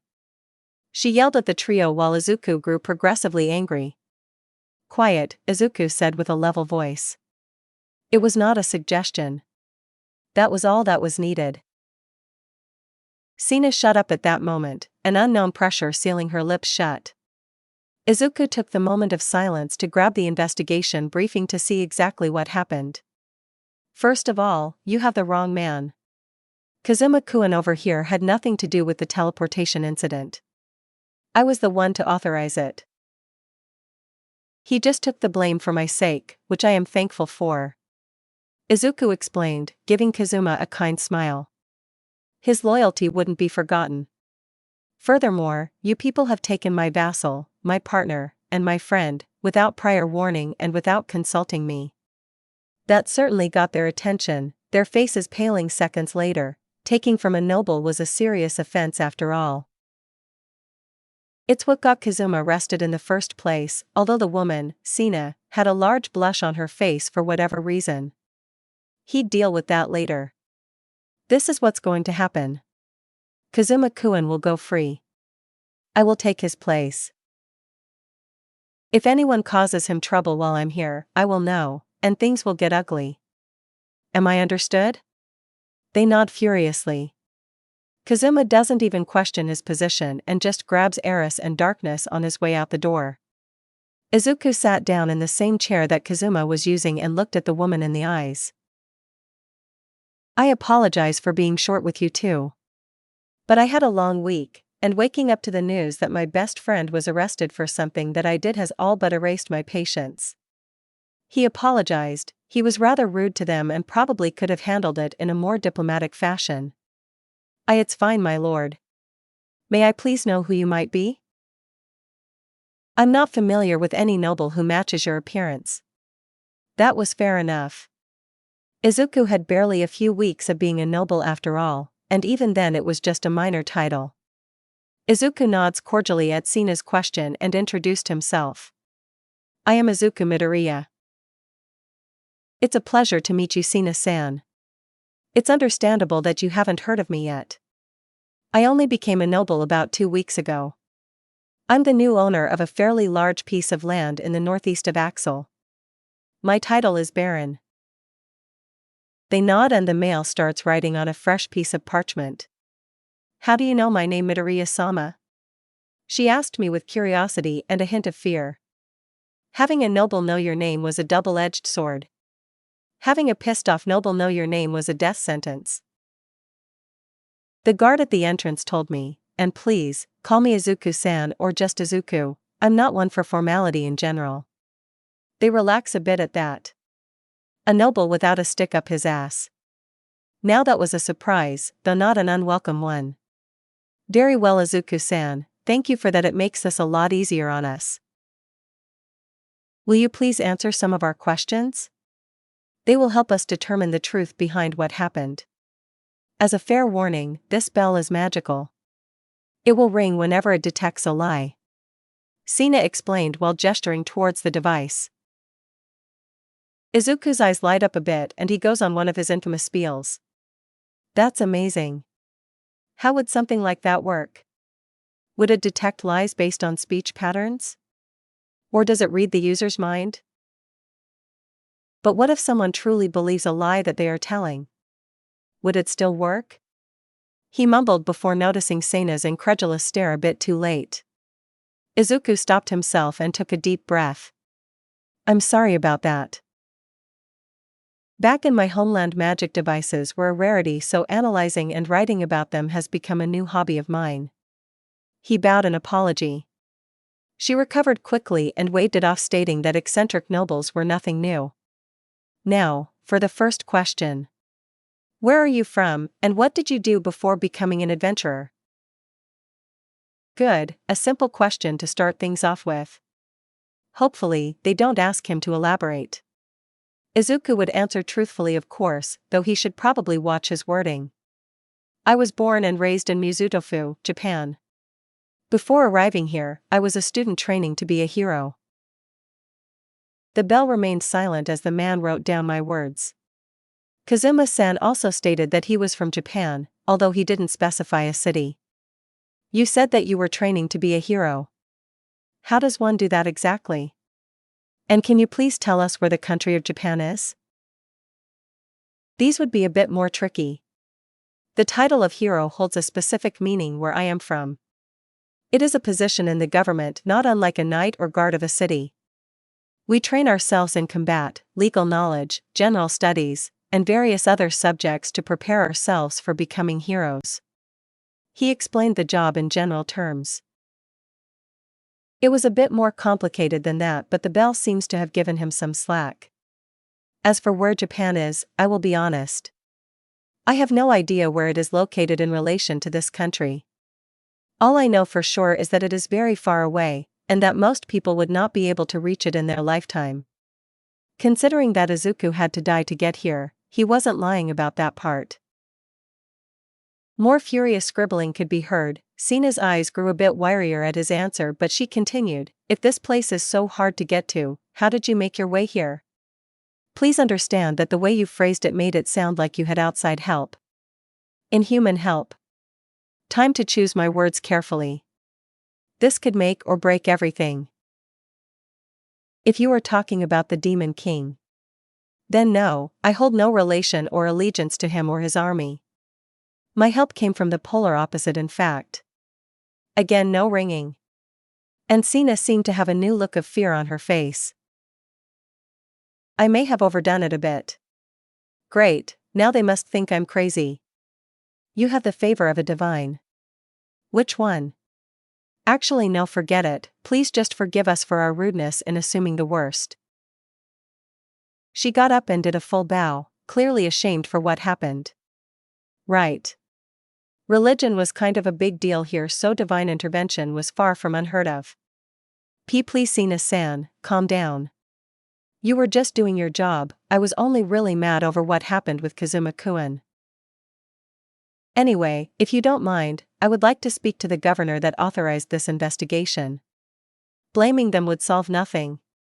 Sure, they were a little rude, but the order came from higher up. It was useless to blame the enforcers when the legislator was the real cause.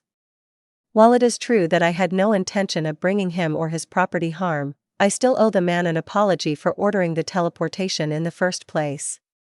They agreed to it readily. Izuku didn't have to wait long, since most higher-level nobles had arch-wizards on retainer for transportation.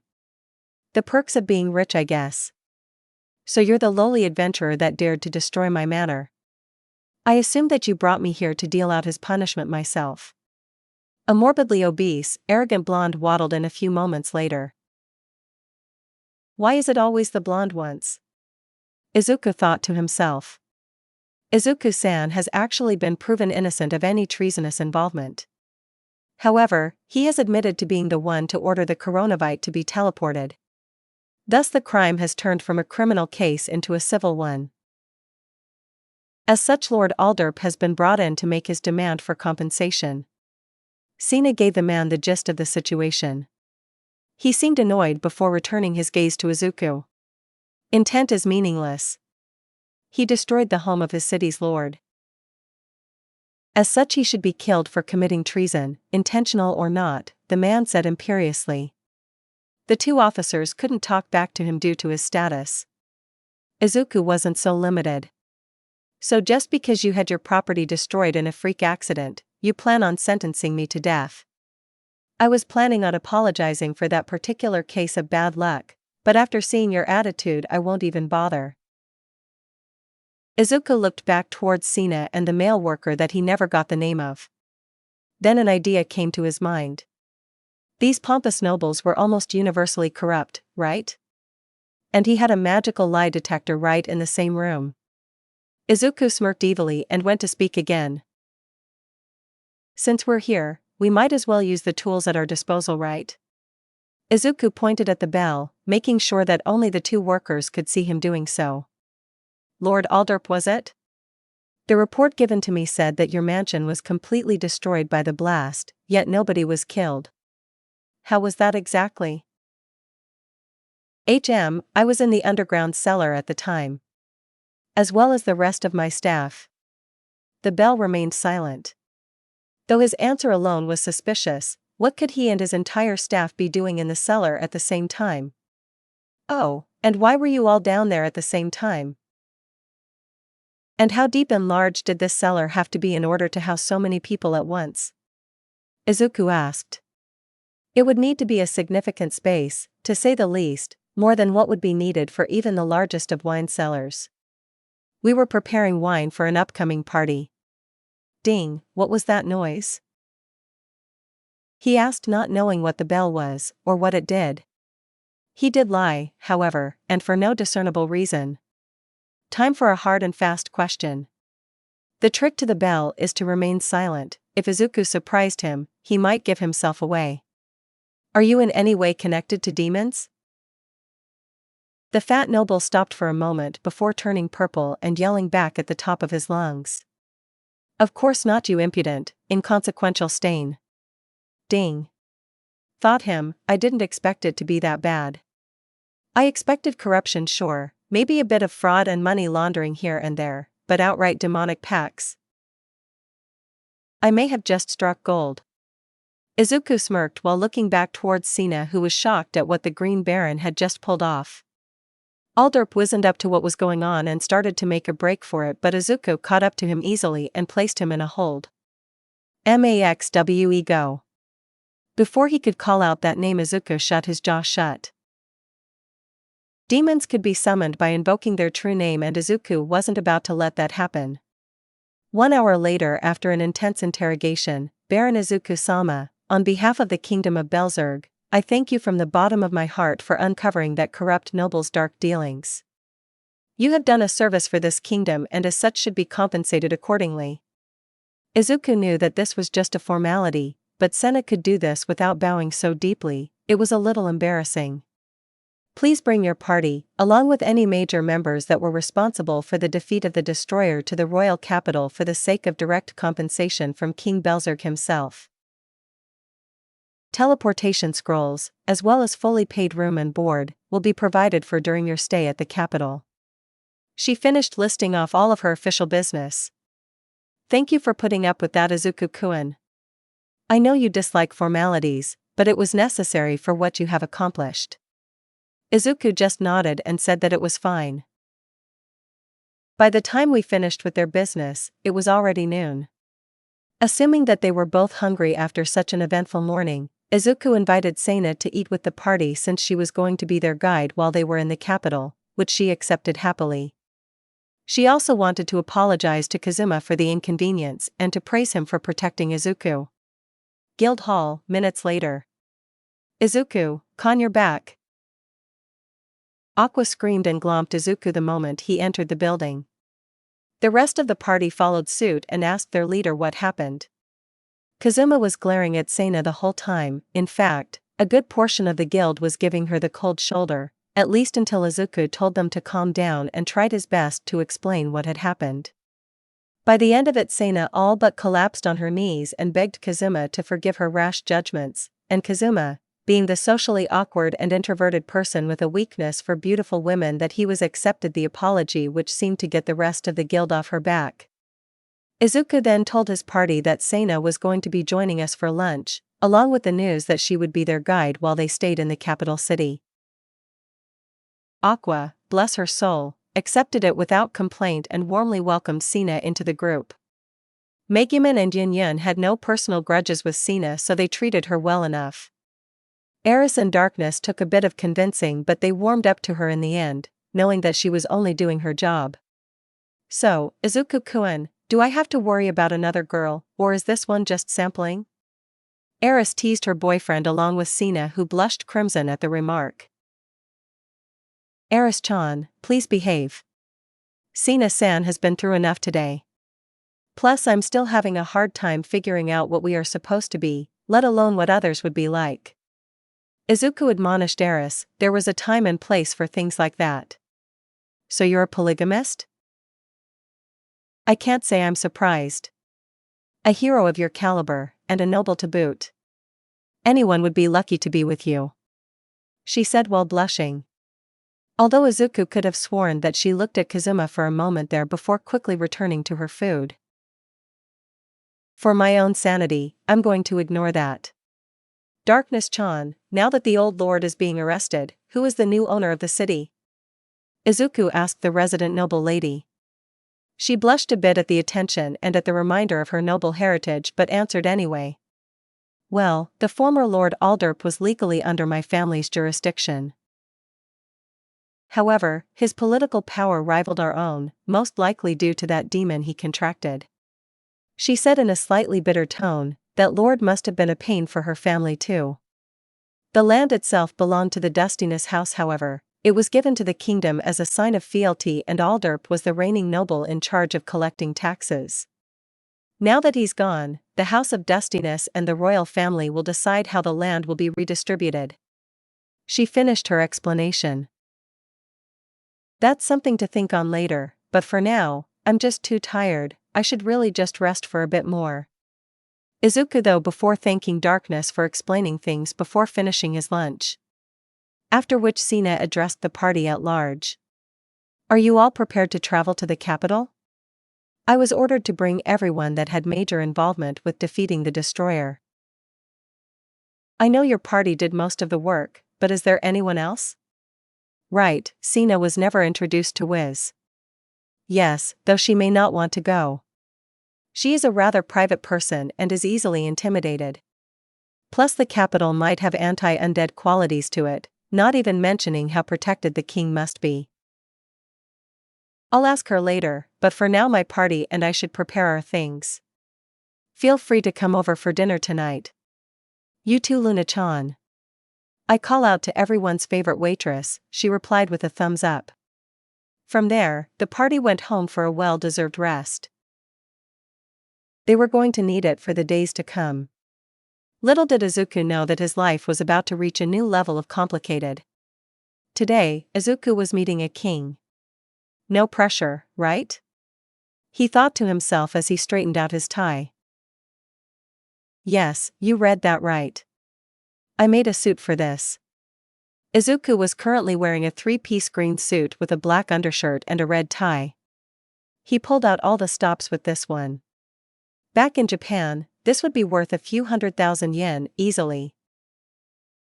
He even managed to recreate some of his world's colognes, though he started regretting that last one when he noticed that perfume wasn't really a thing in this world. Oh well, I already stand out as is, might as well go full throttle. All in all, Izuku looked like a nerd shamed into a high-class outfit. Completely out of place, for the last time Izuku-kun, you look fine. How, that outfit is probably worth more than most nobles' whole wardrobes with how well you made it. Eris' voice shouted Izuku out of his nervous muttering. She didn't bother changing, her godly robes were already, well, divine. Not much could compete with that, same with Aqua. Izuku made Kazuma a traditional, green kimono with bamboo patterns and a black obi. He wanted to introduce some of our Japanese culture to this world. Izuku did it happily, though to be honest, it was mostly to take some of the attention away from himself. Darkness was wearing her regular formal wear that she wore after the incident. Moving on. Megumin and Yunyun liked the idea of wearing kimonos and went for a red and black mix with flame patterns. Quite frankly, they looked adorable. Sina was in her basic uniform. She just might have an unlimited amount of copies somewhere. Sadly, Wiz chose not to come with them, however Kazuma decided to make it up to her by putting in a good word for her shop. She seemed beyond happy with that and wished the party good luck. Are you all ready? Sina asked as the party finished collecting the things they were taking with them. Along with the suit, Izuku also had another copy of the full set underneath. With my luck, they might ask me to provide an exhibition or something. He also brought along his notebooks and a few writing utensils just in case. Yes, thanks again for being our guide, Sina-san. It's nice to have someone you know for these kinds of things. Izuku responded with a shallow bow. Sena smiled and nodded, then proceeded to unwrap a scroll that she was holding. Mass teleportation allowed multiple people in an adventure card. Last time I checked it, I was only level 10. Since then I defeated a demon general and a natural disaster class enemy. Izuku had some thinking to do later, maybe Megumin could help him decide. Never mind. Izuku blinked once and when he opened his eyes again they had already arrived. In the throne room. With the king sitting right there. While Izuku's brain was rebooting, King Belzerg stood up from his seat and addressed them. So these are the adventurers that lead the charge against the demon general Beldia. And this young man in the stylish green clothing, he destroyed the mobile fortress. Reboot complete, man, this guy was intimidating. He had a strong aura too. Get your ass in gear, Deku. You can't mess this up. Yes, sir. Our party dealt with Beldia along with the help of the other guild members. We were also the ones to fight the destroyer. I just happened to finish it off is all. Izuku said the last part sheepishly. Really, it might have been his plan, but it was Aqua, Megumin, and was that pulled it off. A modest 1A. Sina told me about that, but to think that you would downplay such an important achievement. Frankly, it's a breath of fresh air compared to the usual braggart nobles and hero candidates that enter my throne room, he said with a small smirk. But you're also a brave one, most would be bowing at my presence, even those friends of yours are shaking at the knees, yet you appear unfazed. Why is that? Izuku's eyes widened at that and he looked back at his friends. They were indeed shaking slightly. Only Eris and Aqua appeared unfazed. Megumin and Yun were acting as if they were staring at the destroyer again. Darkness dealt with it a bit better. Being a noble probably meant she was at least a little used to his presence. Kazuma was also surprisingly calm if a bit nervous with how his jaw was clenched. I noticed her aura too, sir. It's just I've felt stronger. Izuku answered honestly, All Might's presence was hard to beat. Stain wasn't too far behind in terms of raw aura either. The king's eyes widened a bit before he sat back down. Is that so? Might I ask who else would have a presence similar to mine? The king questioned curiously. It wasn't often that he heard of anyone that could be stronger than him. Izuku's face brightened a bit at that. My former teacher, All Might. He was the strongest man I've ever met, but his conviction and ideals were even stronger than his fists. Izuku said with a smile in memory of my master. Total respect in his voice. All Might. That sounds more like a title than a name. But if you say that he is stronger than me, then that title might be accurate. Not many can catch up to Belzerg royalty after all.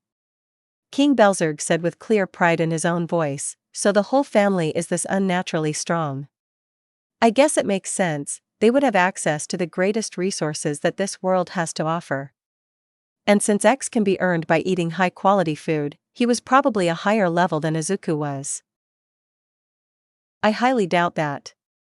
A young, high-pitched voice came from behind the party who all looked back to see an adorable little girl, probably a little younger than Megumin.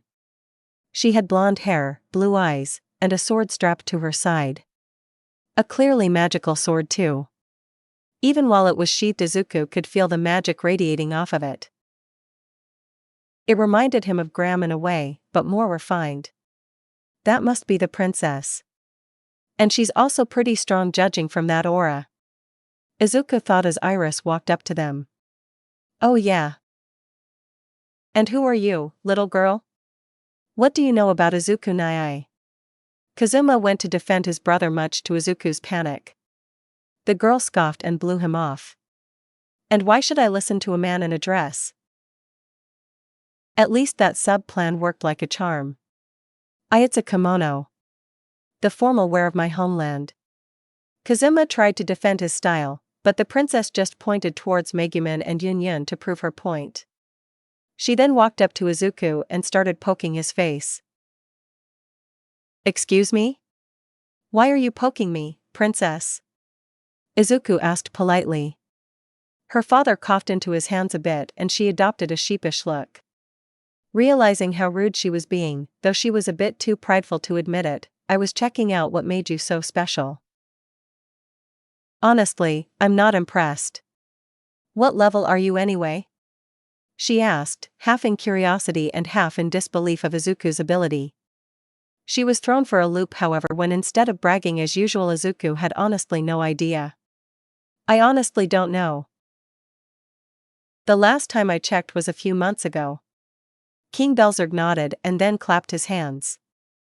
A group of servants entered the room carrying a larger version of the crystal used at the Guildhall, one that was easily triple the size of the standard one.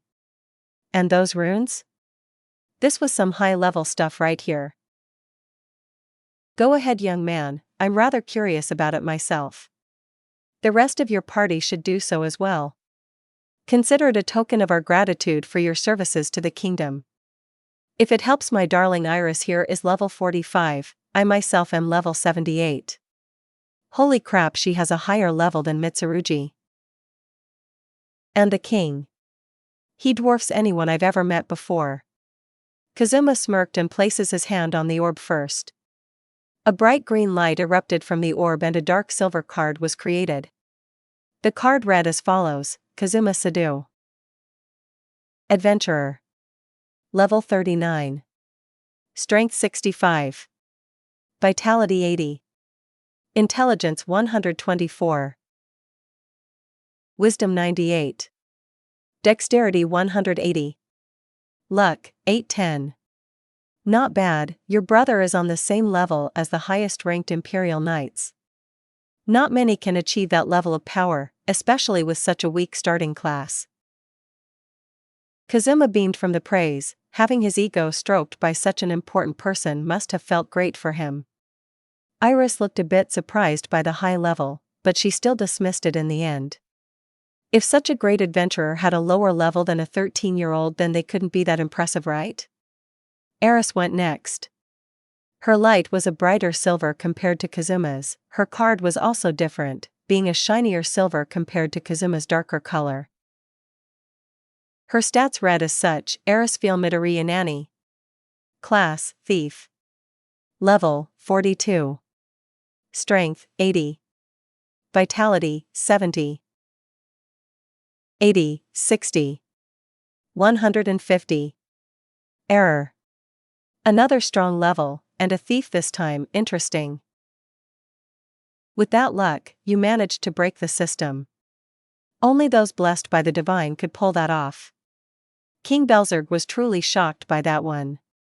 The only person that came close would be the other reincarnates who chose a stat boost as a gift. Not that he knew this, of course. Again Iris looked at the silver-haired beauty in curiosity. She must have internally apologized to her if the embarrassed blush was anything to go by. Still, Iris still wasn't completely sold on this party since neither of the two beat her out in terms of level. Izuku on the other hand was more focused on the beginning of the card. Iris-chan. Why is my last name on there? This goddess? Always teasing him, playing with his heart. She giggled into her sleeve and answered. What do you mean, Izuku-kun? I am yours after all. King Belzerd burst out laughing at this, which scared Izuku a bit. He waved them off though, signaling the next person to go. Seeing this as a chance to show off, Megumin rushed in right after. Her light and card were matching shades of crimson. The card itself read Megumin. Class, Archwizard. Level, 60. Strength, 30. Vitality, 40. Intelligence, 300. Wisdom, 60. Dexterity, 40. Luck, 40. Oh my. That certainly blows most people out of the water. The level alone is in the same league as my son. Her intelligence is also rather high, and if our information is correct, you also know how to cast the explosion spell with great proficiency. Quite impressive. The king complimenting, Iris once again lost her composure and blushed out of embarrassment. Yunyan went next. Her card looked very similar to Megumin's but was a darker shade of red. Sadly, her level and statistics were significantly lower since she didn't really do much in the destroyer fight or the fight against Verdia. Yun. Class, Archwizard. Level 30. Strength, 30. Vitality, 40. Intelligence, 270. Wisdom, 90. Dexterity, 55. Luck, 30. This one is a bit more average. Still, an Archwizard of the 30th level is something to be proud of. These stats are also typical of a high-class adventurer. The king said kindly. Yunyan still looked a bit put out for being the weakest statistically speaking, but she bounced back quickly. Not much can keep her down, I guess, Izuku thought to himself with a smile. Aqua was next. She confidently walked up to Orb and it flashed blue this time. A sapphire card was created and it read, Aqua. Class, Archpriest. Level, 50. Strength, 92. Vitality, 80. Intelligence, 10. Wisdom, 54. Dexterity, 74. Luck, 1. A healer with a level of 50. How? Even our greatest healers aren't near that. You would have to provide near-life restoring healing on a daily basis to even come close. Aqua snuck a quick look at Izuku, which thankfully went unnoticed by the others. The green mage himself just kept his face blank. My powers are volatile, okay? It's not my fault transmute blew up in my face more often than not at first. Izuku mentally defended himself, and in his defense, magical healing had no downsides, unlike quirk-based healing. Darkness was second to last. This time the orb flashed yellow and a gold card was created. The card read, Valentina Dustiness Ford. Class, Crusader. Level, 38. Strength, 200. Vitality. Intelligence, 50. Wisdom, 30. Dexterity, 30. Luck, 300. Another fairly high level, as expected from a Dustiness Ford. Her vitality is off the charts. Literally. That's quite impressive, and that luck stat is nothing to scoff at either. This party is certainly worthy of its reputation, but now it's time for the leader to step to the plate. The king said while switching his gaze to Izuku. Izuku gulped before activating one for all at 80%, his current maximum with the full set. Any higher and he would start getting fractures or straight-up broken bones. Laying his arm over the orb before a blinding light erupted, soon after a loud boom was heard and the sound of shattering glass came right after. The orb had exploded but not before it created a pure, crystal-clear adventurer's card. I am so sorry, sir. I don't know why that Izuku started to apologize, but the king laughed him off. Don't worry, young man, while this is certainly a first, that orb wasn't that valuable. It was only worth about 1 billion Eris give or take, so it's fine. The king waved off the destroyed property like it was nothing, which was fair enough, he was a king after all. Slap, oh god, it's Yuratsu-san all over again. And instead of a bubbly attitude, his rugged aura stops me from complaining. Izuku finally picked up the card and read it, with a hint of confusion in his voice. Izuku Midoriya. Class, Archwizard. Level, 69. Strength, Vitality, Intelligence, 350. Wisdom, 40. Dexterity, Error. Luck, 850. Well, this certainly explains why it reacted so violently. All of your stats barring wisdom are at the elite level, and all of the physical ones are off the charts. Your dexterity is even unquantifiable. And that level, at your age I wasn't even halfway there. You certainly are something special, young man. He ended his assessment with a hearty clap, and to Izuku's surprise, Iris started clapping too. She was thoroughly impressed by this adventuring party. That's nice, maybe now she'll be a bit nicer to us, Izuku thought to himself, blushing a bit from all the attention. Now that pleasantries are out of the way, I would like to begin discussions on your reward for both eliminating the destroyer and for uncovering such a treacherous noble that was hidden under my nose for so long. The king returned to his serious persona as the party straightened their backs.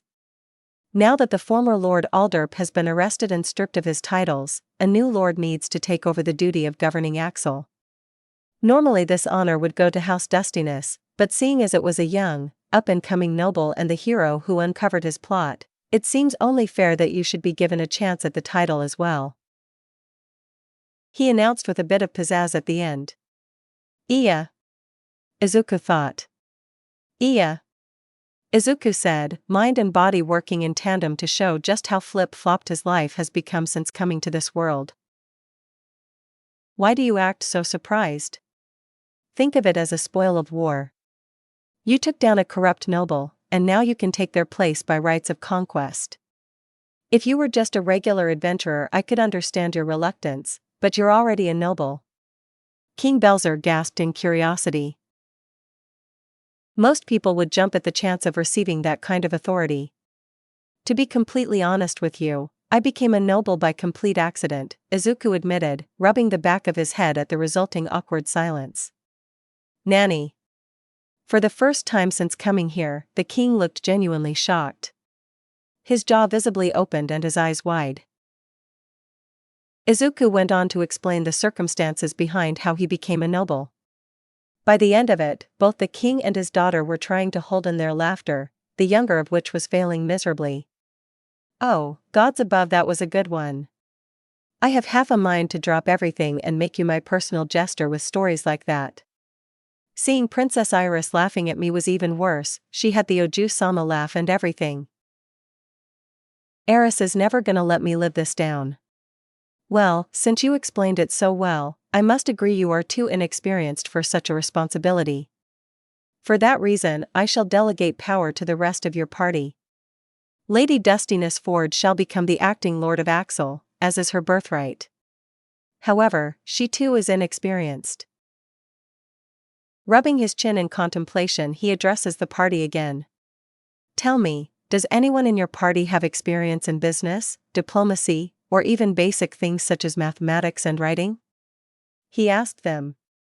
Izuku nudged Kazuma and mouthed the word shop to him. Ah, yes. I sat at Kazuma along with a fellow adventurer who could not come today, Wiz. Own a magic shop in Axel. Wiz is the real owner, but her business sense is terrible, so I help out when I can. Since then the shop's profits have increased by 1000%. Not surprising when you realize that the shop was in the red for the most part. And with Aqua helping out, their marketing alone brought in a veritable tsunami of new business. Impressive. Then you, Sata Kazuma, shall be the new treasurer for the city of Axel. You shall work directly under Lady Dustiness Ford and deal with any financial issues that may arise. Kazuma looked ecstatic. He always did say that he wanted a cushy position in high society. At least he did after he realized just how tiring actual hero work really was. Eris was the next to speak up. Aqua-chan and I can look after the city's religious needs. We are both quite high-ranking members of our respective cults. The king smirked at this and dropped a major bombshell on the party. Oh, I'm sure you are, Eris-sama, Aqua-sama. Silence. Nobody dared to say anything. If you're wondering how I found out, Izuku-san here reverts to calling you Eris when he gets lost in the moment, shit. And the name Aqua, along with the blue hair, blue eyes, and obvious divine artifact was a dead giveaway. That Hagoromo was suspiciously shiny. Upon realizing this, Izuku was just surprised that they kept up the secret for so long. Besides, you two aren't the first, nor the last goddesses to visit our world. I have it under good authority that the goddess Wolbach has also descended. For what reason? I don't know yet. Logging that away for later. Possible future divine intervention was always important to note down. Diplomatic relations should be handled by a member of nobility with a good deal of experience, therefore Lady Dustiness will take over that side of things, although seeing as it's the town of beginnings for most, I doubt any heavy-duty negotiations will take place there, so it will give you time to adjust. Darkness nodded. That seemed fair. She would need to take over her father's duties eventually. This would help her practice. As for Izuku-san, please give me a list of talents that you feel may be relevant for a position in government. Don't leave anything out. Think of this as a surprise interview. He said jovially, putting the green hero on the spot. Great, I do best under pressure. Not, Izuku thought with a bit of panic before just barely composing himself. Well, I know how to read and write, pretty basic but important. I can do high-level mathematics easily enough. I have experience dealing with money since Kazuma-con, and I usually divvy up the rewards from quests as well as plan large group purchases. Like the mansion. Chuckle sigh, never living it down. Obviously I'm proficient in combat, and Kazuma-kun can attest to my teaching skill, so I could train up the local militia if the situation called for it. I can also transform and manipulate any substance into any other substance by touching it. This process also works in reverse, so I can convert physical matter into pure mana through touch. That last one might have been a bit much. Stunned silence. Okay, if I didn't know you better I could have sworn that you were bragging halfway through. That's quite the list of skills. I got it. You Izuku Midoriya shall be the chief advisor to the other members of Lady Dustina's staff. When the time comes I shall leave the city in your hands, but for now, use this job as a way to gain experience until you're ready. And just like that our party became the new rulers of Axel City. I don't know whether my mom would be proud or disappointed at this point. Unconscious, let's stick with unconscious. Izuku thought as they left the throne room, the whole party letting out a deep sigh of relief before freaking out completely and coming to Izuku for answers. I need a vacation. Izuku thought, seconds after getting his first job. Izuku-nai. What are we gonna do? I talked a big game but I never expected this to happen, Kazuma said while shaking my shoulders. He dug himself into this mess, all I can really do to help him is to give him advice. Listen, everyone, I know that we've been given some great responsibilities, but I believe that we can pull through. Each of you has amazing talent that can be used to help Axel flourish, and I'll be there along with you all. I promise that no matter what I'll never abandon this team. Who's with me? With a show of hands, the whole party agreed to try their best at the very least. Megumin and Yin Yang got off lucky. All they had to do was help me if I ever decided to teach the city's militia magic. Well, there was another complication that Izuku failed to mention. Izuku-kun. Are we ready to leave? Came the voice of the party's new royal party member. By some black magic that they failed to understand, Iris decided that joining us would be for the best. She called it, helping out the promising new noble get used to his job, and King Belzerd bought it like it was on sale. The worst part is that she's really clingy to Izuku. Specifically, for whatever reason. Hopefully, her father won't kill him too painfully for this, Izuku could only hope. Although he did seem happy to let her come with them for some reason. I feel like I'm missing something here. Izuku thought to himself, already used to the feeling of being ignorant to important information relating to him. Izuku-san, our mass teleportation scroll has arrived. Do you have everything? Sina asked as Izuku grabbed their reward chest. The burden of carrying it fell to him for obvious reasons. Not because of the whole leader carries the burden shtick or anything. He was simply the only one strong enough to lift the damn thing since it was filled to the brim with platinum coins. Yeah. Each one of those suckers was worth 100,000 eris. With a full chest of these things our party earned a total of 3 billion eris in reward money. Apparently, Aldorp was worth a considerable amount of money. Corrupt nobles are dangerous, corrupt nobles with devils in their pockets even more so, and corrupt nobles with devils in their pockets who went unnoticed for several decades. Terrifying. That, along with a nice 3 billion reward for taking down the destroyer, added up to the absurd sum. Who would have thought that a city-destroying superweapon would have such a high bounty? Back in my world, the pros would just get some free food for a week after taking one of those down. I guess this world has its perks. The total would have been 4 billion, but I decided to pay for the magical orb that we broke. It would only be right. Now that I think about it, your Raka-san would have loved it here. Money is fairly easy to come by, the food is diverse and fairly cheap, and there's no light pollution either, so the stars are out in full force. Izuku felt a breath on his ear as Eris whispered to him. Are you thinking of other girls when you have me right here? That made Izuku jump out of his skin right as they teleported, and with his current use of OFA to lift the chest of platinum it sent him all the way up to hit his head on the ceiling of the guild hall. Mayuti. Izuku reverted back to Japanese in pain, causing Iris to turn to him in surprise. You know the royal language? A royal language? The what now? Izuku asked, though he had a fair idea of what was happening. Iris looks at him in suspicion. The royal language, known only to my family. It was given through us by a legendary hero that joined the family centuries ago. Nobody else should know how to speak it," she said in slightly broken Japanese. Izuku's eyes widened as he returned the favor, though with perfect Japanese befitting a native speaker. "Why yes, this language is actually my native one. Kazuma-kun, Eris-chan, and Aqua-chan can speak it too." Izuku explained. He could have guessed that much. With how long this war was going and how powerful both the royals and their weaponry was, it was no surprise that they acquired something else from the other reincarnates throughout the centuries. Iris' eyes widened even further. Native. A goddess knowing the language I could understand, but two native speakers. So the royal family didn't know the true origin of the language. Oh well, if Iris was going to be part of the party, they might as well tell her. "I can explain that later. Most of my party already knows about the circumstances, so it would only be fair if we told you to." She squealed in excitement from this, finding out hidden secrets behind one of her family's longest-standing traditions. "Count her in." "Izuku-sama, is she who I think she is?"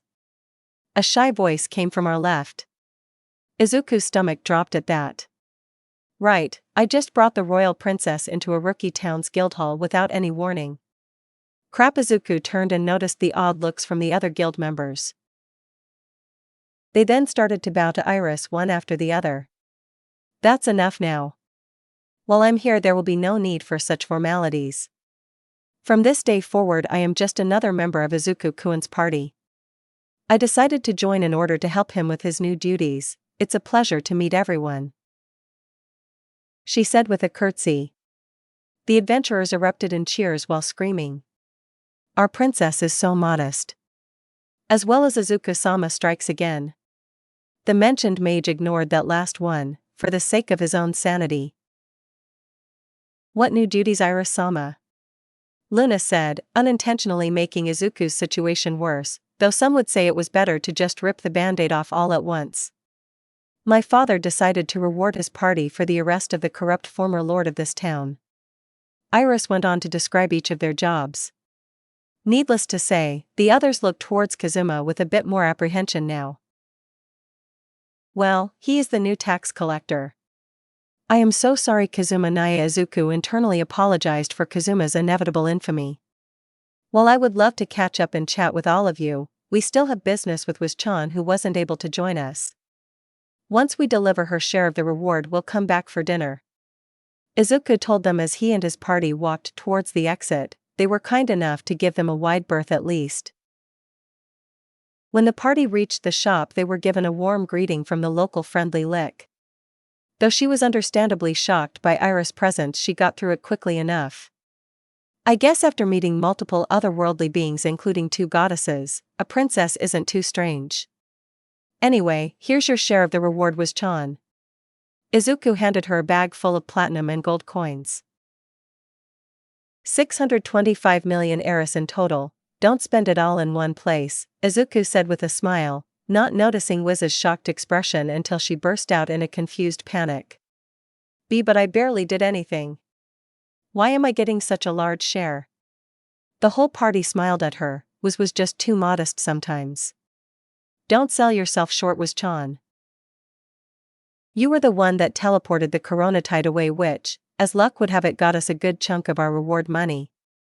Plus you saved my life after I broke every bone in my body. Honestly, I should be giving you even more than this." Her eyes widened and she shouted no, stopping Izuku before he could continue. "This is already too much. You and Kazuma-kun, and Aqua-sama, and Eris-sama too. You've all helped me so much. For once in my long life, I've finally found success with my shop and it's all because of you guys. I owe you more than I could possibly repay you." The party was shocked by this. Izuku in particular. I never knew she felt like this. "Oh God, she's crying." No. Izuku gave her a tight hug, the rest of the party following suit. Iris decided to stay back, not being overly familiar with the shopkeeper and not wanting to ruin the moment. A warm group hug later and was started to calm down. I think we all agree when I say this, but you are part of this party, whether you adventure with us or not. A clamor of agreements rings out from the others. Even Eris and Aqua managed to look past their natural hatred of the undead enough to accept Wiz as one of their own. If you ever need help, just ask. Because this party, it's become my new family, and I take care of my own. Kazuma said with absolute certainty in his voice. Yun got a bit teary-eyed at that but managed to keep it in for now. Would you like to join us for dinner with San? We should talk about business, considering that our favorite shop just got some public investors. Izuku invited her over, to which she agreed with a wide smile. The full party then headed back towards the guild hall. Today was a good day, all things considered. Hopefully, they would all be able to meet the king's expectations. Izuku Naya, we have a very serious problem.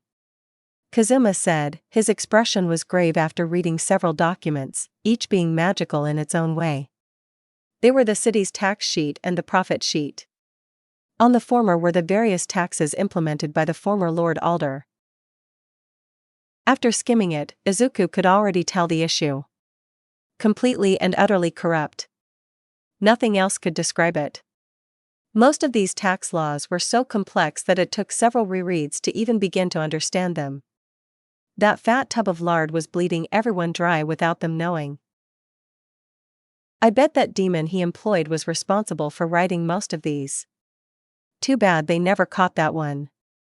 I see what you mean. We can't let things keep going like this. The other sheet was what sold it. Only 20% of what the people pay actually went back into public services, the rest just lined the governor's pockets. Yeah. And I thought Japan's taxes were utter crap. This just blows everything out of the water. No wonder so many adventurers were living in the dam stables every night. Lucky for them, changing these was easy enough. All they had to do was use a magical cleansing liquid to wash out the ink. Then write new taxes or make revisions as they saw fit. Now the only question was, what stayed and what went? We should get rid of most of the minor taxes first. We can rewrite them later as the need arises. As for the ridiculous profits that were earned every year, offering a full refund would be logistically impossible at this point. Instead, we should use it for what it was meant for. Funding. With Kazuma in full agreement, the two started to iron out the details. This city could use an agricultural overhaul right about now. We could make simple educational pamphlets and send them out to local farmers for free. That should help boost the economy in general and fill in any gaps that our tax cuts might leave. Izuku started with the bare basics. A society marched on its stomach. After all, we have to provide a secure, self-sufficient, and year-round source of food immediately. Nobody went hungry on his watch. And some better paychecks for the local town guard should also help. Normally rookie adventurers are hired to fill in for various low-paying jobs to make ends meet. But if we actually give them livable wages, along with the tax cuts, then more people should show up. Unemployment goes down. Production and security skyrocket. Kazuma added, thinking more on the business side of things. He did spend a good portion of his early adventuring days living in abject poverty. This was just his way of fixing that. He really don't have a good heart under all of that greed. And those were good points all around. They should talk to Darkness about implementing these right away. Her stamp was law now after all. We should meet with Luna-chan. Most of this city's labor force goes there to find employment, adventure, or otherwise. Darkness-chan should be there too. From what Izuku noticed, the place was completely full, day in and day out. Poor Luna seemed to be constantly overworked too. Maybe this would lighten her load. 20 minutes later. Gilto. Izuku-kun. Kazuma-kun. Welcome. Luna addressed the two personally with a bow. How may I help you two today? If you're looking for Darkness-chan, she's over there. She said while pointing to the back of the restaurant section. Thank you, Luna-chan, we're looking for her. And as a heads up, we've been looking into the city's finances. Long story short, the former noble in charge of this place horribly mismanaged them. You can expect things to get better before they get worse. Izuku whispered the news to her. She seemed surprised at first but then shook her head. If anyone can do it, it's your party, Izuku-kun. I trust you all much more than that old traitor anyway. Good luck. With that boost to their confidence, the two green adventurers headed towards Darkness, who was looking through her own documents, mostly established treaties and alliances, to make sure that she didn't violate any of them unknowingly. Good morning, Darkness-chan. Izuku called out, causing Darkness to jump a bit. Good morning, Izuku-kun, Kazuma-kun. She noticed the documents we were holding. Is there something you need? The two nodded, showing her the documents and explaining what they wanted to do. Her face morphed into a serious look as she mulled over their ideas. I'll agree to it. If what you propose on doing will help this city prosper, then, of course, I will. I just need one of you to write down the specifics on paper. From there I'll see what I can do. After ironing out the details for a few more hours, they ended up with a halfway decent plan. Now all that's left is to find someone that can work as a manager. Yun did say that she was going to be the leader of the Crimson Demon clan eventually. This might be good practice for her. Although her people skills leave something to be desired. Luna should be able to help with that. With his mind made up, Izuku walked up to Luna to make his proposal. Darkness may have approved of the changes, but the Adventurers Guild, and Luna by proxy, also needed to agree to the terms. This was going to be a massive change after all, and the new administration needed all the support they could get. After reading over their plans carefully, she looked ecstatic. Izuku-kun, this is amazing. With these reforms, our monthly income could easily quadruple. And with all of the extra work being taken care of without the need for supervision, I can finally. Her face turned shocked for a moment. She slowly turned her head and looked Izuku straight in the eyes. I can finally take days off every week. Before he knew it, Luna had thrown herself on Izuku and kissed him right on the lips. Izuku was so shocked that he didn't even notice when she let go and went off laughing like a maniac. Wow, didn't expect that one. Good work though, Izuku-nie, that's another conquest under your belt. Kazuma teased him. Izuku was still processing, however, so he didn't react. Oh, for goodness sake, Izuku heard Eris say before he felt himself being lifted up. Eris-chan, why? Izuku panicked at the sudden change in altitude. Sina-san asked for you, but you didn't respond when I spoke up, so now we're doing this. Sina, did she need something from him? Wait, first things first. Eris-chan, please let me down, I can walk now. She stopped moving and put him down. Sorry about that, Izuku-kun. Also, please watch what you call me. Although at this point I don't think my identity really matters. She admitted. The higher-ups already know who she was, and the people in this town pretty much worship their party as heroes, so they weren't a problem. Besides, Aqua all but proclaimed her divinity on a daily basis. She doubted that anyone would believe them in the first place. Oh, right, sorry about that. Izuku apologized. As they kept walking towards the exit, he noticed Sina waiting for them. She had a worried look on her face, so Izuku increased his pace. Good morning, Sina-san, is there something wrong? You look worried. She perked up at his voice and addressed the two. Hello, Izuku-kun, I would like for your party to take a special request from the kingdom, you see. Sina explained how earlier that day a strange type of monster began to infest a place known as Keel's Dungeon. Apparently they were small humanoid chibi monsters that latched onto people and exploded on contact. Oh, okay. I'll go get Darkness-chan, Aqua-chan, and Kazuma-kun then. Izuku said nonchalantly. He would bring Yin too, but she was helping out Wiz for the day. Something about a magical test dummy. If it's just a large group of weak enemies, then we should be able to handle it ourselves. She looked relieved at this and joined us as we gathered our team. Keel's Dungeon was several hours away, so by the time they got there it was already nightfall. Sina-chan was right. These monsters are strange and identical. Maybe they're summons. Eris seemed to know more than me since she gasped the moment she saw the little suicide bombers. That mask. It's demonic, the mask of Hell's Duke Vanir. But why is such a high-level devil in a place like this? So they were dealing with a devil, good thing they brought Aqua. From the mission briefing that the party was given, Keel's dungeon is fairly easy to navigate, especially with the map they were provided with. As they delved into the dungeon, Izuku couldn't help but feel underwhelmed. The little dolls were very weak, even their explosions couldn't even scratch Darkness or himself. Hell, he was pretty sure that even Kazuma could survive a direct hit from them with only superficial wounds. Is this what people call being overleveled? Izuku thought as they approached their target. Standing cross-legged at the center of a dead-end corridor was a masked man, playing with some kind of clay. He wore the same mask as the creatures along with a fancy-looking suit. He basically looked the part of the charismatic gentleman demon. So this must be Vanir? Correct, he suddenly called out, startling them. I am Vanir-san. The Duke of Hell, said to be stronger than the Demon King himself. Now, why have you humans come so far to meet me? So he can read minds, most likely limited to a certain range.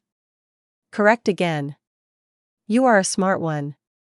Since you know my name, I can assume that you knew that I was a demon general, right? That was wrong. So he can only read surface thoughts. Good to know. I see that I've revealed a card from my hand. Clever. Well, if you truly did not know, then let me make this clear. I may be a demon general, but I wish you humans no harm. I merely keep the barrier over his castle powered. A general in name alone, if you will. That was nice and all, but his actions say otherwise. Those dolls pose a danger to any of the adventurers who come close. And as a beginner's dungeon, fatalities were even more likely. Oh, my apologies. I had used these dolls to make sure that this dungeon was empty. It seems that my work has been completed. I truly wished no harm upon the humans, they are my food source after all. Izuku activated one for all the moment he said this. Explain, very carefully. He threatened, hoping that this was a succubus situation. That came out wrong. Vanir stops in his tracks and cleared his throat. Indeed, you see, devils like myself feed off of the negative emotions of mortals. Thus, murdering our food source would be counterproductive. Besides, my tastes are a bit more specific. I prefer the taste of shame above all else, he explained, being completely honest since he had no need to lie. That wasn't that bad actually. Honestly, if he lived in a large city, he would have an all-you-can-eat buffet on a daily basis, especially with the succubi around. But why was he clearing out a dungeon of all things? That's an interesting story, you see. He began monologuing about his master plan. It feels like I'm home again, Izuku thought, relaxing a bit to hear the villain's maniacal speech. Essentially, the Demon King asked him to investigate what happened to Verdia. Surprisingly, he mentioned was during his rant, not explicitly of course, but not many people could be called a knucklehead shopkeeper who lost more money the harder she tried. Izuku got off topic. Vanir proceeded to explain his elaborate suicide plan that he came up with after he arrived, which basically boiled down to create a large, barely passable but not lethal dungeon, have some competent adventurers storm the dungeon, barely surviving while being trolled by gimmicks the entire way until they reach the final room. Show himself and battle the adventurers to the death and finally troll them a final time by having a large chest behind him that only contained a note saying you lose inside. All in all, it was the most evil thing that I've ever heard. Why, you marvelously evil bastard. If you weren't our enemy, I would be praising you. Kazuma said with no shame whatsoever. He's gotten a lot more confident since he came back from the capital. Darkness looked scandalized by his comment while Eris just looked resigned with her friend's attitude. Eris. Oh my. I hadn't noticed at first, she hides it well.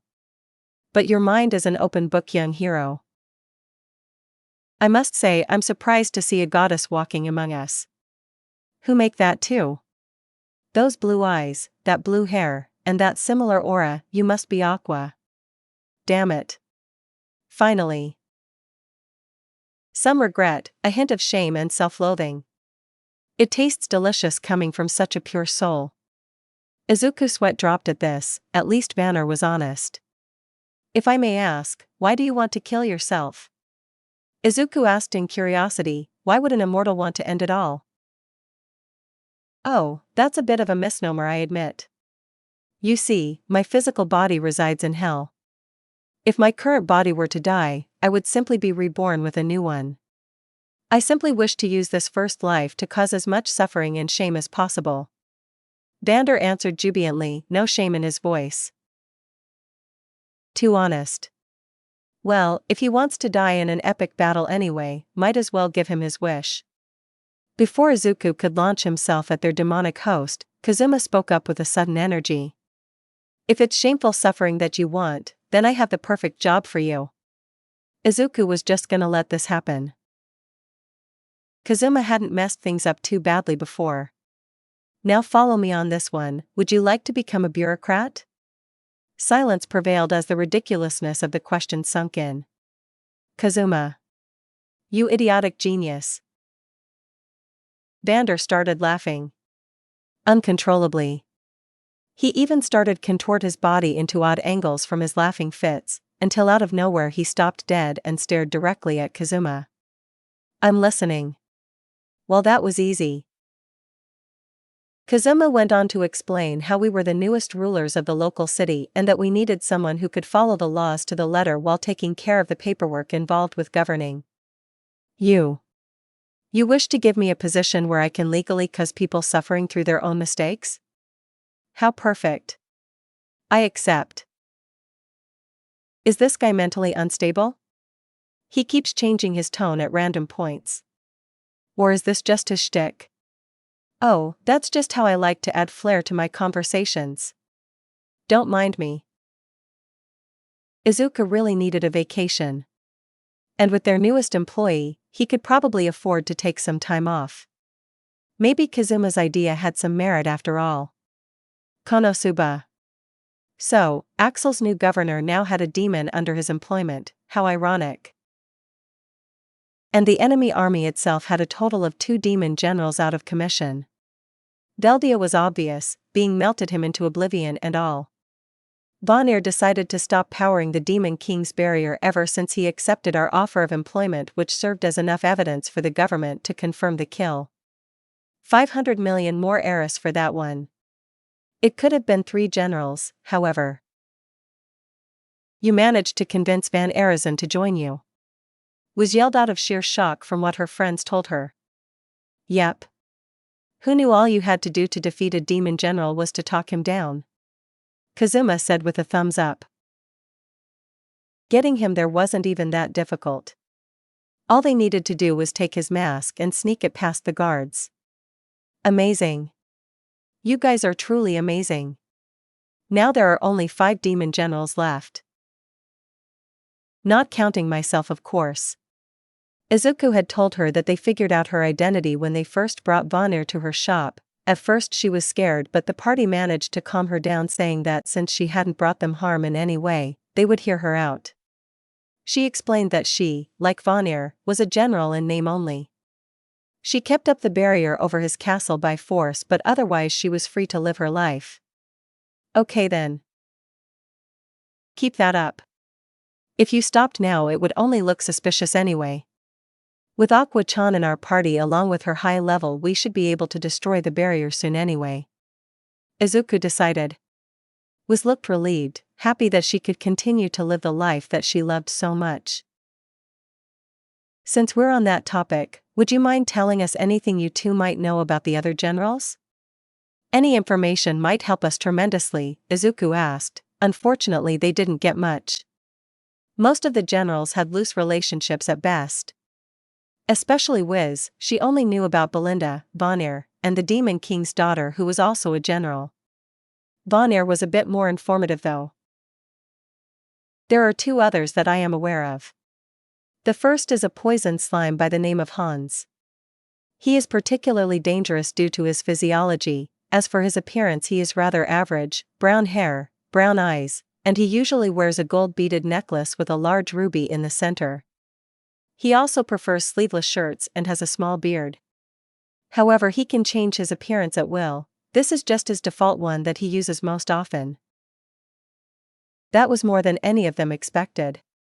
Hiring Vanier was already paying in dividends. Why, thank you, boss. Now for the second general. She is more mysterious. I know not her name, only her appearance. She has bright red hair, yellow eyes, and an ocular mark on her forehead. She also had elvish ears, although I doubt she was one. However, her most striking features are the horns that protrude upwards from her head. That was even better. With an appearance that unique, it shouldn't be too difficult to recognize her. She also had breasts that could rival the idiotic shopkeeper over there. He pointed at was who sputtered in indignation. I didn't need to know that. I know that's why I said it, right, devil? Thank you for the information, Vanner-san, was Chan. If anything comes up I'll make sure to contact you too. Oh, and was Chan, please tell Vanir-san about Kazuma-kun's business ideas, I'm sure he will love them, Izuku said before walking out before Vanir had a chance to read his mind. It felt good to pull one over on the guy. Sigh, I should ask Aqua if she knows any good vacation spots. She seemed like the kind of person that would look into those sorts of things. Izuku muttered, tired from his several days of back-to-back work and stress. Maybe I can even invite Luna-chan too. She could use the break. Green Tea Mansion. Okay, so let me get this straight. Izuku has been saying that a lot recently, hasn't he? What has his life become? You own a city? Aqua nodded, and then elaborated at Izuku's request. Well, my cute worshippers own a city. And I own them, so yes, I own a city, in a way. Honestly, this didn't even scratch Izuku's top 10 in terms of weirdness, so he just went with it, and this city is a major tourist spot because of its hot springs. Aqua nodded again, still having that happy-go-lucky smile on her face. She may be a pain sometimes, but Izuku was genuinely glad that he met the goofy ball of energy. Thank you, Aqua-chan, I guess we have a vacation spot now. Her grin grew much wider, looks like she was all for the idea. Yep. I'll go find Darkness-chan, Megumin-chan, and Union-chan. Good. Kazuma and Eris were already packing, so Izuku would go pick up Luna and was later. They deserved a break too. But before that, it was his turn to prepare. Freshly made bathrobes for everyone, towels, emergency money, a few magic scrolls that he picked up from various magic shops, and finally some emergency food, just in case the trip took longer than expected. With the packing finished, Izuku headed over to the Guildhall again to tell Luna the good news. Guildhall. But Izuku-kun, who will fill in for me?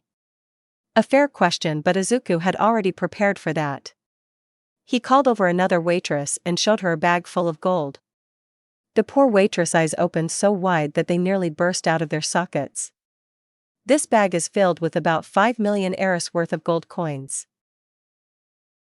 It's yours if you fill in for Luna-chan here for the next week, along with 5 million more when we return, Izuku said casually as the younger waitress started foaming at the mouth before accepting frantically.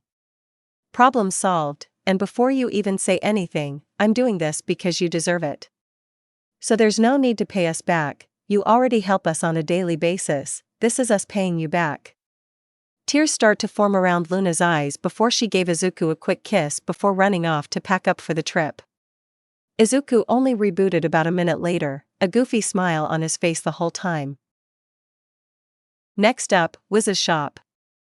Opening the door, Izuku saw something that he wasn't expecting in the slightest. Danny-san. Why is Wiz-chan on the ground, unconscious and burned? Izuku asked in a sharp tone, waiting for an explanation. Well, you see. Okay, so just Wiz thinks. We really should stop her from making any executive decisions for her shop. She may be the owner, but Kazuma, Aqua, and now Vanir, took care of the real legwork. I'll let this slide then, though please limit your use of corporal punishment in the future. I'll be taking her off your hands now. We've made plans to visit Alkenresha for vacation, she's welcome to join us, and from what I'm seeing, she could use it. Vander accepted this, but for whatever reason, he cackled to himself before the two left. Weird, I should be worried about that, but it's vacation time so I couldn't care less. Izuku thought before casting aside his worries. Wiz-chan looks really roughed up, maybe Kazuma-kun can help her out later. I really need to learn more spells. Izuku hadn't updated his adventurer's card since he gained the magic canceller spell. It was about time for an upgrade. Kazuma, Aqua, and Eris were already packed and ready to leave at the front steps of the mansion when he arrived. They had already packed up their belongings in the carriage that Izuku had rented. It was large enough to hold up to 9 people plus cargo. It cost him a pretty penny, but since this was a vacation and Izuku didn't have to worry about horses, it was worth it. The party noticed him and questioned why he was carrying Wiz in a piggyback hold. She pulled a Wiz and got Vanir-san angry. Kazuma-kun, can you please use her drain touch to heal her? Izuku said while lifting up his arm to provide the needed energy, and with the sheer amount that he had with OFA, it only took a few seconds for Wiz to regain color in her skin. Thank you for that. Now, all we have to do is wait for the others and we'll be off. If you all don't mind, I'm going to finally update my skills. Their eyes sparkled up at that as they grew excited. You're really gonna update it? Finally, it was such a waste to see all of those stat points just sitting there. Though, I guess with that quirk of yours, you never really needed much magic. Kazuma looked to be the most excited, and he had a point. As an adventurer class, he naturally had higher costs on his skills, which meant that he was forced to spend most of his points each time he leveled for something even vaguely useful. Hey, why don't you change classes? Being an archmage is fine and all, but as an archpriest, you could be your own healer. And you can finally join the Axis cult too. Aqua tried to persuade him. Plus, as my close friend, you'll receive special treatment. She continued nudging Izuku's shoulder. You might even be able to use the powers of Eris-chan and me at once. Isn't that better than some fancy mortal magic? Or you can pick up a weapon to learn. Fighting with your fists is fine and all. And it certainly served you well so far. But having a backup plan would be useful. Eris made a good point. Until Izuku noticed her smile grow larger as she also nudged his shoulder. And what better weapon to learn first than a knife? The progenitor of all melee weapons? Or maybe a bow? To even out your melee and ranged options. Boy, no fair. I'm already the party's jack of all trades. If Izuku-nai starts doing it too, then what would happen to me? Kazuma yelled out, realizing that he was being made obsolete. Comedic relief. Aqua answered, beginning yet another fight between the two. Just kiss already. Even I didn't take that long to realize that the other girls loved me. Granted, they had to literally join Izuku in bed before he noticed, but still, they all raised good points though. Magic was already taken care of by Megumin, Yun, and was on occasion, so we really didn't need another archmage. Learning how to use a weapon also made sense. All Might was able to establish himself as the symbol of peace with his own 2 fists. But I'm not All Might, I can't just keep copying him all the time. Wait, this can't be right. This class is basically made for me. Might as well. Izuku thought before swiping over the class name before his newly made adventurer's card changes. The wizard icon changing to that of a knight wearing chainmail, wielding a longsword with a crossguard. The Paladin class. It uses faith to power their attacks. However, unlike a cleric or priest, the Paladin uses an ideal as their source of power. The ideal could be anything: justice, friendship, family, peace, pacifism, etc. Izuku's ideal was rather obvious. It was what he always dreamed of being after all. And so long as he upheld that ideal, it would become one of his sources of power in turn. Izuku Midoriya. Class, Heroic Paladin. Stat points, 65. Skills, Magic Canceller. Available skills, Blessing of Strength, 1 point. Blessing of Agility, free. Blessing of Constitution, 1 point. Blessing of Luck, 1 point. Cleanse Magic, 5 points. Corruption Removal, 3 points. Creative Protection, 3 points. Two-Handed Mastery, 6 points. One-Handed Mastery, 6 points. Ranged Weapon Mastery, 5 points. Cleanse Toxins, 2 points. Aspect of Heroism, 30 points. Detect Lie, 1 point. Intimidating Aura, 1 point. Okay, I didn't expect that many skills, wow. Izuku muttered while looking over each skill before dividing his skill points accordingly. By the end of it, his new skills looked something like this. Aspect of Heroism, Blessings of Strength, Blessing of Agility. Blessing of Constitution. Blessing of Luck. Cleanse Magic. Cleanse Toxins. Detect Lie. Intimidating Aura.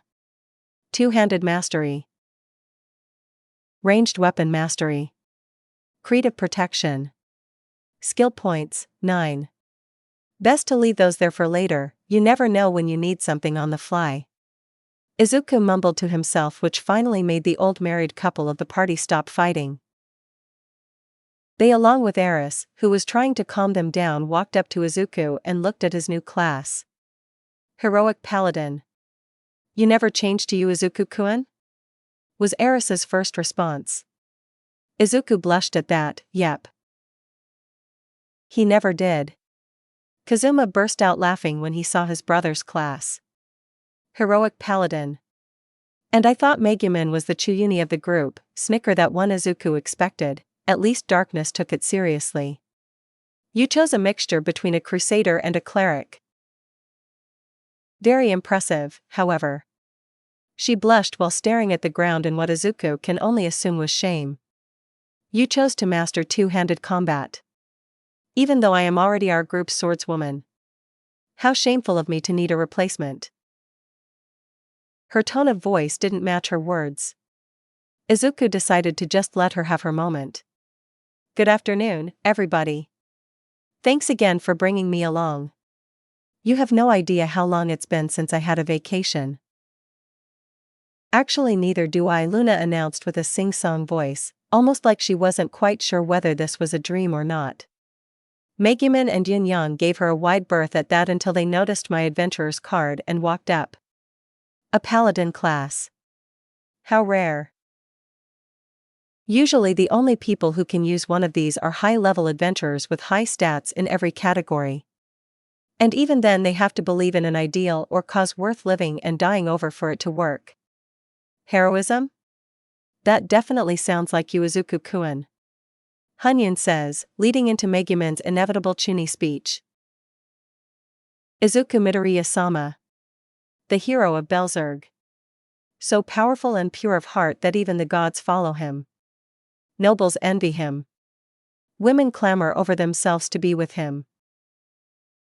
And at his side are the two most powerful crimson demons, ready to lay waste to his enemies, Megumin exclaimed as she spun a tale of Izuku's so-called legend. Oh, and Kazuma-kun can be the jester along with little Konosuba here, I guess. And immediately picked a fight again. Sigh, I love them, really I do. But they're about as peaceful as a group of hungry wet cats, Izuku lamented internally. Megumin-chan, is that cat yours? Izuku asked her. She blushed a bit and nodded shyly. It was times like these where she looked way too adorable for her own good. It's not too much trouble, is it, to keep her? Izuku couldn't say no to that face, besides he had no problem with keeping a pet, it seemed friendly enough. Except towards Aqua for some reason, but then again most animals seem to dislike her. Oh well, better get going. If you're all done packing then we should probably leave soon. Even at my fastest, I doubt that we'll make it there by nightfall. Izuku tells them, causing them to freeze. They look at their leader, then at the carriage, then back at him. They notice the lack of horses. What do you mean at your fastest? Don't tell me you plan on pushing the carriage yourself? Kazuma asked in complete astonishment. The others weren't much better. Luna, in particular, looked like she was about to collapse at any moment. Yeah, it will be good training for me. I haven't really done weight and endurance training like that for a few months now, so it would be nice to get back to it, Izuku says nonchalantly, fondly remembering his training at Dagoba Beach. Imagines of himself vomiting into a refrigerator that he had to carry later appearing in his mind. Good times. To see someone like you. A fellow noble? No. A hero of the highest caliber. Reduced to a mode of transportation. I can't allow that. Please use me instead. Treat me as nothing more than a lowly beast, forced to pull you all along to your destination. No prizes for whoever guesses the identity of the madwoman who said this. No. My denial was too quick if the moan that she let out was any indication. You aren't strong enough or fast enough to pull the carriage and reach Alkanresha in a reasonable time. She may have the stamina to do it, but even then it would take days. Something that Luna especially couldn't afford. Don't worry about it. I used to do stuff like this all the time, even without my quirk. In fact, it's similar to how I earned the power in the first place, and abandoning that training just feels wrong. I let it slide until now since so much has happened, but I can't afford to keep doing that any longer. At this point, Aqua burst out into tears. Such determination, such a drive to improve. You really are a hero. Was there any doubt? Izuku said he was, and sure he never graduated, but saving the city multiple times and having several defeated supervillains under his belt had to count for something. Even so, I feel bad about making you do all the hard work on our vacation. It just doesn't feel right. Union argued weakly, even though she couldn't really do anything to help him. Izuku just raised an eyebrow. You're not forcing me to do anything, I'm doing this willingly. If I wanted to, I could just rent some horses to pull it, but I genuinely want to get back to my training. I'll just say that my vacation officially starts when we reach the city. It shouldn't be that bad anyway. The full carriage, passengers, and cargo included only weighs about a metric ton. If Izuku tried pulling it when he first got here, he probably wouldn't be able to push it very far or for very long. But now, Izuku activated one for all at about 20% and grabbed the carriage from the bottom with one hand and then lifted above his head in one go. See what I mean? I don't even have to use my full set to do this, and I'm not even using my current limit either. I could pull this thing for almost a full day without getting too tired. Izuku might have overdone it a bit. The mages of the group were rubbing their eyes, trying to see if they were hallucinating. Luna passed out, finally done with the absurdity of the situation. Kazuma was crying manly tears of pride. Shattered pride, that is. He could never pull off a feat of strength like Izuku just did. Aqua was crying girlish tears of pride. Actual pride this time, for her Axis acolyte. Somewhere along the line, she decided that Izuku was going to be an honorary Axis cult member, and if he was going to be a badass, then she would also look good by proxy. Darkness was giving Izuku jealous looks at what he pulled off. She was also blushing for reasons that Izuku refused to think about. Eris just shook her head and accepted it as another Izuku does something crazy and shrugs it off moment. Apparently the tally mark is at 240. With all arguments questioning Izuku's ability effectively silenced, they all went off towards Alkanresha. Izuku kept his speed tempered at an even 20%. Any faster and his party's spines would turn to mush after the long journey on an unpaved road. That being said, he was still traveling faster than any horse, easily at double their speed. So the party should arrive at Alkanresha before the next day. When nightfall came, Izuku decided to take a rest. The party brought out the food and cooked up a nice meal by the fire. Or at least it was a nice meal until a mob of undead attacked them. Honestly, they were no problem. Aqua could handle them all by herself, but it still ruined the mood. They tried to get some sleep after that, but then a group of ravenous birds ran into our camp. Apparently, they were attracted by the resident rock-hard crusader. They're creatures that attack the hardest thing they can find, so I guess they're attracted to Darkness-chan's armor. Eris explained while Kazuma snickered. Either that or they're attracted to her rock-hard body. Kazuma committed verbal suicide once more. I'm not saving you from that one, Kazuma Nie, you're on your own. As Darkness was busy kicking Kazuma's face and Izuku quickly took out the birds that were attacking them, they weren't particularly strong, just determined. Team Green Eris Bovi, man, I feel bad for Izuku Nya. This is supposed to be a vacation, but he's the only one doing all of the work. Kazuma commented. Aqua took exception to this. Hey, what do you mean by all the work? I was the one that took out those zombies. And to be fair, she did, though Kazuma was probably talking about physical labor. Modest as always, Aqua Senpai. He did say that his vacation didn't officially start until we reached the city. I've seen his old training routine back when he was still alive in his old world, don't worry, he'll be fine. That was a partial lie, I was sure he could do it, without a doubt. But it really wasn't fair to him. But the best I could do now was to not get in his way. So with a smile on my face, I turned in for the night. No sense in being exhausted tomorrow, I'll let my super-powered boyfriend handle the grunt work. Next day, Green Might POV. Do you know how someone would react if a human-drawn carriage, moving faster than any horse, and carrying the spitting image of both your goddess and her junior? Surprisingly tame, actually. One man in particular summed it up. Aquasama. That must be you, right? Who else would have such a beautiful shade of blue hair? Or such perfect blue eyes, and that divine feeling, Hagoromo? Also, that silver-haired woman, it must be Eris-sama, right? I guess that's cool too. He finished his sentence with much less enthusiasm. I guess these guys are a lot more in tune with the divine. People did keep calling them zealots, so it makes sense. Izuku thought as sweat poured from his body. He talked a big game, and to be fair, he delivered. But now he was beyond exhausted and he really needed those hot springs at the moment. The party made its way to the nearest inn, and to their delight, the owner also recognized Aqua on site and gave them his best rooms for free. They weren't about to question it, so they simply accepted his generous offer and went in to unpack their gear.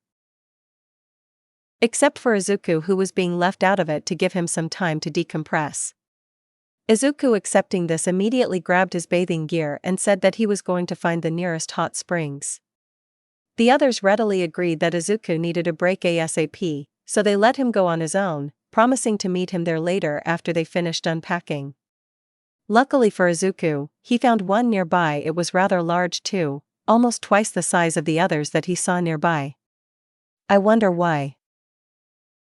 Izuku thought before paying his fee and making his way in. Sinking into the warm water was heavenly, making Izuku let out a heavy sigh as he sank deeper and deeper. I needed this. He really did. His bathing partner seemed to agree with him. Yeah.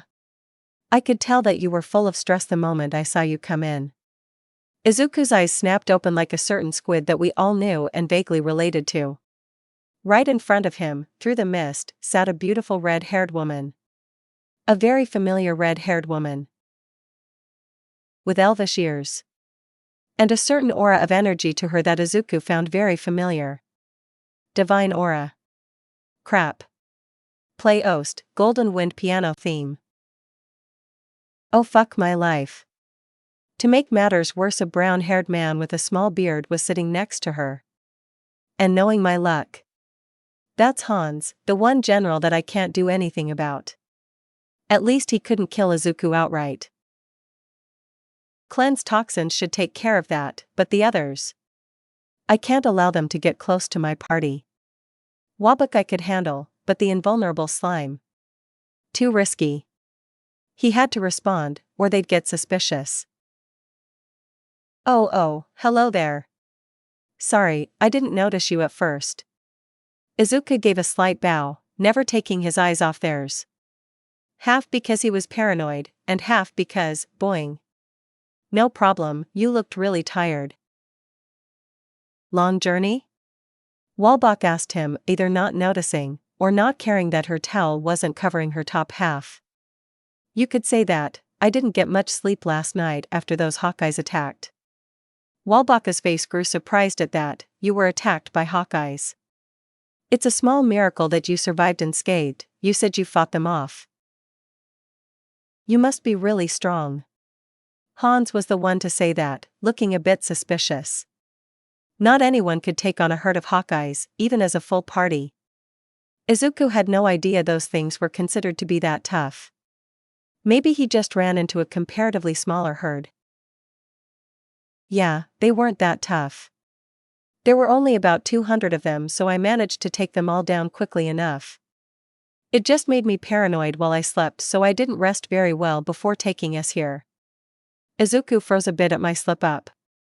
That might be bad. Wow, you took on a whole herd on your own. While defending other people. Only high-level adventurers can pull that off. Good job. Walbach gave me a thumbs up after hearing my story. Good, they didn't question the part where? What did you mean that you brought others here? Did you fund the trip or something? I thought you were just hired muscle or something. Hans observed as he narrowed his eyes and thought. Sweats heavily. Whatever. Yolong getting out early. Got work to do and all that. Enjoy the hot springs, I guess. Later. He excused himself and walked away, leaving Izuku and the rogue goddess to themselves. An awkward silence descended upon them as they stared into each other's eyes.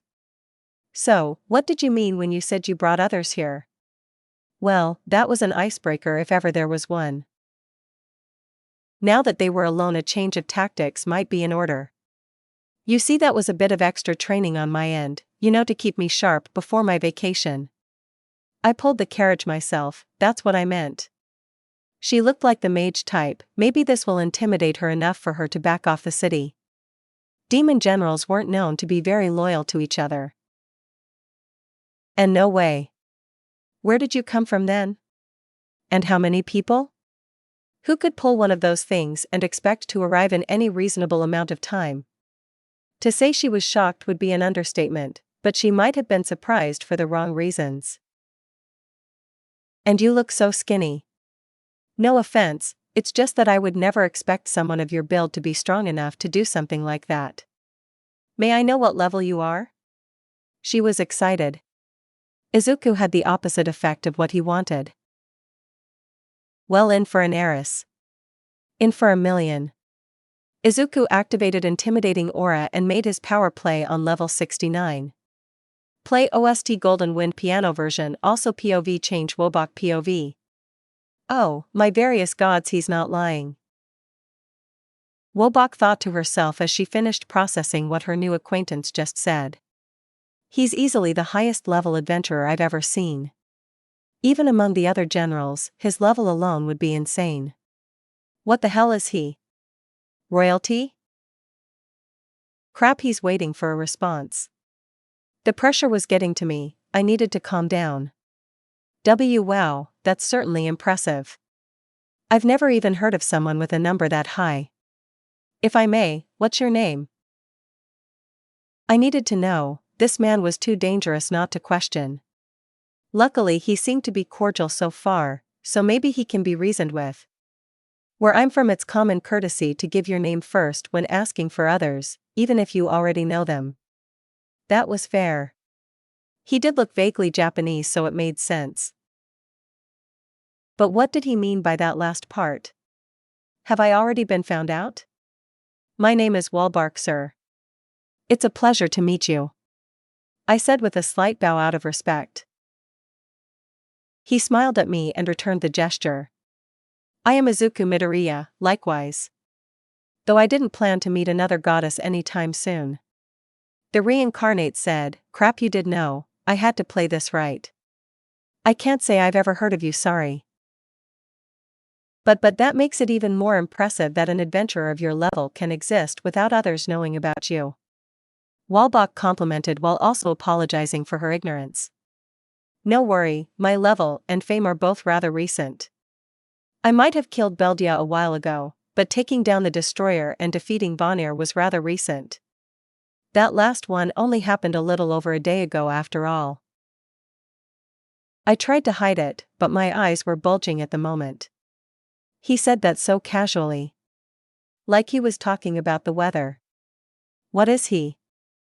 I was probably visibly sweating at this point, even in the bath, shit he noticed. There's no need to be so afraid, Walbach-san. I am here on vacation after all. I don't intend to fight any demon generals today so long as they don't cause any trouble. The hero admitted, much to my relief. Oh, thank the gods.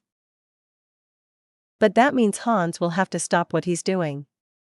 I don't think he'll listen to me even if I told him about Izuku. My train of thought was cut off as he said something else. To make this clear, I won't fight you so long as you do nothing wrong.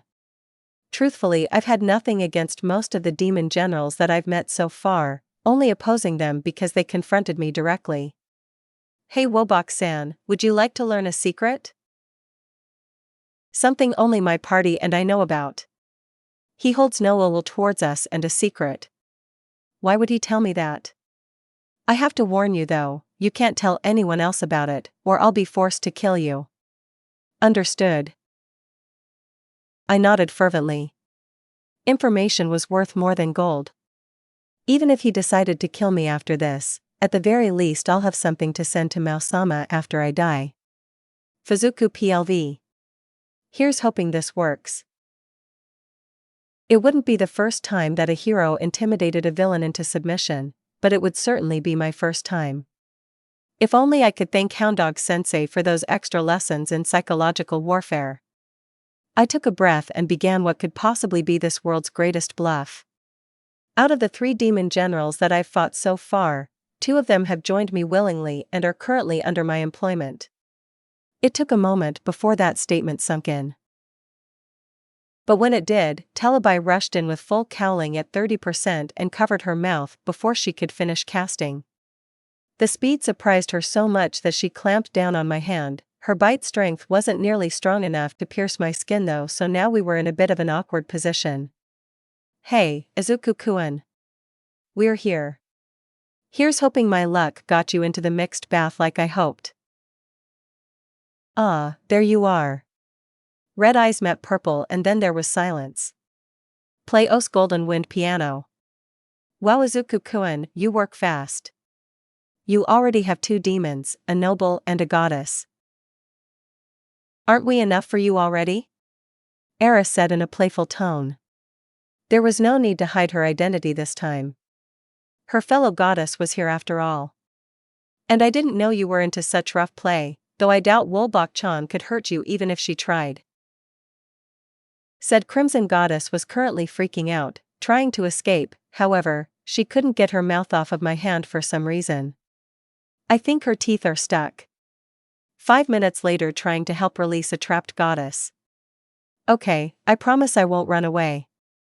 Just please don't do that again. It was so embarrassing. Walbach complained while rubbing her jaw. We had to stretch it out a bit to remove her teeth from my hand. It wouldn't be able to even if you tried. I said while constantly casting my magic canceller spell. Against a city-sized Goliath with a magic barrier, it only lasted for a few seconds. But against a flesh and blood person, I could hold it like this for hours. Even if they were a goddess, the downside. And could you please choose somewhere else to grab? This is a bit too intimate. She said, motioning to my hand which was held behind her neck. I had to maintain physical contact for it to work at its most efficient. If I grabbed your arm or hand it would be even worse.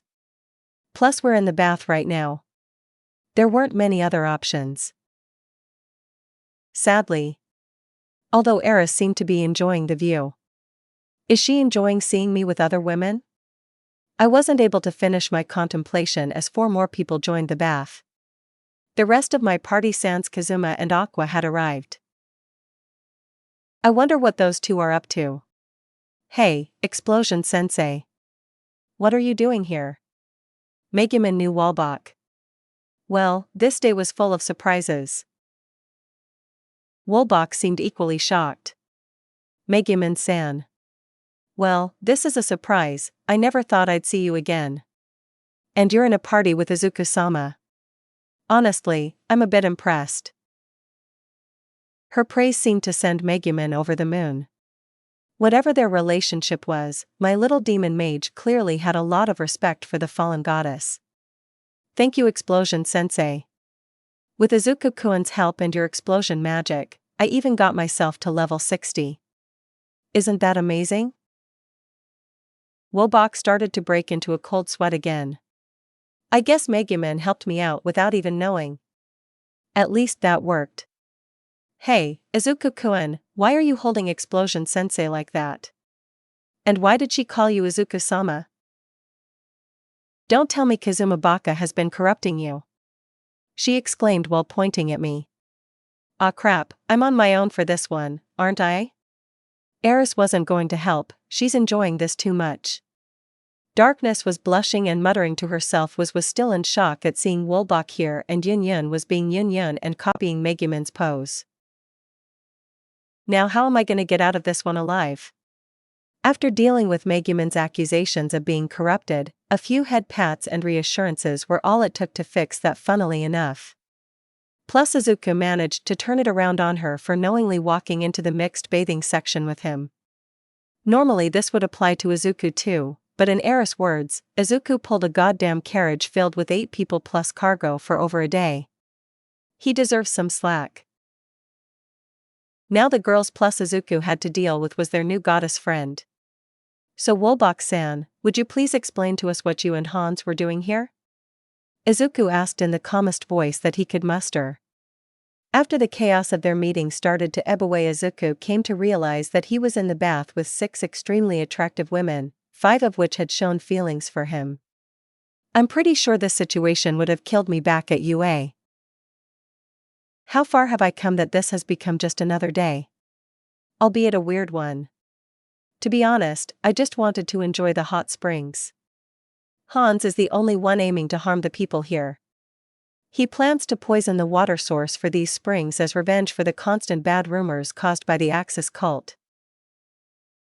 The Demon King is particularly angry at the followers of Aqua for slandering his name constantly. It made sense. The 2 goddesses were pretty adamantly against the Demon King. And if Aqua's followers were anything like the goddess herself before Izuku and Kazuma domesticated her, then the Demon King's anger was understandable. Aqua-chan, where is the water source located? We should plan ahead and take him out before he can manage to do anything. Izuku yelled out to the hot spring next to them. Aqua decided to enter the female section out of consideration for Wiz, or more accurately because the other party members forced her to go there out of consideration for Wiz. It would also be best to contact the local Adventurers Guild for clearance. There is no need to go in half-cocked and deal with legal trouble because of it. It's behind the Axis Cathedral. I should be able to get us in there fairly easily. The only problem is that slime itself. Even with my purification, I don't think I can take it down in one go. It's fine, you won't have to, I would never put you guys in such a dangerous position anyway. Megumin wouldn't work either since an explosion would send pieces of him scattered across the area, contaminating everything, Izuku says, trying to come up with a plan. Few sad explosion lowly face at not being able to blow something up. I wonder if cleanse toxins would just straight up make him disappear if used enough times. Nah, too risky. Izuku looked towards Wiz and asked if she knew any powerful ice magic or any other stasis-based magic. Yes, it's my specialty actually, why do you ask? She looked confused before realization dawned. I know you wanted to stay neutral, Wiz-chan. But if Hansa succeeds with his plan, then all of Alcon Russia will suffer for it, including innocent citizens. Please consider helping us with this, Izuku asked the unofficial member of their party. Wiz's face grew serious as she considered Izuku's words before nodding in agreement. That's true. The terms for my neutrality were that non-combatants would not be harmed. Hans is breaking that promise, so I have no reason to not help out. I accept. Through the whole thing, Wolbach just kept growing paler and paler. The way you can gather powerful allies like that, it's terrifying. It almost reminds me of Mausama. That was surprising. So she knew the Demon King personally. Izuku would ask about that later, but for now, he should make some ground rules. Since you weren't involved in the plan, I won't hurt you in any way. You're free to enjoy the hot springs as you wanted. Just don't contact Hans while you're here. That includes contacting him through a third party. In fact, for the next few days consider yourself under house arrest. I won't allow you to leave the city until Hans is dealt with. Izuku gave his ultimatum. Hey, that's all.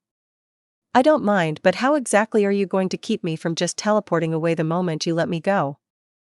Izuku looked her dead in the eye and raised a fist. This time it was covered in 100% of OFA. He didn't do anything with it as to not break his arm, but she seemed to get the point. Because if I ever find you again, I won't give you the same chance twice. Her eyes went blank at this as she nodded slowly. Yes, of course, how foolish of me. Thank you for such a generous offer, Izuku-sama. Please put the fist away. Albak said in a completely monotone voice. She was already scared of Izuku when he busted out a 30% full cowlick. The way he just tripled his power like that would obviously terrify her or anyone else who could sense the increase for that matter. Izuku-kun is scary when he wants to be. Yun said while cowering slightly. Megumin just looked torn. On one hand, what her boyfriend just pulled off was undoubtedly cool. On the other, he just threatened her old teacher with death. Was knew full well what Izuku was capable of, so she wasn't very surprised. Eris just had that mischievous grin on her face throughout the whole encounter. And Darkness? Well, Darkness looked like she was one step away from having an orgasm. And I think it's about time I got out of the bath. Izuku thought, this couldn't be healthy for him. I'll be getting out now. You girls enjoy the hot springs.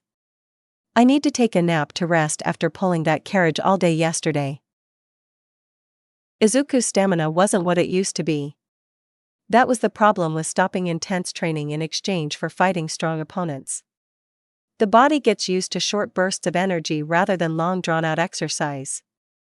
Izuku made his way into the lounge provided for customers and took a nap on one of the small beds provided. He got a good half an hour of sleep before he was jolted awake by a startling realization. Izuku immediately jumped up out of his bed and started to get dressed in a panic. The others who had finished with their baths were surprised by their leader's sudden energy and asked him why he was so panicked. We're screwed, done for, dead, game over man, Izuku muttered, which just got them even more worried, especially Wolbach, who decided to follow her survival instincts and stayed with them. What could possibly scare a near level 70 adventurer? Izuku-kun, what's wrong? Did you forget to hide all your dirty mags before leaving the mansion or something? A clearly drunk Aqua asked as she stared at the green paladin in confusion, who was too busy preparing himself for a suicide mission to answer her. We forgot. His muttering got louder as his panic grew. Forgot what? Extra mana potions? Your armor? Shomasuk? I have her right here. Megumin tried but failed to find the problem. Yun was equally confused as she racked her brain over what they could have possibly forgotten. Wolbach was just staring at the black cat in amazement, not even blinking as the animal stared back. Izuku would have run straight out the door and made a beeline to Axel, but he was stopped by a smack to the back of the head courtesy of Darkness, who was getting really worried. It didn't do any actual damage, but it managed to knock him out of his panicked state. Thank you, Darkness-chan, I needed that. Izuku thanked her as he tried to calm himself down. What is it that we forgot that's gotten you so worked up, Izuku-kun? Darkness asked, making Izuku's panic return slightly as he was reminded of its source. We forgot Iris-chan. Silence. For multiple reasons. Aqua just passed out from alcohol poisoning, they ignored her. Megumin, Wiz, and Yunyun looked ready to keel over. Eris looked slightly worried but managed to shrug it off. Darkness froze as she realized the severity of their mistake. Kazuma nearly had a heart attack. Actually, never mind, he straight up had a heart attack and was currently foaming at the mouth. And while Buck was still staring at the cat, thankfully before Izuku could panic any further, the logical part of his brain kicked in. Wiz-chan, Yunyun-chan, save me. I need you two to teleport me to and from Axel, please, we don't have much time. They stopped in their tracks and then grabbed Izuku's shoulders while Wiz yelled teleport. Minutes later, Al can rush in. And that's how we managed to add the Crown Princess Iris into our party. A freshly sobered up Aqua finished her overly dramatized tale of how royally screwed they were for forgetting Iris. Literally. You have to be the strangest adventuring party I've ever witnessed, Wolbach answered back with a perfect deadpan look. Two goddesses made mortal, one who came here willingly while the other was forced. Two reincarnates, one with no real natural talent other than luck while the other arrived with enough power to rival a demon general without his gifts. She was still processing that one, to be honest. Two crimson demon archmages, one of which happens to be trained by me personally, the daughter of a duke turned crusader. And to top off this already broken mess of a team, you've enlisted the help of two demon generals and a member of royalty within your first year of adventuring. Walbach needed a drink, the stronger the better. How did she get roped into this mess? All she wanted was a nice vacation at the hot springs, damn it. Well, now that we've answered your question, it's only fair that you do the same for us. Why have you been staring at Konosuba for the last half hour? It was getting rather awkward and even the cat started inching away from the redhead after a while. Oh, she's my other half. Seeing the confused looks from her new acquaintances, she decided to elaborate. When I was sealed away by the Axis cult long ago, they split me into two halves. I was originally the goddess of sloth and violence, but my current body embodies sloth alone. The cat that you see there was my other half, which embodied violence.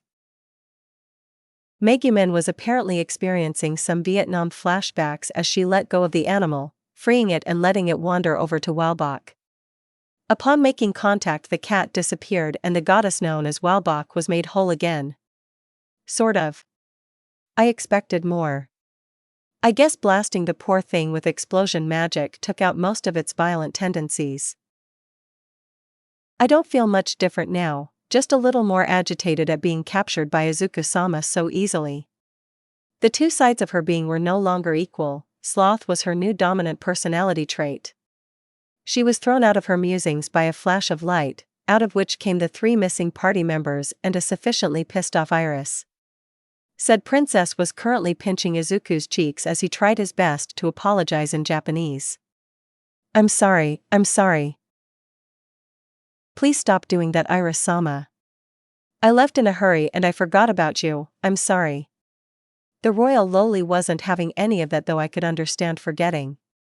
But if you had a spell like teleport, then why did you wait so long to come back for me? Izuku stopped thrashing and answered honestly. I actually have a good explanation for that. Please let me go and we can explain it properly.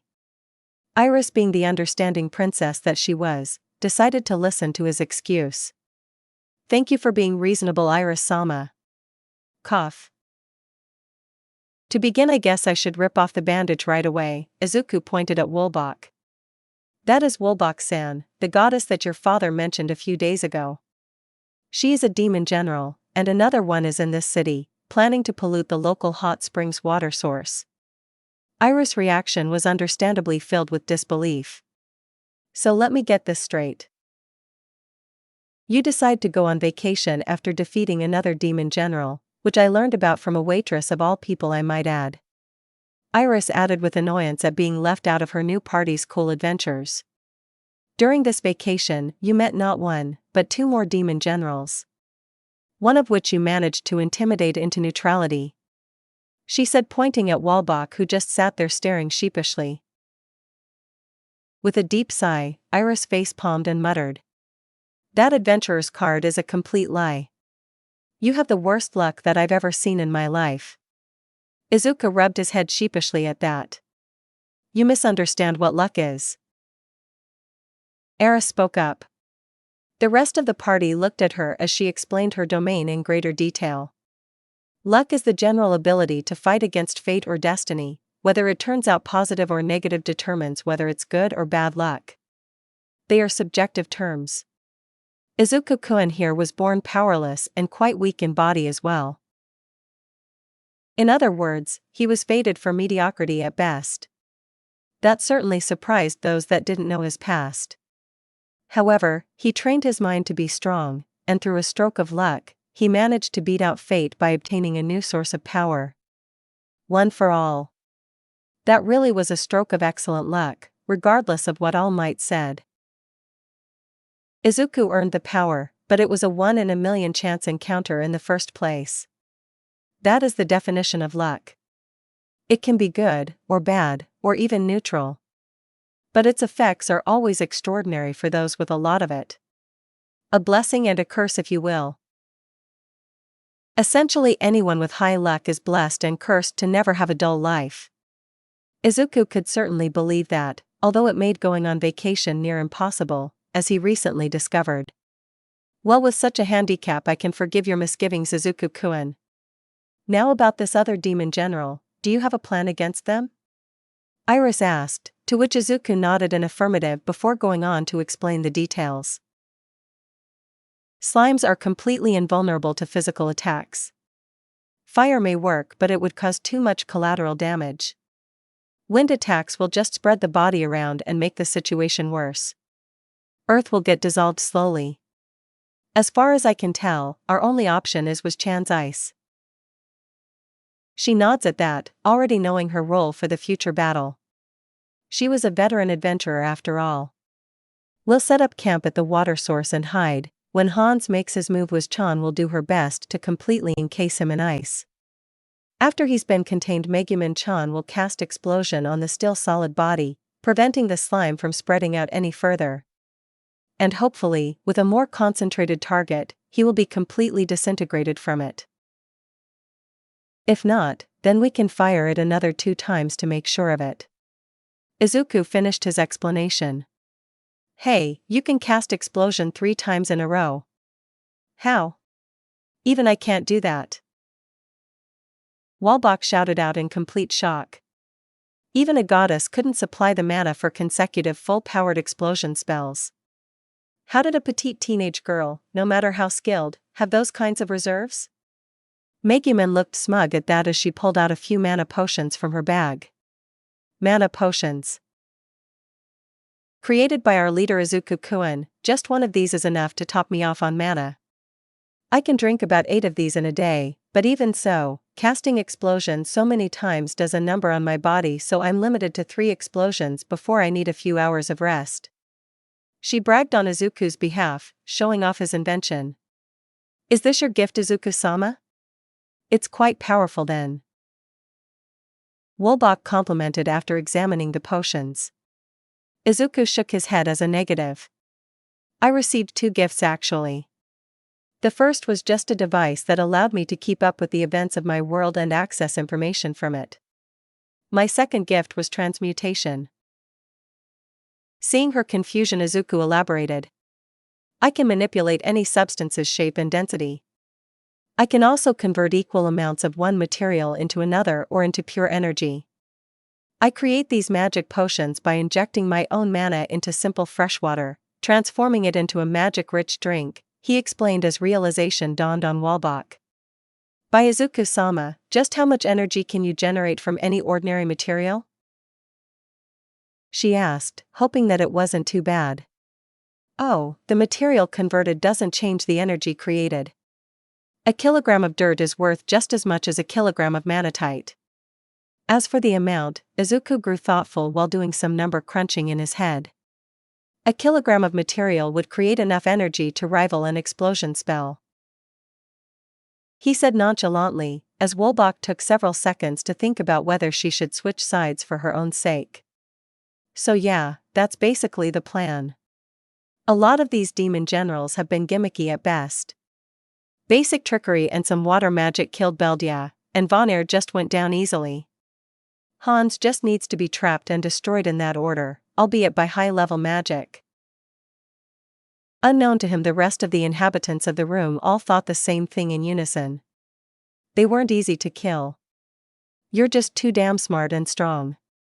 So I'm going to spend the rest of my vacation camping next to a humid hot spring source while waiting for an unbelievably powerful poison slime to arrive.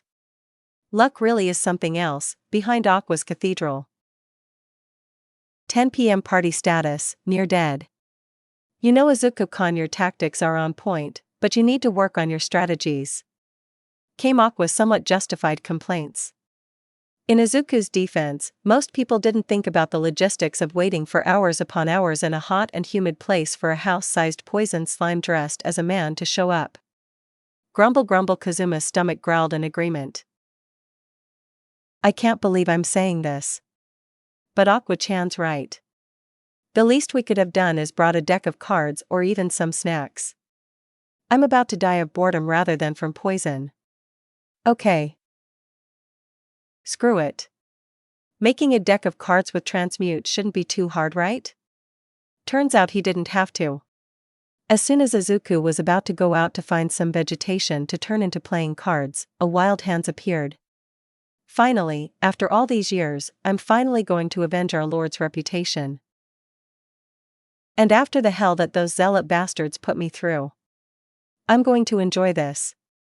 Before the guy could take his first steps towards the water source, the party sprung their trap. Was Chan now? Izuku shouted while channeling his magic canceller towards Hans, just in case. Cursed Highness Ice Prison. She called out before hiding herself under a dome. A veritable tsunami of ice descended upon the distracted slime. Normally this spell would only send a comparatively small pillar of ice about the width and height of a man. Too risky, Izuku said, so went out of her way to overcharge the spell. Having been frozen without a chance to react, Hans was effectively beaten. But the prison wouldn't last forever, much less in a hot and humid place like this. No, Hans needed to be finished off here, and considering that he planned to kill off hundreds of innocent people, Izuku had no mercy left to give. Sacred Highness explosion. The combo attack of Megumin being charged by Aqua's holy energy through Kazuma's drain touch was quite devastating and thankfully concentrated compared to her usual wanton blasts of destruction. Good thing I decided to build that stone dome for Was-chan to hide inside of. The residual holy light from that spell might have been enough to kill her outright. Izuku thought, savoring the explosion. Its holy radiance felt really nice. I guess we won't be needing those extra mono potions. Hot damn, level advantage is no joke. Kazuma summed up everyone's thoughts on the matter quite well. The explosion had a comparatively small blast radius, but what it left behind. There was a huge crater, only a few meters wide, but several hundred meters deep.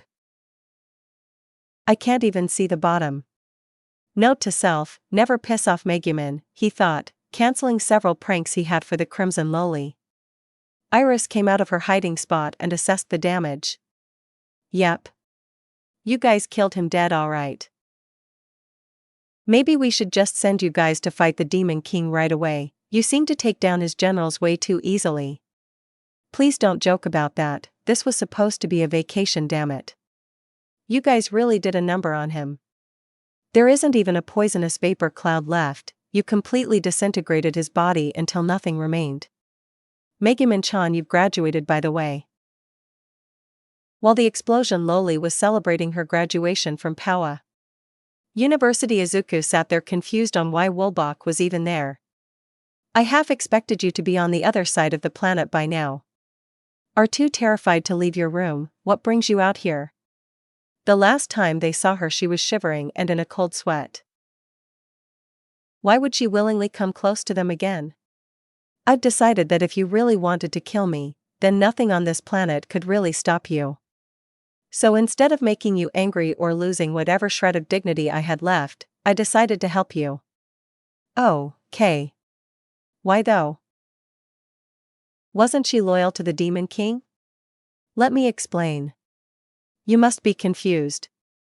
I've only really been around on this planet for the last 10 years or so. Before that, I was sealed away by the idiot zealots, she said, pointing at Aqua. Hey! Came Aqua's angry response, which fell on deaf ears, and handed over to Megumin-chan's people as a tourist attraction. Ouch, that's gotta be a blow to the pride. Ever since Megumin-chan woke me up, I haven't really felt the violent impulses that I had in the past. Since my other half was so heavily weakened, absorbing her hasn't brought them back either. I've effectively gotten rid of that aspect of my divinity. So she wasn't prone to violence like her title implied. Good, that made Izuku's decision easier.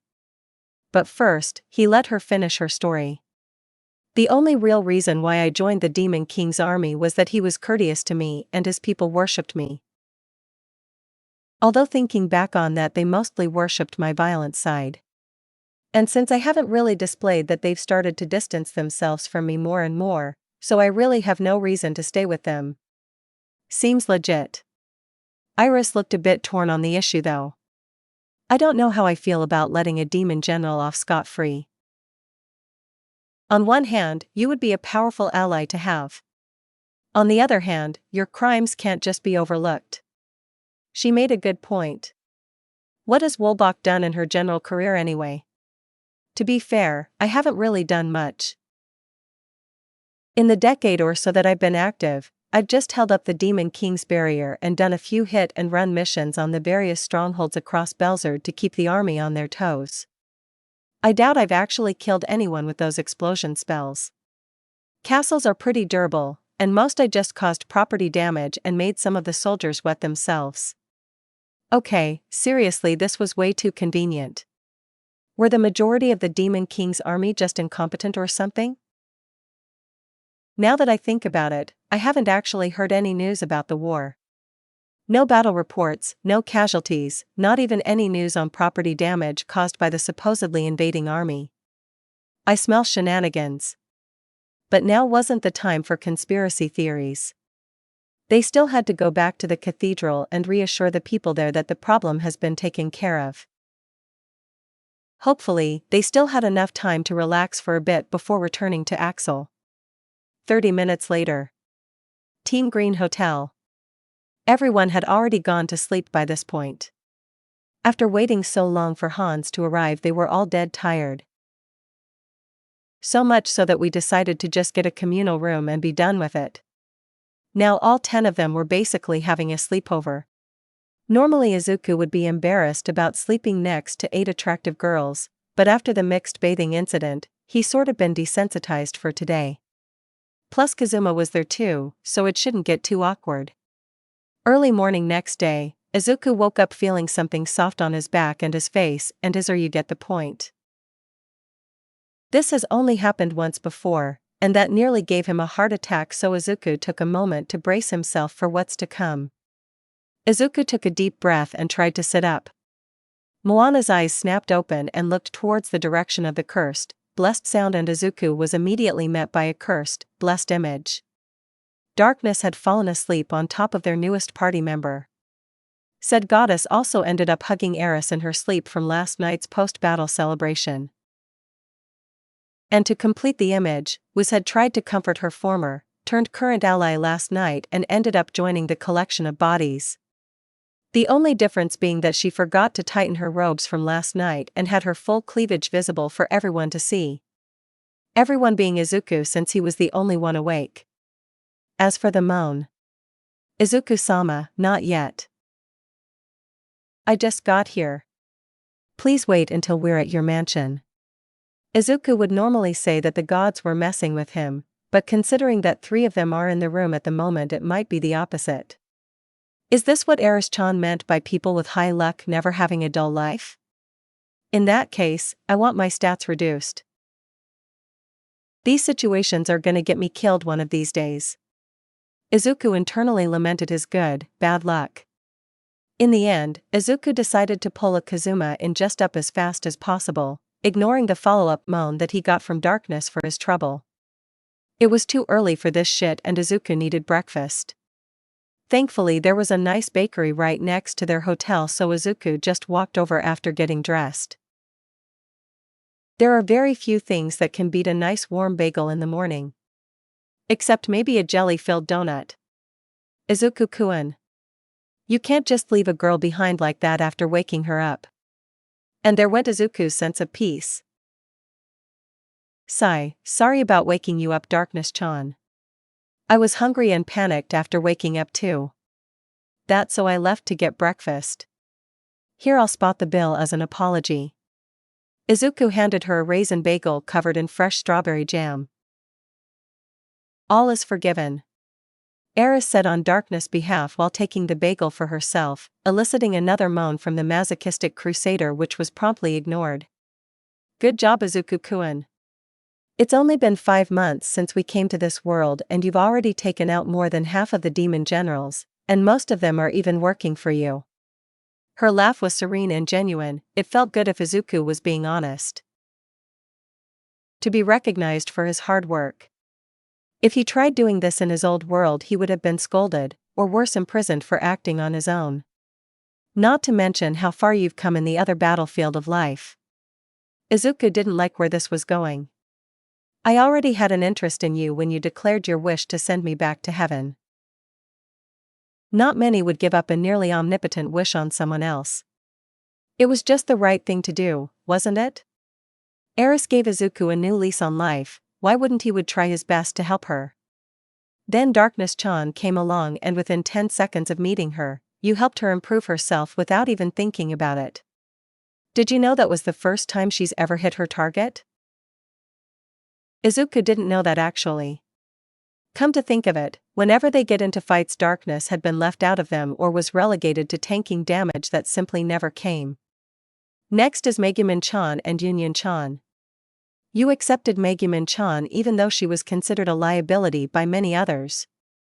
Not to mention you helped her achieve her dream, again not even a day after meeting her. You also brought along Union-chan just because you noticed that she was too shy to ask. Ever since meeting you, they've been the best of friends. Almost like sisters. It's wonderful. Izuku. Never thought of it like that. He wondered why they took an interest in him so quickly, but when Eris spelled it out like that, Izuku just felt stupid now. Then we met up with Aqua-senpai and Kazuma-kun. Honestly, I expected her to hate you at first. She's always been rather childish and uncontrollable. But again, you blew my expectations out of the water. You took up her debt and even taught her some humility. I couldn't believe it, and honestly, I think I fell for you all over again. Okay, that was a bit mean towards Aqua. Not inaccurate, but still. We met Wiz-chan not long after that. To be honest, I was surprised when I didn't try to kill her on sight. Most goddesses wouldn't even give it a second thought, undead being our natural enemy. But somehow, through some means, you've managed to superglue our little family together despite the odds. I can say with absolute certainty that no other person I've ever met could pull off being friends with gods and demon alike and survive. No wonder they acted so weirdly with each other when they first met. Izuku thought Eris was just being jealous again. And now you have a secretary type. Nanny. Who was the secretary? A waitress. Luna. Okay, that one made sense.